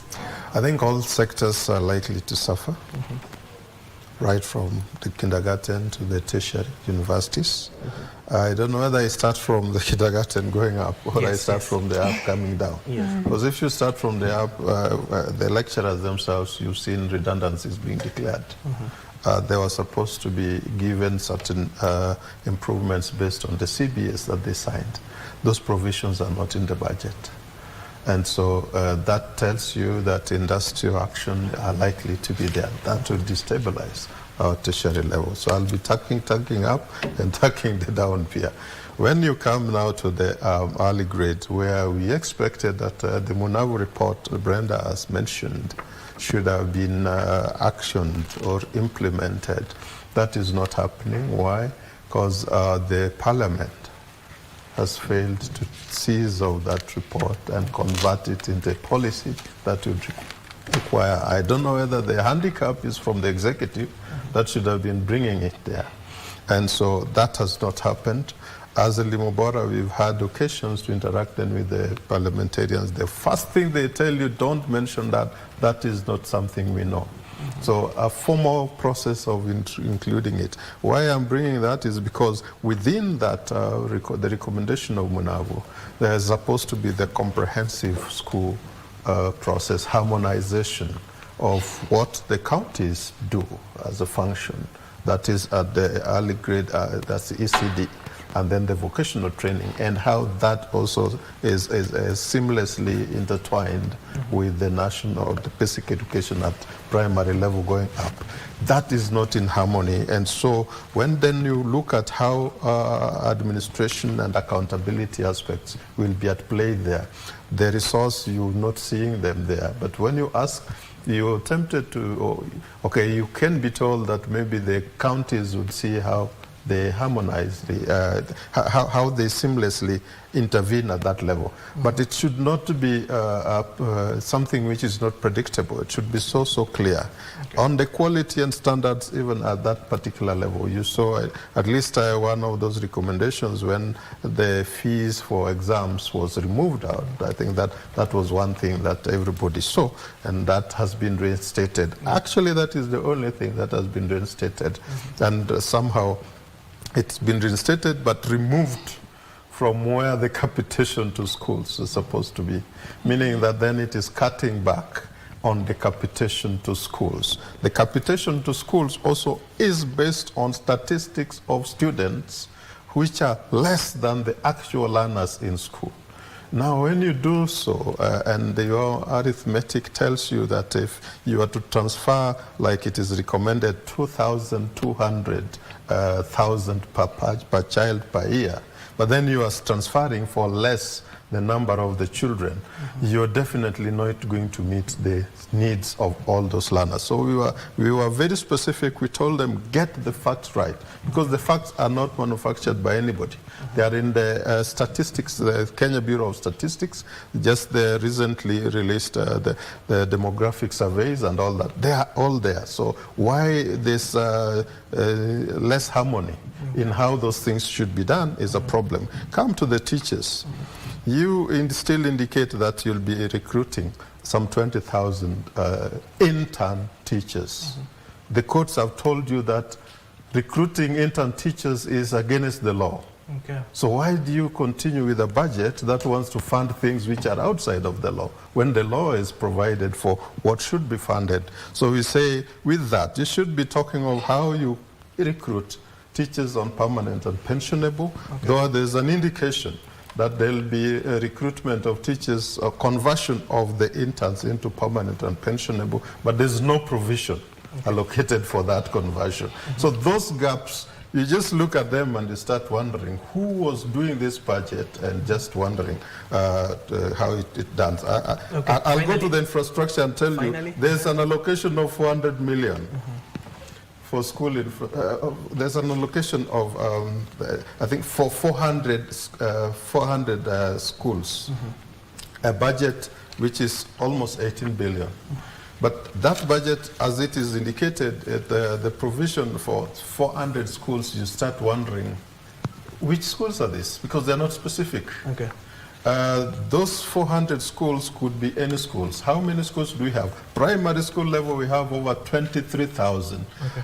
Secondary school level, we have over 9,000. So how come you're only budgeting for 400 schools? Those are the things that we have raised. Actually, if they are to be very faithful and look at what memoranda we are submitting to them, that would help them to harmonize. Okay, thank you so much, Boaz. Now let's circle back, Frederick, to what Boaz is raising, to what we're discussing today. It's all about this particular criteria that was issued early this year by the Ministry of Education when it comes to the competency-based curriculum, the transition between grade 10 all the way to 12. So in terms of the career pathways, is it addressing the needs of the society as per now?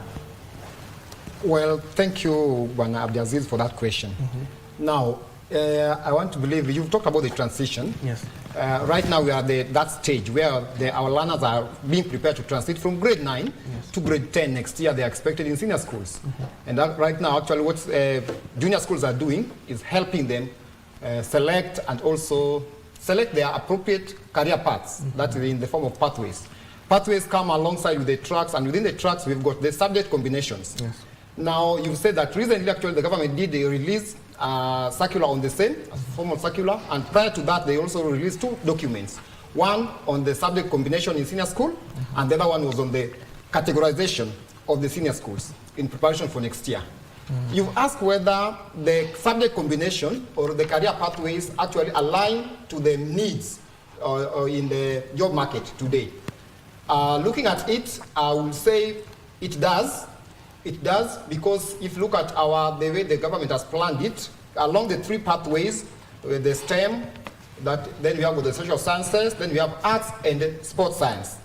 Now, going by the government projection, STEM pathway is projected to produce up to 60%.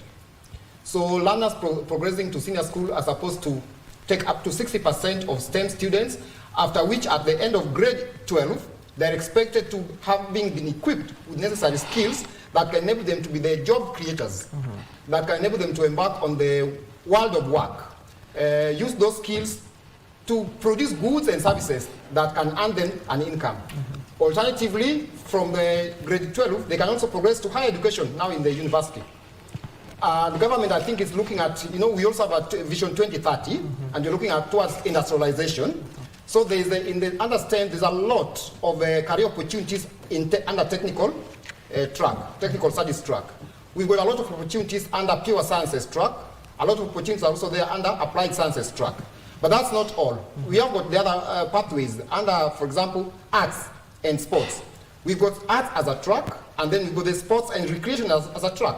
So government is looking forward to a situation where a learner goes to senior school, maybe specialized, let's say, a gym instructor. By the time they exit in grade 12, they should be well equipped to set up their gym and also help with the management and control of lifestyle diseases by keeping fit, physical fitness. And that's why you find that in senior school, physical education and sports has been made one of the compulsory subjects. So I want to say it must have taken the stakeholders a lot of time. There was due diligence, a lot of research, such that the subject combinations are scaled in such a way that at the end of it all, they are shaping a learner towards being productive in a given economic area or a given sector. So, as we speak right now, there's still a lot, parents are a lot asking on which is their probable subject combination for my child. Okay. But now that, because it's wide, that circular, if you go, it's over 500 plus subject combination that was released by the ministry. So looking at it in bulk, it might be a bit confusing. But if you narrow it down to an individual combination, you realize that it points to a particular career line. Okay. Yeah. Okay. And of course, Brenda, given that Frederick is talking about the transition is still ongoing, maybe as the experts on the ground, what have you noted so far and what can be improved upon? Okay. Thank you. In every learner, right now, the current grade 9 learners, let me go back to what you had asked him about whether their correct placement has been done. If you look at the way the government is going to place these learners in senior school, a learner will be able to choose, for instance, 12 schools as a pathway that the learner is going to take. In those 12 schools, a learner will be given an option to choose 7 schools of the path that they would want to choose. Remember, all through from grade 1 or PP1 for that matter, we've documented the progress of this learner. And a teacher should be able to tell you at grade 9 level that this learner is supposed to move to this path. When you look at the documentation of assessments all through to grade 9. You give this learner a second option to choose the pathway that they want to choose, 3 schools. So if the first 7 schools, you've given the next 3 schools, and then you've given the third option. So the kind of personnel we are going to send to the country are real professionals who are going to handle matters that they're supposed to handle in the society. So what the government are not looked at, probably they need to bring in the financial bit of the parent, because we'll place a learner in Mangu, for instance, and probably the capability of the parent will not reach there. So I think that is what we should have brought in terms of selection, because when you do selection, it is the school, it is the parent, it is the teacher, it is the learner, all that class of people. So the parent should be able to come out clearly and say, yes, put my learner in Mangu, I'll be able to handle my child in Mangu. Put my learner in this area, and I'll be... So probably that is the bit that we need to look at. But the criterion of selection placement has been done right, according to me. Yeah. Alex, as a career counselor, as you respond to the same thing, what should teachers and parents alike should be looking out for from these young learners so that they can be better placed where they can flourish at the end of the day? Thank you, Hashim. I think there is one thing that we must understand and accept is that educational reforms, they are guided by our national goals. Also, what's the national goal of a country? I think if then we are guided by the Vision 2030, which was developed, is that Kenya was supposed to be made the middle manufacturing in a country by the year 2030. So then if that is the case, then the question that you ask is whether do these pathways align into the job market? That is the intention. Collectively, yes. But now, will we be able to achieve that? Because when you look at STEM, at the end of it, what we are looking at, we want to have the entrepreneurs from the STEM pathway. Then when you look at social science and arts, the bottom line is that we want to have a social cohesion, culture, and leadership. That's what we are developing. Then you come back to technical, when we are developing guys for employment. Okay, so the intention is there. But now the question is, are we able to achieve it? Are we able to invest to achieve it? So this new curriculum, the person who is at the center of it is the learner. There's a difference the way we used to handle the 844 and this one. This one, a learner should be given a chance to choose what he wants. It's about suitability, because what we are developing, we are not developing guys for the white-collar jobs. We are developing these kids to be able to be entrepreneurs, to be able to start their own business. That's why when you look at those, the way the CBC is breaking down, at the end of grade 12, when a learner is transitioning to tertiary education, now there's 3 options in tertiary education. One, we either go to the tertiary education, that's the university colleges. 2, a learner might have found the career that they want there and it drops off and start the career, and a learner will start a business. Okay, so there's 3 ways. One is that if, for example, a learner chose the social sciences, sports and arts, so this learner has really invested in this and he wants to be an athlete. So we will not force this learner to go to the university. Because what we are developing here is a person who has the skill to sustain the job market. So the parents should totally allow these learners to be who they are. They should not be commanders. The parents now, it's high time to be they have to be the guide. Are you able to guide your child to choose the right career path? Okay, we'll come back, we'll circle to this particular conversation, but let me take our viewers live here at the Broadcasting House. The PS for Broadcasting, that is Stephen Isaboke, is currently with the Managing Director of KBC, Agnes Kaleche. They're addressing there is the PS. Let's listen in. Directives that His Excellency the President gave to see that KBC is actually transformed and regains back its glory. And our work is to work with the management team led by the MD here and yourselves and the board to actually ensure that we fulfill that mandate from the President, and actually that we play our role in nation building. With those few remarks, I thank you again and looking forward to working with you as a leadership, and obviously working to fulfill the government programs and policies. Thank you. At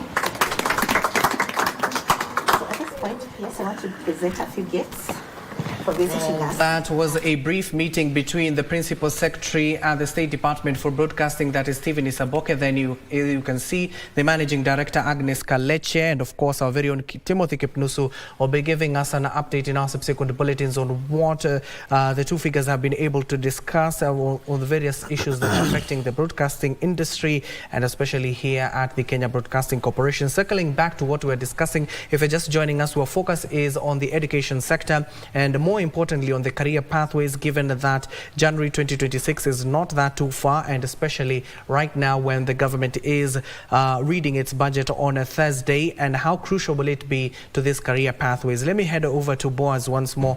Boaz, we're talking about a system that is addressing an education system that was there before. The 844 normally that we are brought up with, we normally crammed. Now we have here CBC that is at the end of the day is trying to figure out what these kids are better at. As the Elimu Working Group, what recommendations have you made so far to the ministry, especially when it comes to the career pathways? Thank you so much. I hope you said crammed on the right note. Yes. Yeah, because I'm a product of 844. Even me. And Yes. I say, if we are not also careful, even CBC might become another 844.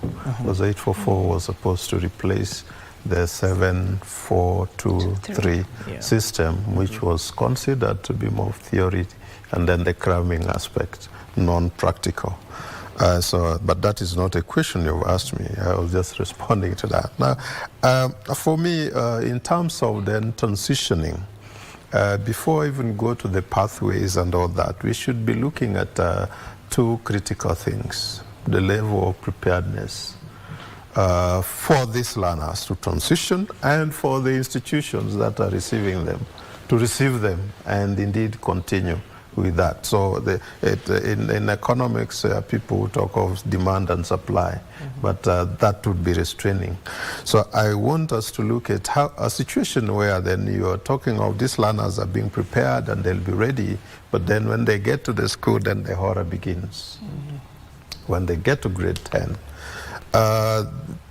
let's avoid these horrors. I don't want to get into the details of that, because that would be a different conversation altogether. We have documentation on this. Can we just be clear that this is the year we have grade 9, and the preparations for grade 10 should be activated more, effectively, other than by the words of mouth? Why, when I talk about that, I mean the schools which are supposed to receive these learners. When talking about the schools, let's not be just thinking it is the Mangus, it is the St. Mary's, it is the Alliances, it is no. Let's start with that smallest of the schools in the village. Public education system, that's the anchor where Elimu Bora comes from. Because if those schools are not properly made conducive, so that they can receive those learners, then we'll not really be getting them there. So we require the infrastructure there, we require the teachers there who have also been inducted. Remember, these teachers that they are going to receive, that they are going to encounter in grade 10, have been delivering the curriculum of 844, which you pointed out, maybe just memory and a lot of that. But this is now the curriculum which requires them to be critical thinkers also. Yeah. You don't also just talk about the practical in terms of just the handwork, but critical thinkers, and psyched in a way that they want to contribute, they want to innovate, they want to think big. And in fact, even as I think it is Alex who was talking about how you prepare them, be ready for the job market. I think you're not preparing them even for the job market.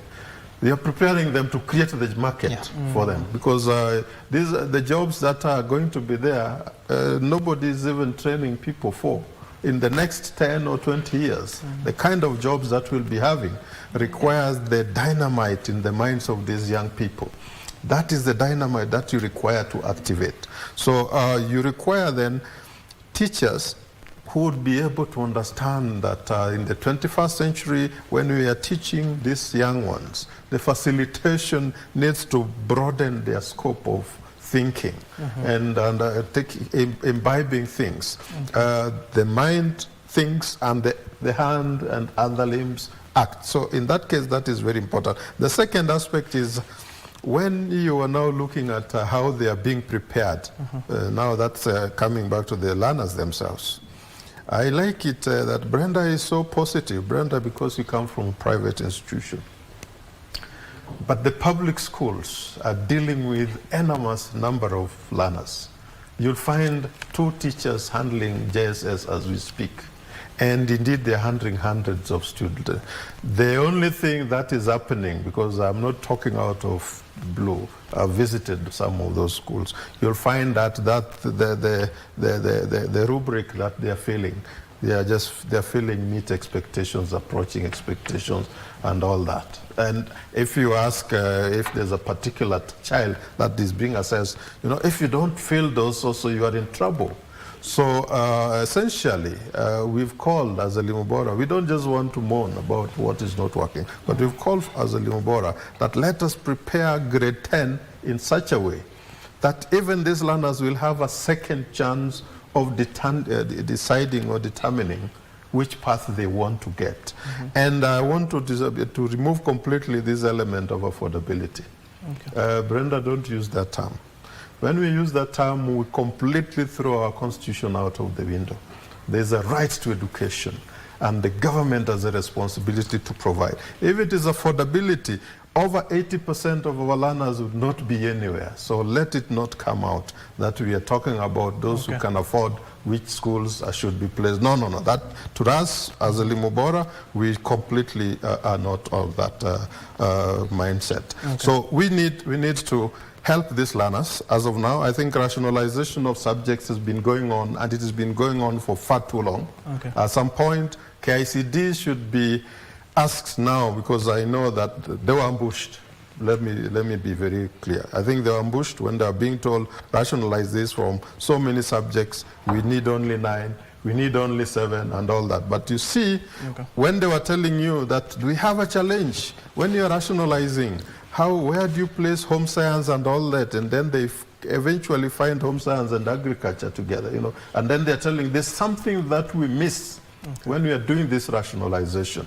And instead of just allowing those subjects to remain as are, but then the learners, now those that really want to pick and choose and say, I want to specialize in agriculture, it is important to allow them also to develop that. Otherwise, you look at the materials that are being prepared, you find that there are certain contents which are missing out or are superficially being handled at that level. So for us, we want them to be prepared so that wameiva kama ile ugali you want to see that is ready. I think when we do so, it would be important. But all this that we are talking verbally, if funds do not follow them, then we'll still be coming back here just to warn about them. Thank you. Now, Frederick, we can even pick points from what Boaz was raising, but a keynote that he has just raised in terms of not overlooking, because most of the time when people are selecting, especially students, even us, when we were back then we were told to select schools, people will be rushing to these national schools. Why are we overlooking these county schools where it could even at least address the issue of students, shortages in some schools and others are full to the brim?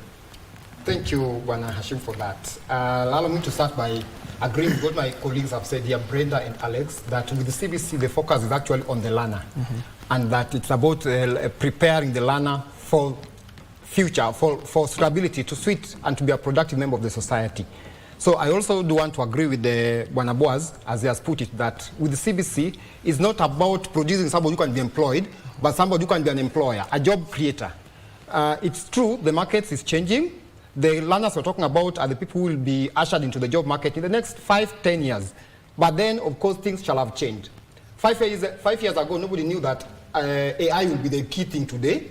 Nobody knew that social media would be a source of income for somebody. So with that kind of dynamics, we are instilling in these learners, it's a requirement that CBC instills in the learners the so-called 21st century skills, employability, adaptability, and all that. And that's why if you go by the CBC foundations, the vision is very clear: to produce an empowered, an engaged, and an ethical citizen. So that whatever they find themselves engaged in, whatever the business, whatever the line of productivity they are in, they are also guided by the values. That is one thing that CBC brings on the table, values. It's not where the end justifies the means, but it's where a decision is made based on the soul, having consulted your soul and your spirit. Is it in good taste? How will it affect the other members of the society? Having said that, I also agree that it's right to education is enshrined in our constitution, and that one now brings us also to the issue of to enable us offer equity and equal opportunity for every learner. Then it goes to what level have we equipped our schools, so that we don't talk about that high school there. When Brenda mentioned a learner failing to join a particular school probably because of affordability, it's a reality we are living in. Somebody will be admitted in that high class, we call them cluster 1 nowadays. Somebody will be admitted in a cluster 1 school, but due to the cost of maintenance in such a school, they might not join based on the family they're coming from. And that's on the same, I agree with Boaz that it is upon the government to make it achievable, to make that dream achievable by equipping all schools equally. Whatever facilities can be found, let's say at Alliance School, should be found at that sub-county school there. The learner doesn't have to travel miles to access the so-called quality education. Right now, these learners in grade 9, they are selecting 4 schools per subject combination. Cluster 1 being national, cluster 2 extra county, cluster 3 is the county school, and cluster 4 is the sub-county school. So you'll find that, again, selection will also be based on the weight of the assessment criteria. Brenda talked about the NEC, the National Examiner, having accumulated the learner profile in matters of academics. That profile has been there ever since grade 3. Grade 3, they reached grade 6, they did CAPSEA. In junior school, they have been doing school-based assessment in grade 7, in grade 8, and now the final one is waiting them towards the end of the year, Kenya Junior School Education Assessment. The weight of that score will also determine who goes where. And that is why nationally, the government came up with 8 levels of performance. Right now we talk about, it started with 4, right now we are at 8 actual levels of performance. Below expectation, from below expectation 2 to exceeding expectation 1, which is the highest achievement, awarded 8 points. So for somebody to go to that C1 class, C1 school, probably they have to have a performance score of maybe 7 and above. But there will be somebody with 4, with 3 points. This, in line with the Constitution and the rights to education, should not be a barrier. Should not stop any learner from achieving their dream. And that's why CBC, the focus is on that learner. They say the mission is nurturing every learner's potential. So in a classroom, the focus is not on the class, but on the learner, because the learners are there, each and every one of them is there individually. So they cannot, there's nothing like collective success. You succeed individually, and then collectively, the community, the society succeeds. That learner who will not make it to C1 school or C2 school, that learner will find themselves getting admitted in C3 or C4 school. They should not see a situation where their government has denied them opportunity in terms of infrastructure, in terms of human resource, and all other supportive services that they require. This is the time for the government to invest in such, to make all schools equal. Brenda, as you respond, in terms of assessment, what are we looking at, especially for this grade 10 all the way to 12? Okay. Before I delved into assessment, when we started this conversation, Abdi, we talked about the budget. And we need to face the reality the way it is. Currently, we have 35,000 schools, 570, both public and private schools. And out of that number, about 11,000 are private schools. Why are private schools there? It means there's a gap somewhere that the private schools have come to fill in. So even as we talk about the budget, the financial aspect of the parent, we need to speak about the reality on the ground. That is one thing. So probably the infrastructure in place needs to be looked at deeply, especially when it comes to public schools.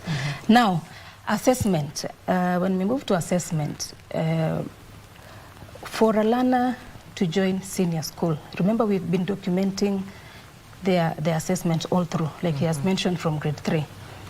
Now, for us to place a learner at senior school, there is a mark that the learner did in KPSEA. We are going to pick 20% of that assessment. In grade 7 and grade 8, we are going to pick 10%. That is school-based assessment. It is an exam administered by NEC, marked in schools and posted. The teachers post it in NEC portal. At the end of grade 9, they'll sit a summative assessment that is KPSEA, which will account to 60% of the assessment. So when you pick the 20 in KPSEA, the 10 in grade 7 and 8 plus the 60, that accounts to 100%, right? Now, when a learner is placed in senior school, there are so many categories of things we'll look at. We'll look at the learner, what do you call, what the learner was able to get in KPSEA, that is a merit. We look at the choice of the learner, the pathways that the learners are going to choose. We look at the schools that the learners are going to pick. There are so many aspects that we're going to look at so that we can, and on top of that, by the way, there's an assessment that NEC is going to administer, I think in the course of this month, called a psychometric test, that will guide the NEC clearly that yes, when we are placing a learner in a certain school, we are clear as NEC that we are correctly placing this learner. So they're going to do an online test, which now will also sum up to what will be used to place the learners at senior school. Yes. And Alex, as we are coming to a close of this particular conversation, the placement, that is what the ministry is saying, will be based on learners' choices, merit and psychometric tests that will be carried out in various institutions that will be sitting for. You've just heard what Brenda is talking about, the assessment. What should be done right to ensure at the end of the day, when that learner leaves school and heads over, let's say for example, to TVET institutions or universities, what should be the right way to address what they're missing? In essence, what are some of the gaps within them? Thank you, Hashim. As we talk about capitation, I don't want to go that route because we may end up losing the discussion, which is the learner. So, what is the best criteria for us to place these learners? Because we all agree that at the end of the day, the main person you are talking about at the center point is the learner. Then, what we should do is the suitability, okay? Because all human beings, we are all wired different. We are all suitable in certain things. The fact that Hashim, you are good in maths and I am good in social studies, it doesn't make you a better person. What it makes, it complements us. So what then we should do, as career counselor, what we look at least 5 areas. One is the personality of the person, okay? Because people think different, people feel different, people see things different. So what's the runner's personality, okay? Then what interests the runner? Where is the runner interested in? Then what motivates the runner? Because we are all motivated different. Maybe I am motivated in things to do with social services, in adventure, in continuous learning. Then how does this runner run? Because we have at least 4 or 5 areas of running. There's those who run by seeing, visual runners. There's those who run by kinesthetic, hands-on. There's those who run by just hearing. So how does this runner run? Then now, after combining all those things, then we do what we call correlation analysis. I think now when that psychometric comes out, I prefer to call it a career assessment rather than psycho. Then now we look at, after doing all the this kind of correlation analysis, are we able now to identify this person's strength? Where is it? Because we are looking for suitability. It's not about what society wants. It's not about what the teacher wants. It's not about what the school wants to place their runners. It's about where this runner is suitable in. So CBC, if we look at it from a top-down model, in a way that first of all identify the career of where this runner wants to go. Okay, let's first of all identify the destination, then come back and work towards the destination of that learner, so that now, in a way that now we are able to give this learner a broad range to choose from. It's the learner to make a decision, and this is what I want to do. Okay, then can we be able to guide this learner to make a decision? So it's about looking at all these areas from their personality, career interests, career motivators, and then deciding on which is the best cluster or pathway to put this runner. Yeah. Okay, given that now we're in the final leg, let me start with you, Boaz. I give you a minute at least to make your final remarks. I'll give you a minute each. Let me start with you, Boaz. Thank you. It's been a good conversation. A few things I need to clarify. One, it should not emerge that Elimu Bora is anti-private schools. Elimu Bora is for an effective and working public education system. And they coexist, of course, with private schools. And those private schools should be there as a matter of choice, not that they are the only ones. That is why we advocate that where there are no public schools, they should be established. The second thing is also on the focus on the learner. And I want to remind us all, the reason why TSC does not allow anybody who has not been trained as a teacher to appear in front of a class is because the teacher training at the colleges and the universities enables these teachers to focus on the learner. And that is the focus of the teacher training. Anybody who has not been trained there appearing in front of a classroom or a group of children is a cheater, is not a teacher. And so I think I needed to bring that out. And thirdly, the aspect of what we as a Elimu Bora are calling for, which are things which can be done, is making each and every school a center of excellence for all this learning. I think I like the way Fred put it across. Why? Because not all those learners would be able to go to other corners of this world. Actually, I wish they could, the way Nyerere did in Tanzania. Yes. You pass, you are given a voucher, you can take, the buses are there, can take you to any corner of the country, and you are not asked, because that would also allow for integration, cohesion and all. But in our reality, the only thing we must do then is to ensure that all those corners have schools. Okay. That even if you come to Nairobi, you would find the same school and the facilities and all. We call them the holistic school approach. Okay. That you'd always be having them with the standard infrastructure, teacher quality, environment, you know, in that way, in such a way that no child is left behind, no child is feeling like I'm being given the short end of the stick because I'm interacting with things like in the sciences much later. So for us, I think we are saying there's a conversation that Kenyans need to have. Okay. And the Kenyans need to have and look at it, even if it is from the budget, they need to say, we still require a lot more resources in education. We are not saying that because it has 7.01 billion allocated this year, that is enough. Okay. But we also need to seal those loopholes, which make us lose a lot of the resources. Thank you. Okay, thank you. Boaz? Oh, sorry, Frederick, quickly. Thank you, Bwana Abdi. Once again, I'm grateful for this opportunity, and this was a very meaningful discussion. I hope wherever this gets to us, from whichever corners in the country, that we take this exercise very, very seriously. It is critical that we are handling a transition stage, and it is critical and important that we get it right.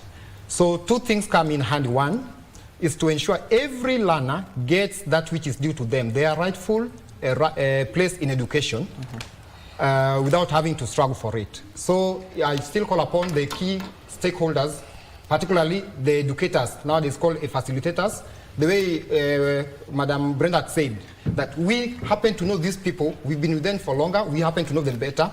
Let us give a good advice, a good counsel to the parents and the learners in matters choices.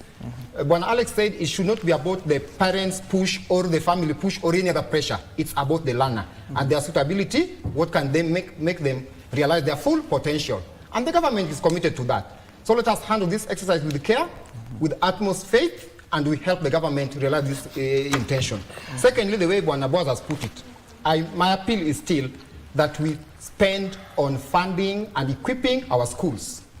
Let us fund and equip our schools so that everybody gets equal chance. It is true, she said it, private sector things are way better. In public, there's still a way to go. Okay. Yeah, some good work is going on, but there's still a way to go. There's a lot that needs to be done there. So let us reach a point. I'm looking forward to a point when it doesn't matter whether you undertook your education in a private institution or a public institution, because you have equal opportunity. Okay. Otherwise, on matters CBC, those who are still in doubt, matters CBC, this is a train that has left the station. Okay. We are picking our passengers on the way, and it's our faith that every passenger who are our learners arrive at their destinations safely. Okay. Thank you. Brenda, quickly. Yes, Abdi. Firstly, I would say let us take all the stakeholders in this sector and involve them. Let us involve the children. They are still minors, they need guidance. Let us involve the parents, let them understand what is happening. Let us involve the teachers that are handling these learners. Let us do the retooling of teachers so that as we move forward, we know they are aware of what is happening. Secondly, let us avoid the confusion. Everybody who wants to make content.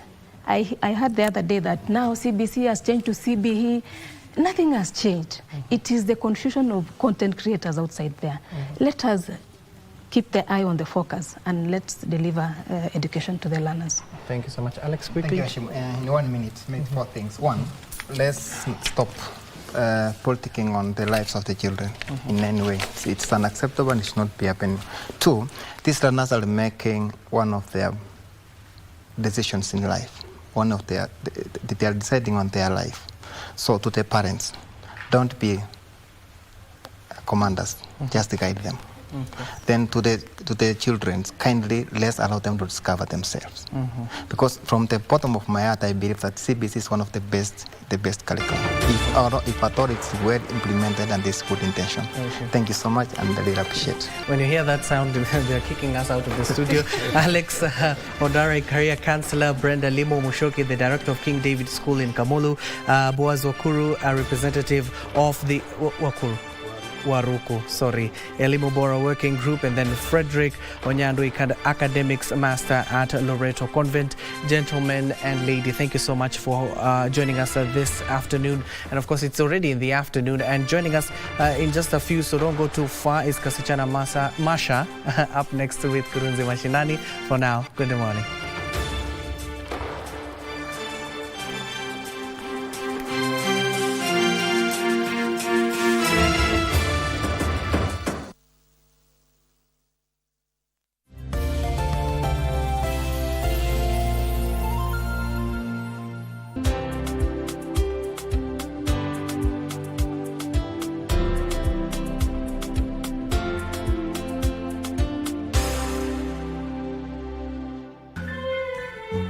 Haongeleshi mtu yoyote. Jaribu kumwongelesha. She might open up to you. Unaona? I even qualified. Umehitimu. Unajua nafanya nini hapa? Ahmed, arudi hiyo Dubai. Nimepoteza mtoto mmoja. Haijalishi. The words came out of your mouth. You should know better. Pole. Na mume wako. Sasa hapo ndio shida iko. Hapo ndio shida iko. Meaning? Nishasema chenye mimi nataka, sasa wewe